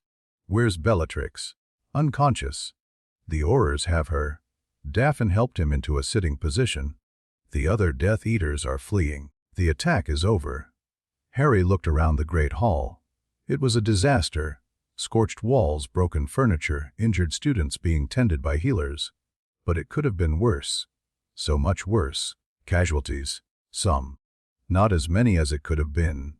Daphne's voice was strange. The DA members held their own. Several of them took down Death Eaters twice their experience level. They're saying it's a miracle. Not a miracle. Training. Harry finally managed to stand, leaning heavily on Daphne for support. "What about Bellatrix? Is she different?" The Aurors who examined her said something's changed. "She's calmer. Keeps asking to speak with you." Daphne looked troubled. "What did you do to her, Harry?" "I'm not sure. I tried to use the blood debt magic to change her. Make her feel what her victims felt. Understand the suffering she's caused." Harry shook his head. "I don't know if it worked. I don't know if it's permanent, but I had to try something. You could have just killed her. I know. Why didn't you? Harry thought about it. The easy answer was strategy.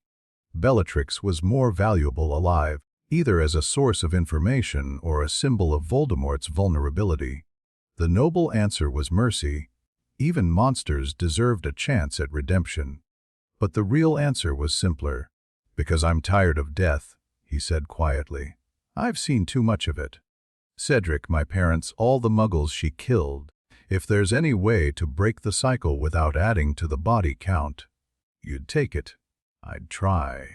Daphne studied him for a long moment. Then she reached up and touched his face gently. You're a remarkable person. Harry Potter. I'm just trying to survive. No. You're trying to make things better, even for people who don't deserve it. She kissed him softly. Don't lose that. Whatever happens next, don't let them take that from you. The aftermath of the attack was chaos. The Ministry descended on Hogwarts like a swarm of locusts, Aurors, investigators, officials from every department imaginable. Fudge himself showed up, demanding answers, looking for someone to blame. He found Umbridge. The High Inquisitor had done nothing during the attack. While students and teachers fought and died, she'd hidden in her office, cowering behind locked doors and protective wards. When the fighting ended, she emerged to try to claim Crar for the victory. It didn't go well. Professor Umbridge. Fudge's voice was cold as Harry had ever heard it. Your reports indicated that Hogwarts was secure. You assured me that the disciplinary measures you'd implemented would prevent exactly this kind of incident. Minister. 47 students were injured. 3 teachers are in critical condition. The castle sustained significant damage. Fudge's face was purple. And where were you? Umbridge's mouth opened and closed. She looked like a fish drowning in air. Minister. The attack was unprecedented. No one could have anticipated. No one except Mr. Potter and his organization. Fudge turned to look at Harry, who was sitting in a chair in the headmaster's office, still recovering from his magical exertion. A student organization that you tried to suppress. The educational decrees were designed to maintain order. The educational decrees were designed to control students who were preparing for exactly what happened tonight. Dumbledore's voice was quiet, but carried across the room. Had Harry's group been allowed to train openly, with proper resources and support, the casualties might have been even lower. Umbridge went white. Albus, you can't possibly. Can't I? Dumbledore stood. Dolores, you were placed at this school to prevent students from learning defensive magic. The Ministry's position was that there was no threat, that Voldemort had not returned, that preparing for war was unnecessary and dangerous. Tonight we saw the results of that policy. The room was silent. Fudge looked like he wanted to sink through the floor. The High Inquisitor position is hereby terminated, he said finally. Dolores, you're relieved of your duties. Report to the Ministry tomorrow for reassignment. Umbridge opened her mouth to protest, then saw the expression on Fudge's face and thought better of it. She turned and walked out without another word. Harry watched her go and felt nothing. No satisfaction, no vindication, just emptiness. Umbridge was gone, but the damage she'd done remained. Students had been hurt, maybe killed, because the Ministry had been too scared to face the truth. And the war was just beginning. The days after the attack blurred together. Harry spent most of his time in the hospital wing, recovering from magical exhaustion and checking on injured DA members. The healers said he'd pushed himself harder than anyone should have been able to. That the combination of the Cruciatus curse and the blood debt magic should have killed him. Instead, he just needed a lot of sleep. Astoria visited him on the 3rd day. She looked better than she had in months. Healthy color, bright eyes, energy that she hadn't had since before her curse accelerated. The blood bond had held through the attack, Harry realized. Whatever power he'd expended against Bellatrix, enough remained to keep feeding the curse. You saved my sister. Astoria said, sitting on the edge of his bed. Daphne told me everything. How you stood between her and Bellatrix. How you took the Cruciatus so she wouldn't have to. She saved me too. That blast she hit Bellatrix with. I've never seen anything like it. Neither has she. She's been trying to replicate it, but it won't work. Astoria's expression was thoughtful. The healers think it might have been emotion-driven magic. The kind that only happens when you care about someone deeply enough to override your normal limits. Harry thought about that. About Daphne, watching Bellatrix torture him, feeling helpless and afraid, and then doing something impossible to protect him. She cares about me, he said quietly. I care about her too. I know. Astoria smiled. I can feel it through the bond. The way you light up when she's near, the way your magic reaches for hers without you even noticing. It's beautiful. You can feel all that. The bond shows me a lot of things. Your emotions, your thoughts sometimes, the state of your magical core. Her smile faded slightly. I also felt what you did to Bellatrix. The transformation demand. Harry tensed. What did you feel? Everything. The connection you made, the memories you shared, the way you reached into her broken places and tried to heal them. Astoria's voice was strange. It was the most intimate thing I've ever experienced. And it wasn't even directed at me. I'm sorry. I didn't mean to. Don't apologize. I'm not upset. Astoria reached out and took his hand.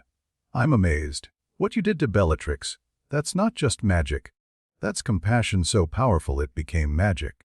The ability to look at a monster and see the person underneath. She's not a monster. Not anymore. Harry stared at the ceiling. The Aurors who interviewed her say she's different. Cooperative. Guilt-ridden. She keeps asking to testify against Voldemort, to help bring down everything she helped build. Because of what you did. Because I showed her the truth about herself, the truth about what she'd become. Harry shook his head. I don't know if it's permanent. The healers say her mind might heal eventually, that the old programming could reassert itself. But for now, at least. She's not our enemy anymore. Astoria was quiet for a long moment. Then she leaned forward and kissed his cheek. You're going to change the world, Harry Potter. I can feel it. Whatever happens next, you're going to make things different. I'm just trying to survive. Noob. Her eyes met his. You're trying to save everyone. Even the people who don't deserve it. And that's going to matter more than you know. Daphne came to see him that evening. The hospital wing was quiet.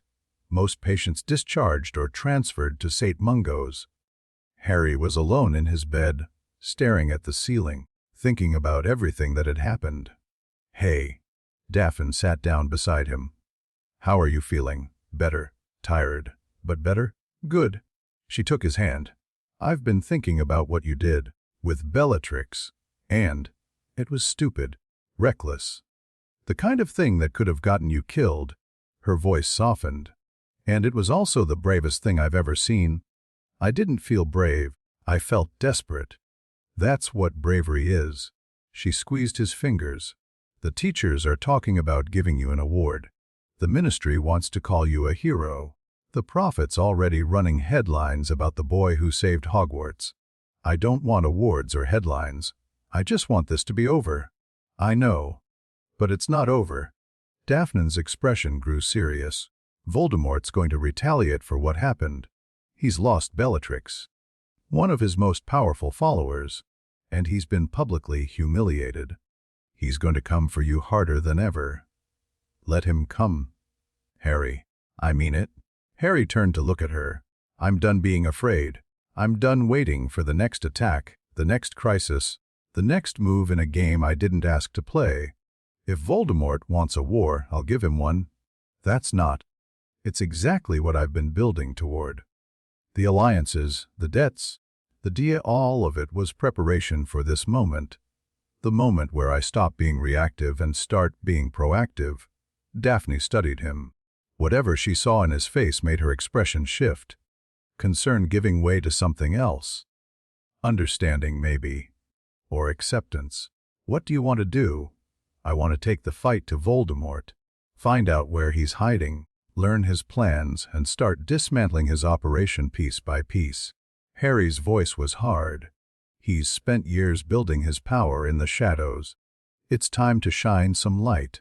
That's incredibly dangerous. Everything worth doing is dangerous. Daphne was quiet for a long moment. Then she leaned forward and kissed him. Not gentle this time, but fierce, hungry, desperate. "If you're going to do this," she said when they broke apart, "I'm going to be right beside you. Partners, remember? Partners. To the end." Harry pulled her close and held on tight. The war was coming. But for the first time, he felt ready to meet it. The news about the ancient threat came a week later. Harry was back in classes, trying to pretend that everything was normal, when Dumbledore summoned him to his office. The headmaster looked older than Harry had ever seen him, lines carved deep in his face, exhaustion visible in every movement. "Harry, please, sit down. There's something we need to discuss." Harry sat. "Is this about Voldemort?" "In a way. But it's also about something older, something I should have told you about months ago." Dumbledore folded his hands on his desk. "What do you know about the Deathly Hallows?" Harry blinked. "The what?" "3 legendary magical objects created by Death himself according to myth. The Elder Wand, most powerful wand in existence. The Resurrection Stone, which can call back the dead. And the Cloak of Invisibility, which hides its wearer from death itself." Harry felt a chill. "The cloak? You mean my invisibility cloak?" "The very same." Dumbledore's eyes were grave. "Your father's cloak has been passed down through the Potter line for centuries. It's one of the Hallows, the only one whose location was known with certainty. And the others? The Elder Wand has passed through many hands over the centuries. It's currently in my possession." Dumbledore raised his wand slightly. "The Resurrection Stone was lost long ago, built into a ring that belonged to Voldemort's family. I recovered it recently, though it cost me dearly." Harry noticed for the first time that Dumbledore's hand was blackened and withered, like it had been burned by something terrible. "What happened?" "The ring was cursed. I was foolish enough to put it on." Dumbledore's voice was matter of fact. "The damage is contained, but it's slowly killing me. I have perhaps a year, maybe less." Harry felt the world tilt sideways. "You're dying. We all are, in the end. I simply know my deadline." Dumbledore smiled slightly. "But that's not why I called you here. The Hallows are connected to the blood debt magic you've been using. They're all part of the same ancient framework, the same system of magical obligations that binds families together. I don't understand. Voldemort is seeking the Hallows. He believes that possessing all 3 will make him truly immortal.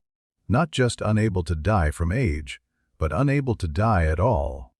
Dumbledore's expression grew troubled. "What he doesn't realize is that the Hallows can't be taken by force. They must be earned. Through blood, through sacrifice, through the kind of magical debts you've been collecting." Harry started to see where this was going. "The blood debts I hold. They're connected to the Hallows.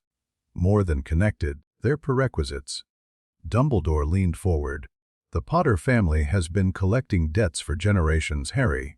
Not randomly, deliberately. Building toward the moment when someone would be worthy to claim all 3 Hallows and become something unprecedented in magical history." "What?" "The Master of Death." The words hung in the air between them. "That's what the legends say," Dumbledore continued. "The one who unites the Hallows becomes the Master of Death.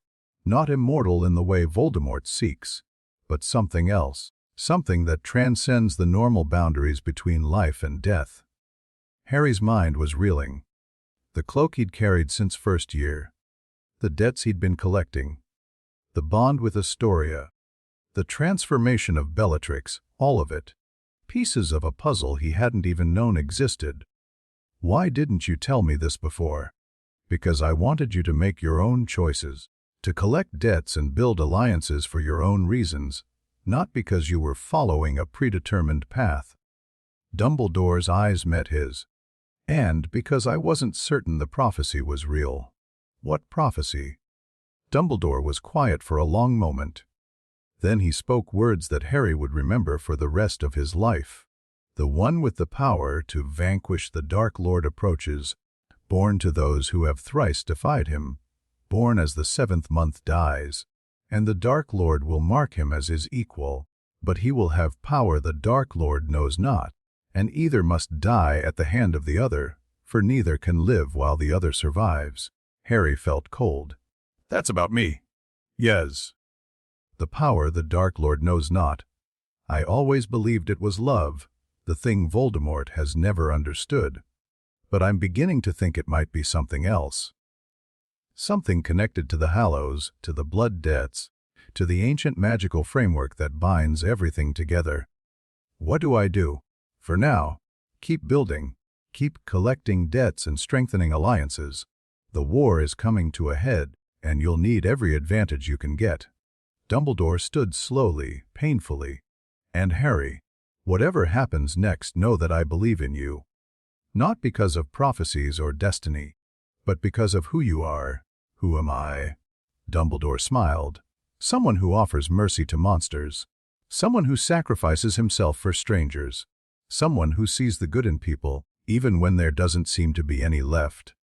He placed a hand on Harry's shoulder. You're the best of us, Harry. Don't ever forget that. Harry left Dumbledore's office in a daze. The Deathly Hallows. The Master of Death. A prophecy that said he had to kill Voldemort or be killed himself. It was too much, too big, too overwhelming. He found himself walking without thinking, feet carrying him through the castle until he ended up in the Room of Requirement. It had configured itself as a simple space, comfortable chairs, a warm fire, soft lighting, and Daphne was already there. Dumbledore told you, she said. It wasn't a question. How did you know? I know you. I can feel it through the bond with Astoria. Something's changed. Something big. She patted the cushion beside her. Sit. Tell me everything. Harry sat, and he told her. All of it, the Hallows, the prophecy, the ancient framework that his family had been building toward for generations. The fact that he might be destined to become something called the Master of Death. When he finished, Daphne was quiet for a long time. That's a lot. Yeah. But it doesn't change anything. Harry looked at her. How can you say that? I just told you I might be some kind of chosen one, destined to either kill Voldemort or die trying. I know what you told me. Daphne took his hand. And none of it changes who you are. You're still Harry Potter, the boy who saved my sister, who offered mercy to Bellatrix, who's been fighting for what's right since long before any prophecy told him to. But prophecies are guidelines, not rules. The future isn't fixed. It's shaped by the choices we make. Her eyes met his. Whatever destiny says you're supposed to be, you get to decide who you actually become. Harry felt something loosen in his chest. The fear and confusion were still there, but they weren't quite so overwhelming anymore. What if I can't do it? What if I'm not strong enough? Then we'll make you strong enough. Together, Daphne squeezed his fingers. You've got allies, Harry. Friends, family, people who believe in you. That's not nothing. It feels like nothing sometimes. I know. She leaned against his shoulder, but it's not. And when the time comes, when you have to face Voldemort for the last time, you won't be alone. Harry wrapped his arm around her and held on tight. The war was coming. The prophecy loomed overhead like a sword waiting to fall. But for now, in this moment, he had someone by his side, and that was enough. Chapter 60, The Debt Collector. The ministry fell on a Tuesday. Harry was eating breakfast in the Great Hall when the news arrived. A flood of owls carrying special ions of the prophet, their headlines screaming in bold black letters MIRUNDRATACK. Ministar Fiji Mrs. NG. Dark mark over London. The room erupted into chaos. Students screamed, cried, ran for the doors. Teachers tried to maintain order and failed. The enchanted ceiling showed storm clouds gathering, as if the castle itself could feel the terror spreading through its halls. Harry sat very still. He'd known this was coming. The signs had been there for weeks. Death Eater activity increasing, aurors disappearing, the Ministry's already fragile defenses crumbling under sustained pressure. Voldemort had been building toward something, and now it was here. Harry. Daphne appeared beside him, her face pale but composed. We need to move. We're the room of requirement. The DA members are gathering. Harry nodded and stood. Around them, the great hall was descending into pandemonium, but he barely noticed. His mind was already racing ahead, calculating, planning. The war had officially begun. The room of requirement had transformed into something Harry had never seen before. Instead of the training space they'd used for months, it had become a command center. Maps covered the walls. Hogwarts, Hogsmeade, the Ministry building in London. Tables held stacks of parchment, communication mirrors, supplies. It looked like something out of a military campaign, which was exactly what it needed to be. 32 DA members were already present when Harry arrived. More filtered in over the next few minutes, until nearly 50 students had gathered. Their faces ranged from terrified to determined, but they were all here, all ready to fight. Listen up, Harry said, and the room went quiet. You've all seen the news. The Ministry is under attack, probably fallen by now. Fudge is missing, dead or captured, we don't know. This is the moment we've been training for. What do we do? Neville asked. His voice was steady, but Harry could see his hands trembling slightly. First, we secure Hogwarts. The castle is one of the most defensible positions in Britain, and Voldemort will want to take it. We need to make sure that doesn't happen. Harry pointed to the map of Hogwarts. The wards are strong, but they have weak points. I want teams stationed at every major entrance and vulnerable location. What about the students who aren't in the DA? Hermione asked. There are hundreds of people in this castle who can't fight. We protect them. That's our primary mission. Not killing Death Eaters, not winning glory. Keeping innocent people alive. Harry looked around the room. Second, we establish communication with allies outside the castle. The Bones family. The Longbottoms, anyone who's been part of our coalition. We need to know who's still standing and who's been taken down. I can handle that, Susan Bones said. My aunt taught me the family communication protocols. If she's alive, I can reach her. Do it. Harry turned to Daphne. Third, we need intelligence. What's happening at the Ministry, where Voldemort's forces are concentrated? What his next move is likely to be? Can your network help? I'll reach out. Daphne's expression was grim. But if the Ministry's fallen, a lot of my contacts may already be dead or in hiding. Try anyway. Any information is better than none. Harry looked at the assembled faces. These were his people now. Students he'd trained, allies he'd cultivated, friends he'd made through months of shared struggle.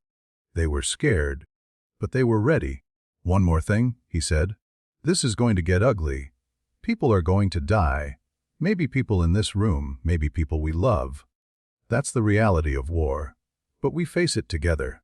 Whatever happens, we face it together. He raised his wand. Dumbledore's army. 32 voices echoed back, Dumbledore's army. The room seemed to pulse with energy, determination, unity. The fierce resolve of people who had something worth fighting for. Harry nodded once. Let's get to work. The first Death Eater assault came at dusk. Harry felt them before he saw them. A ripple in the wards. A surge of dark energy pressing against the castle's ancient protections. He was stationed at the main gate, flanked by Neville and Ron, watching the tree line beyond the grounds. They're coming, he said quietly. Shadows emerged from the forest. Dozens of them, cloaked and masked, moving with the coordinated precision of trained soldiers. At their head walked a figure Harry recognized. Antonin Dolohov, one of Voldemort's most dangerous lieutenants. Potter! Dolohov's voice carried across the grounds. The Dark Lord sends his regards. Surrender now and your death will be quick. Resist, and everyone in that castle dies screaming. Harry stepped forward, wand raised. Tell your master to come face me himself. I'm tired of dealing with his lackeys. Dolohov laughed. Brave words from a child. Let's see if your courage survives the next hour. He raised his wand, and the assault began. The Death Eaters hit the wards like a wave breaking against rocks. Dark curses flew, battering against the magical shields, seeking weak points and vulnerabilities. Harry felt the castle's defenses straining, ancient magic pushed to its limits. "Shields," he shouted. "Reinforce the wards." The DA members along the walls raised their wands, channeling power into the protective barriers. It helped. The wards steadied, strengthened by the combined magic of 40 students working in concert. But it wasn't enough. A section of the wall exploded inward, showering the courtyard with stone fragments. Death Eaters poured through the breach, spells flying in every direction. Harry threw himself into the fight. Stupefy! Expelliarmus! Reducto! 3 Death Eaters went down in quick succession. Harry was already moving, ducking under a curse, spinning away from another, his wand a blur of motion. The months of training had honed his reflexes to a razor's edge, and he moved through the chaos like he'd been doing it his whole life. Which, in a way, he had. Neville, cover the left flank! Ron, get those students out of the courtyard. His friends moved without hesitation, trusting his commands, doing exactly what they'd trained for. Around them, other DA members engaged the Death Eaters in small groups, using the coordination tactics they'd practiced for months. It was working. Against all odds, it was actually working. But the Death Eaters kept coming. There's too many! Someone shouted. Hannah Abbott, her face bloody from a near-miss curse. What can't hold them? Harry looked around.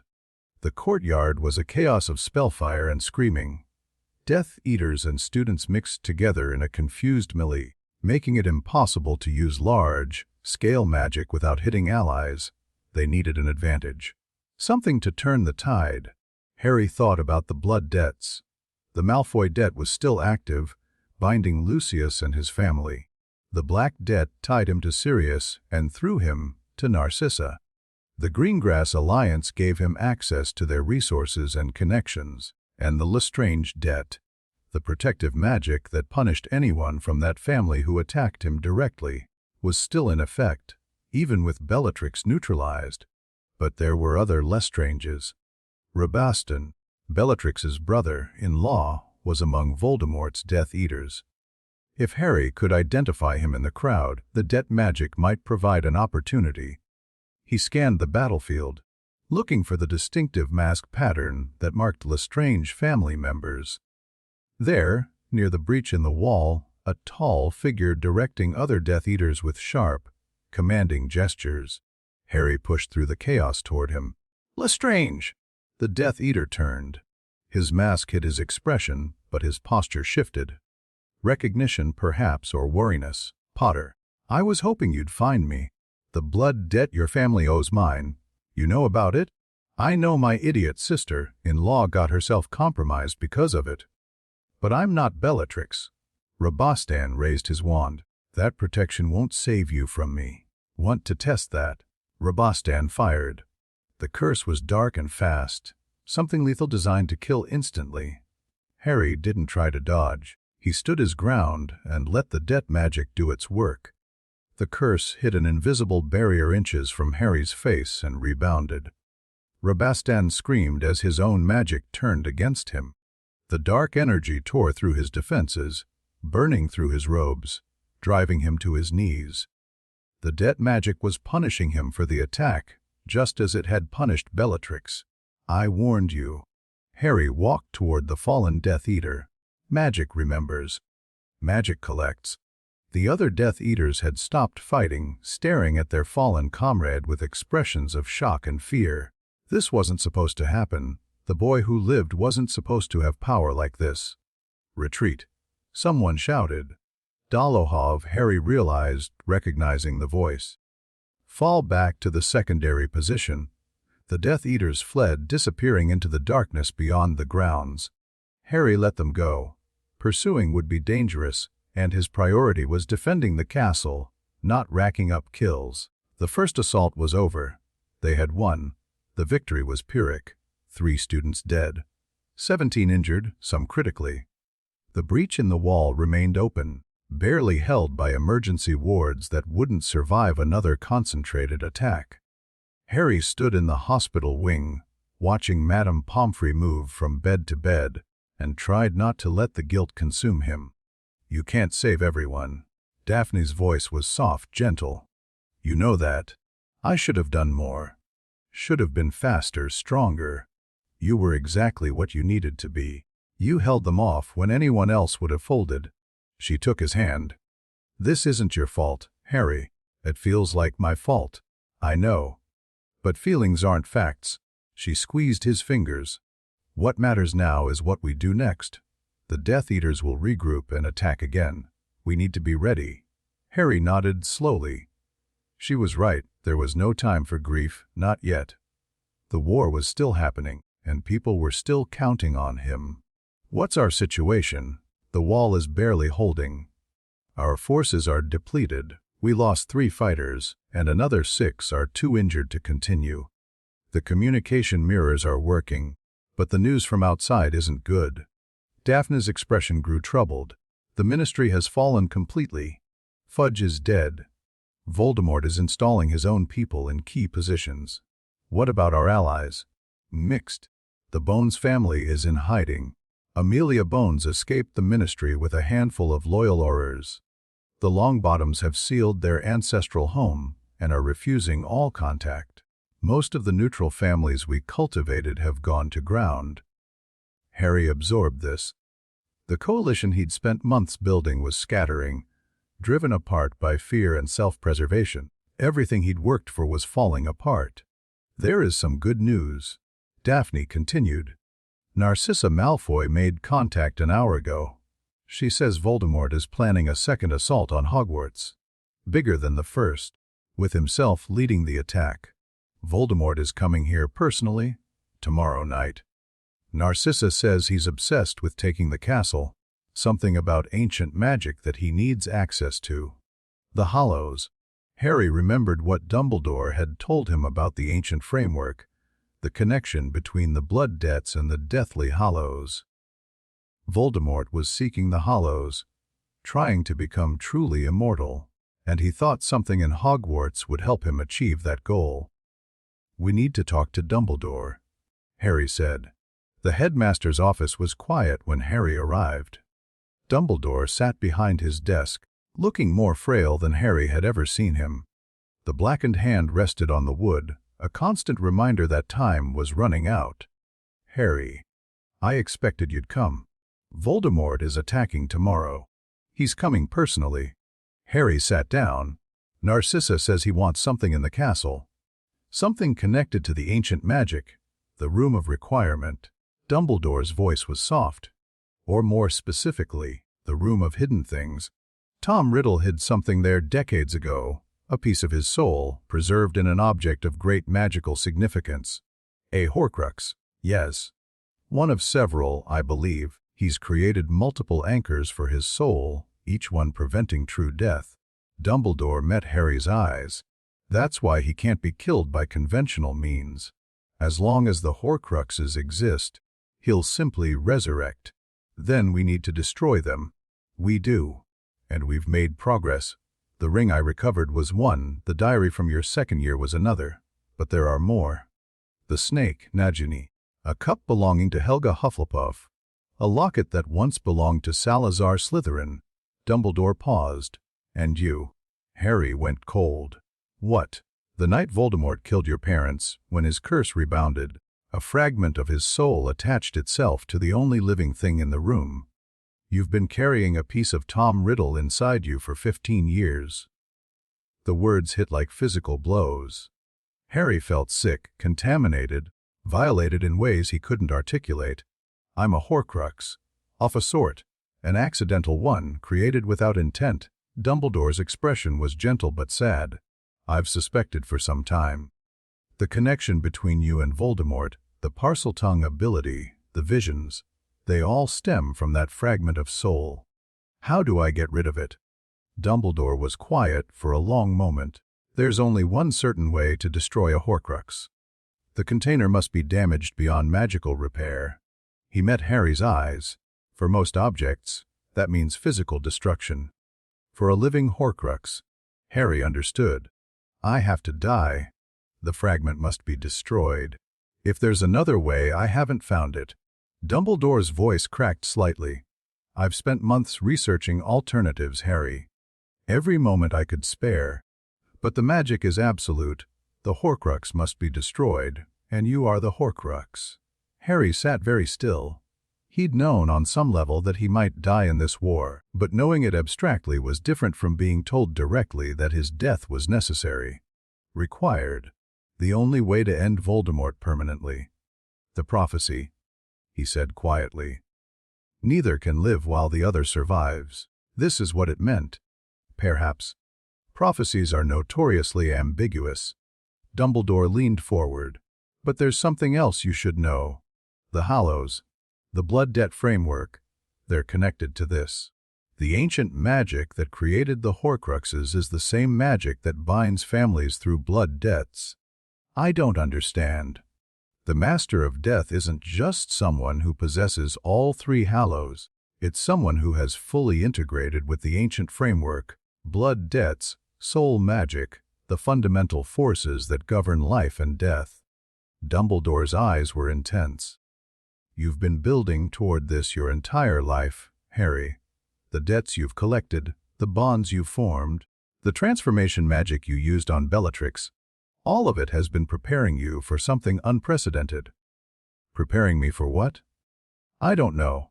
Not exactly. But I believe that when you face Voldemort for the final time, the ancient magic will respond. The debts, the bonds, the Hallows, they'll all converge. Dumbledore smiled slightly. And when they do, something will happen that's never happened before. That's not very reassuring. No. But it's the best I can offer. Dumbledore stood slowly, painfully. Tomorrow, when Voldemort comes, you'll have to face him. The Horcrux in your scar will need to be dealt with. But don't go into that confrontation expecting to die, Harry. Go expecting to win. How? I don't know how. But I know you. Dumbledore placed a hand on his shoulder. You've survived everything life has thrown at you.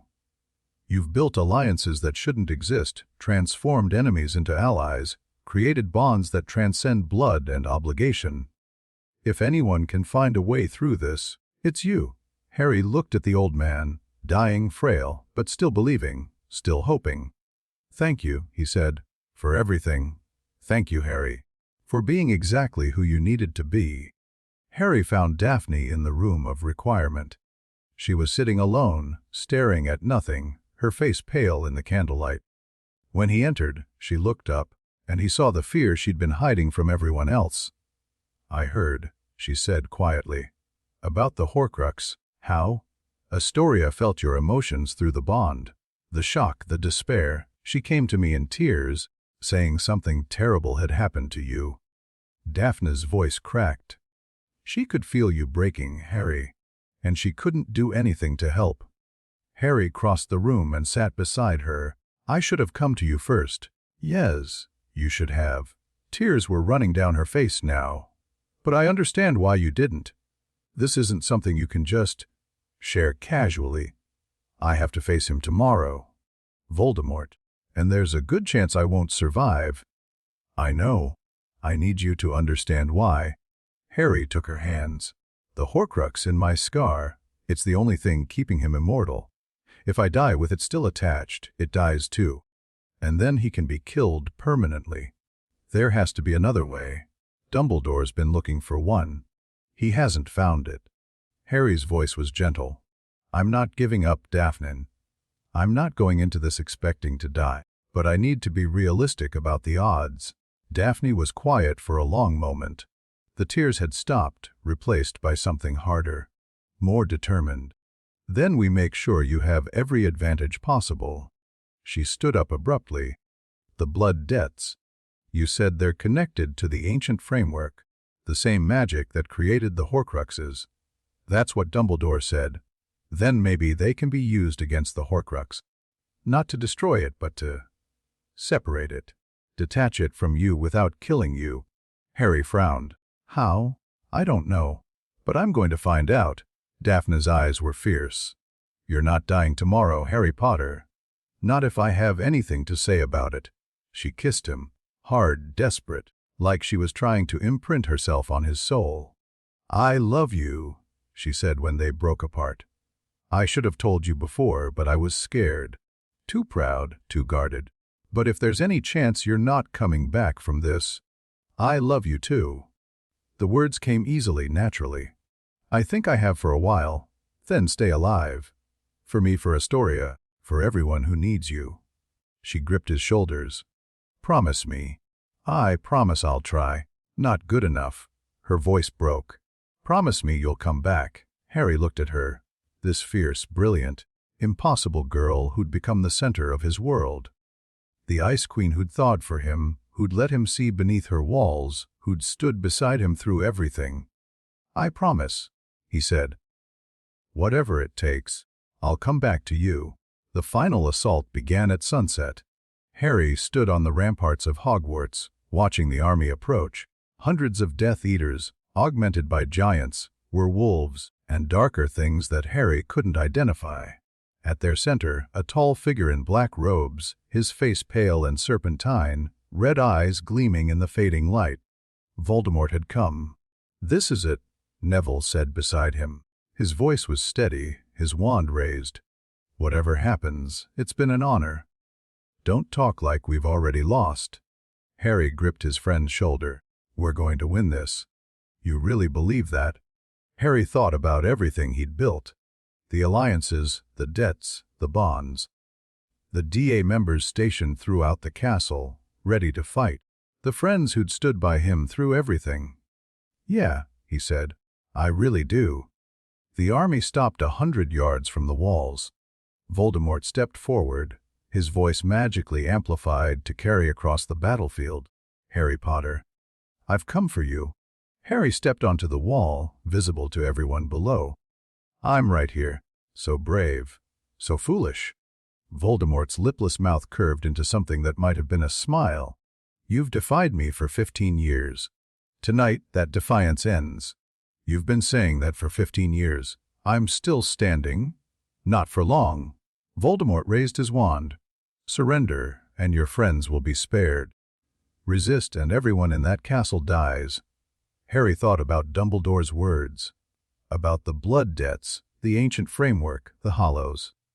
About the Horcrux in his scar, and what it would take to destroy it. And then he thought about Daphne's promise. About the research she'd been doing all night. The alternative she was trying to find. I have a counter offer. Harry called down. Face me alone. Just you and me, no armies. If you win, the castle surrenders. If I win, your followers scatter. Voldemort laughed, a cold, terrible sound. You think you can defeat me in single combat? I think I've beaten you 4 times already. I think you're afraid of me. Harry's voice carried across the silent battlefield. I think you've spent 15 years trying to kill one boy because deep down, you know he's the only thing in the world that can destroy you. The laughter stopped. Very well. Voldemort's voice was ice. We duel. And when I kill you, I'll make sure it takes hours. Days, perhaps. I want you to suffer, Harry Potter. I want you to beg for death long before I grant it. Big talk. Let's see if you can back it up. Harry jumped from the wall. The duel began with fire. Voldemort's first spell was a serpent of flames, massive and hungry, spiraling toward Harry with impossible speed. Harry countered with water, a wave that rose from nowhere, crashing against the fire and turning both to steam. They circled each other in the steam cloud, barely visible, trading spells that lit up the mist like lightning. Your tricks won't save you, Voldemort hissed. The prophecy says one of us must die. Tonight, it's you.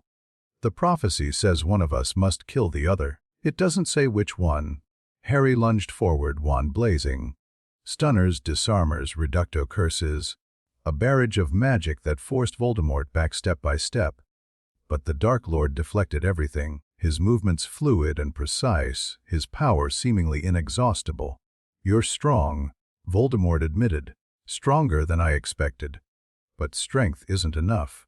He gestured, and the ground beneath Harry's feet erupted. Harry jumped twisted, barely avoided the spikes of stone that would have impaled him. Before he could recover, Voldemort was there, pressing his advantage, forcing Harry onto the defensive. "The Horcrux in your scar," Voldemort said conversationally. "You know about it, don't you? I can feel it, the piece of my soul, terrified of dying. It's been screaming at me since you arrived. Then you know what happens if you kill me. A sacrifice I'm willing to make. One fragment of my soul means nothing, I have others." Voldemort's smile was cruel. "But you have only one life, Harry Potter. And it ends tonight." He raised his wand for the killing blow. And then the blood debt magic activated. Harry felt it surge through him. Not just the Lestrange debt this time, but Olifoy Black, Greengrass, Lestrange. Every obligation he'd collected, every bond he'd formed, every connection he'd built over months of careful work. They all came together at once, channeling through him like lightning through a rod. The power was overwhelming. Harry felt his body lifting off the ground, felt magical energy crackling from his skin, felt connections reaching out in every direction, to his allies in the castle, to the debts that bound enemy families to him, to the ancient framework that Dumbledore had described. "What?" Voldemort stepped back, uncertainty flickering across his face. "What is this?" "This is what happens when you spend years building something," Harry said. His voice sounded strange, echoed, layered, like multiple people speaking at once. "Alliances. Dead spawns. You tried to conquer through fear and force. I built through connection and trust. That changes nothing. You're still just a boy, and I am the greatest wizard who ever lived. You're the greatest murderer who ever lived." "That's not the same thing." Harry raised his hand, and the accumulated power of the blood debt framework responded. He could feel it now, the web of obligations stretching across wizarding Britain. Every family that owed him, every ally who'd pledged support, every enemy bound by debts they couldn't escape. It was a network, a matrix, a structure of magical energy that connected thousands of people to a single point, him. And through that network, Harry reached for the Horcrux. Not to destroy it, that would kill him, but to isolate it, to wrap the fragment of Voldemort's soul in layers of binding magic, cutting it off from Harry's own consciousness, separating what had been merged for 15 years. The pain was indescribable. Harry screamed as the Horcrux fought back. Voldemort's soul fragment didn't want to be separated. It had been embedded in Harry for so long that removing it was like tearing out a vital organ. The blood debt magic pushed against it, and the Horcrux pushed back, and Harry was caught in the middle, being torn apart by forces beyond his control. But he wasn't alone. Through the bonds, he felt his allies lending him strength. Daphne, pouring her love and determination through their connection. Astoria channeling the power of their blood bond. Neville, Susan, Hermione, Ron, everyone who'd pledged themselves to him, everyone who believed in what he was fighting for. Their combined will pressed against the Horcrux, and the Horcrux broke. Harry crashed to the ground, gasping for breath. The pain had stopped. The screaming in his head had stopped. For the first time in his life, his mind felt quiet, clean, like a room that had finally been aired out after years of decay. The Horcrux was gone, not destroyed. He could feel it still, a dark mass hovering in the air above him, held in place by the blood debt magic. Separated from his body but not annihilated, Voldemort was staring at it with an expression of absolute horror. "No," he whispered. "That's impossible. Horcruxes can't be what? Removed without killing the container." Harry forced himself to his feet. "You forgot something, Tom. The same magic that created your Horcruxes also created the blood debt system. They're part of the same framework, and I've spent months integrating myself into that framework. Collecting debts, forming bonds, building connections." He pointed at the hovering soul fragment. "I used your own magic against you. I turned the ancient framework into a surgical tool, and I cut your soul out of my head. Voldemort's face twisted with rage. It changes nothing. I still have other Horcruxes. I'm still immortal. Are you? Harry raised his wand. Let's find out. The separated Horcrux fragment, Voldemort's soul, torn from Harry's scar, floated between them. It was a dark, writhing thing, pulsing with malevolent energy. Every few seconds, it would try to drift toward Voldemort, seeking reunion with its source. Harry held it in place with the blood debt magic. Here's what's going to happen, he said calmly. I'm going to destroy this fragment of your soul. And then, while you're weakened from losing it, my allies are going to take down the rest of your forces, and then we're going to hunt down every remaining Horcrux and destroy those too. You think you've won? Voldemort's voice was a snarl. I have armies. I have power beyond anything you can imagine. You have fear. That's all you've ever had. People follow you because they're afraid of what happens if they don't. Harry shook his head. That's not strength, Tom. That's weakness dressed up in dark robes. He raised his wand toward the Horcrux fragment. Goodbye. The spell that destroyed it wasn't any curse Harry had ever learned. It came from somewhere deeper. The blood debt framework, the ancient magic, the accumulated power of every bond and obligation he'd built. It was light and fire and justice, all woven together into something that unmade dark magic at its most fundamental level. The Horcrux screamed as it died. Voldemort screamed with it. And then the fragment was gone, and the Dark Lord was on his knees, clutching his chest, weaker than Harry had ever seen him. You've destroyed one, Voldemort gasped. But there are others. You can't. Actually, I can. Harry reached out through the blood debt network, through all the connections he'd built, all the allies who'd pledged themselves to his cause. He felt Dumbledore in his office, weak but determined. Felt Narcissa Malfoy in the Death Eater ranks, ready to betray. Felt the surviving members of the Order of the Phoenix, scattered but not broken. And he felt the remaining Horcruxes. The snake Nagini, coiled at Voldemort's side. The cup in Bellatrix's vault. But Bellatrix was his ally now, and the vault was no longer secure. The locket, wherever it was hidden. The diadem in the room of requirement. He could feel them all, connected to Voldemort through the same framework that bound the blood debts. And now that he was integrated into that framework, he could reach them. No. Voldemort whispered, realizing what was happening. You can't. Harry pulled. The Horcruxes came to him. Not physically, they were too far away for that, but magically, spiritually. The connections that bound them to Voldemort frayed and snapped, redirected through Harry's network of debts and bonds. One by one, the soul fragments were torn from their containers and drawn into the same holding pattern as the first. Voldemort screamed. It was a terrible sound, the sound of a soul being ripped apart, piece by piece. The Dark Lord collapsed completely, writhing on the ground, his power draining away as his anchors were severed. How? He gasped. How are you doing this? You made yourself immortal by fragmenting your soul and spreading it across multiple containers. But fragments want to reunite. That's basic magical theory. All I had to do was give them a pathway. Harry looked down at him. The blood debt framework connects families, obligations, magical bonds. I connected myself to it so thoroughly that I became a nexus point, and through that nexus, I can reach anything connected to the same framework, including your Horcruxes. It's impossible. You keep saying that, but here we are, the last Horcrux.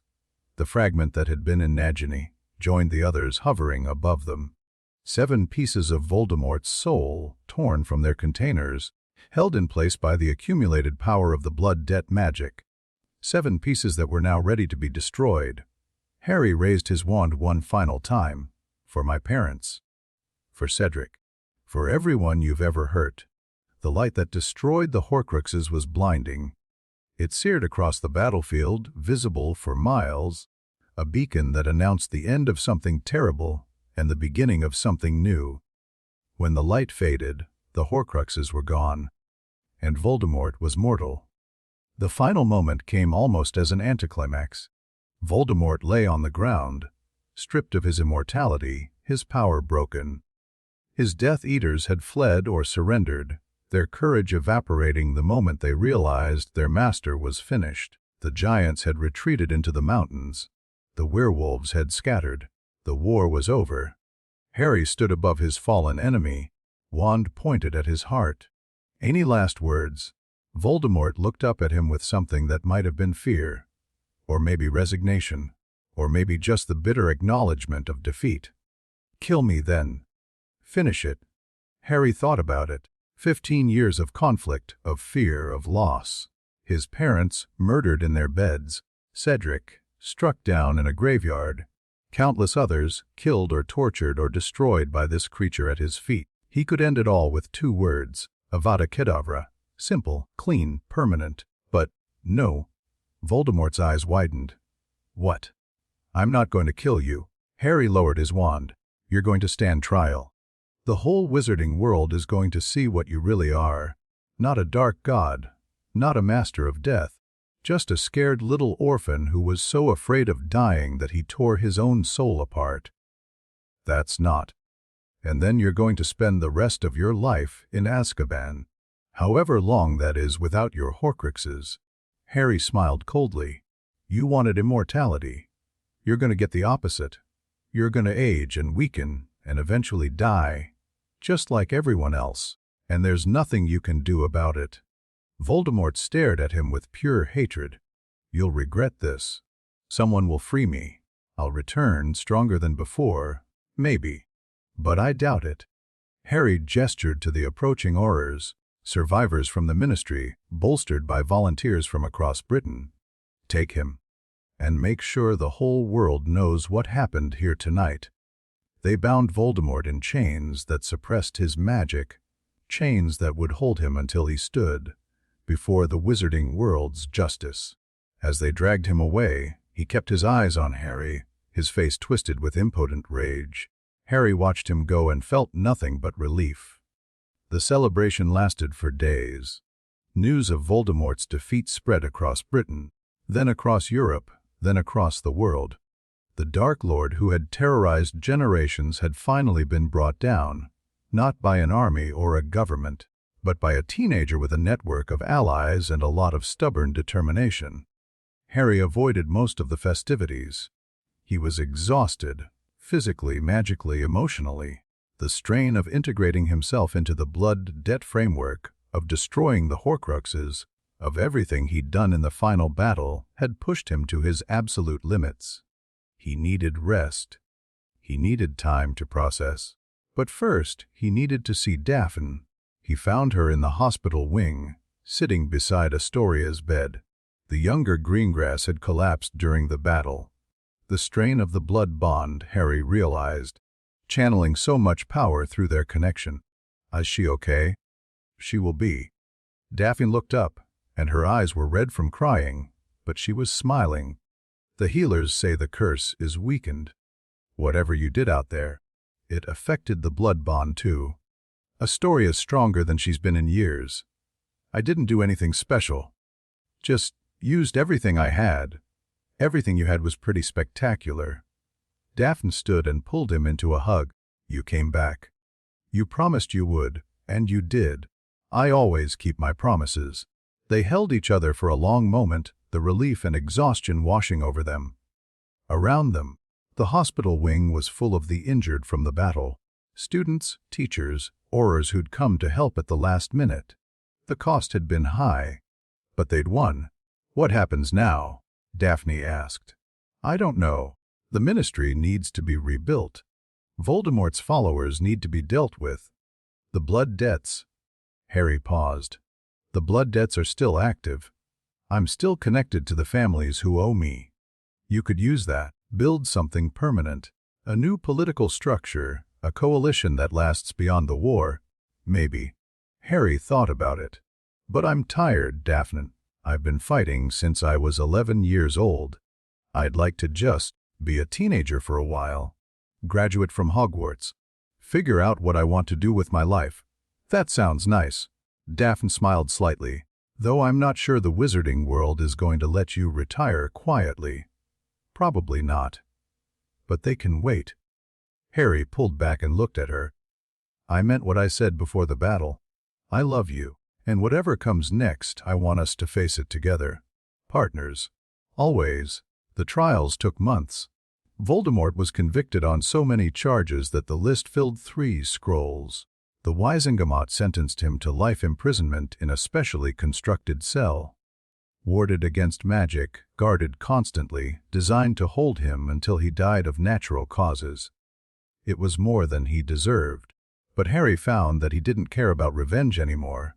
Justice had been served. That was enough. The Death Eaters faced their own trials.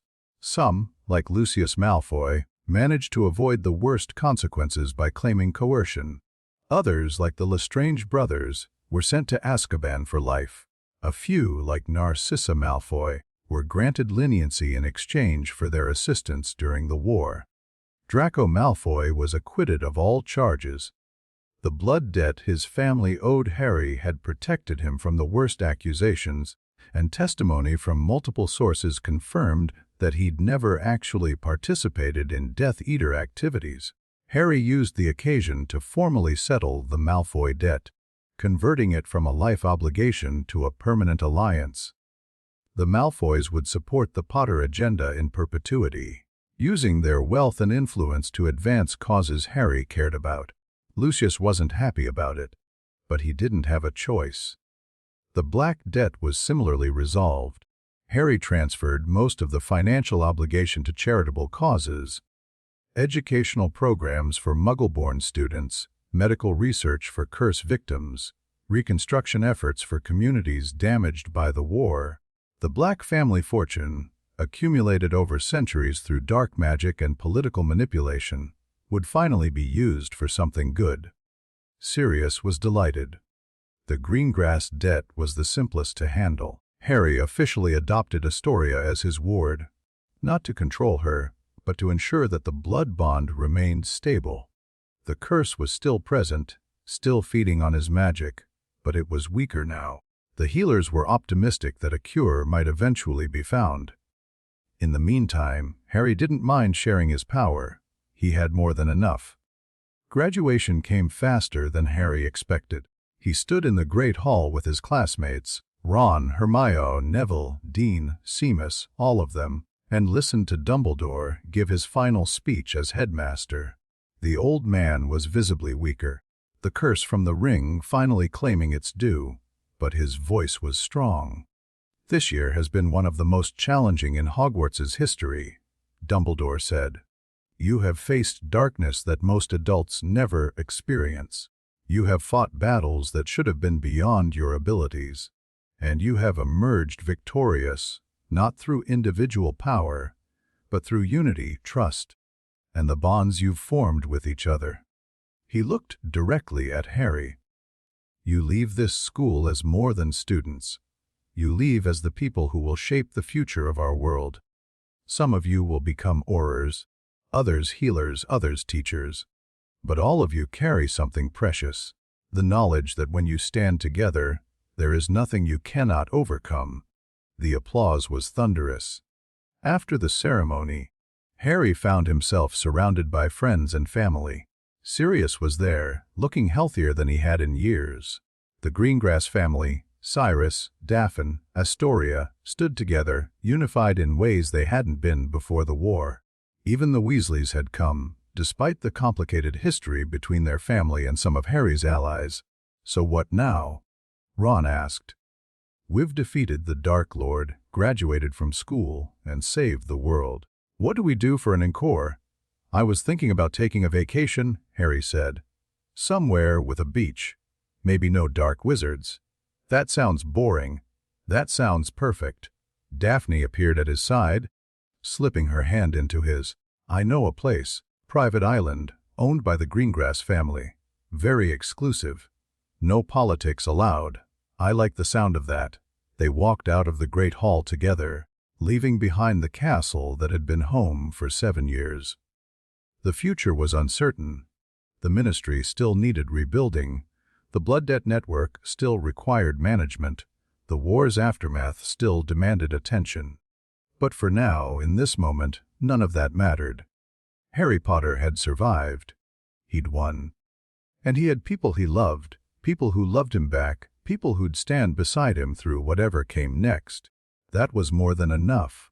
Epilogue 5 years later, the wedding was the social event of the decade.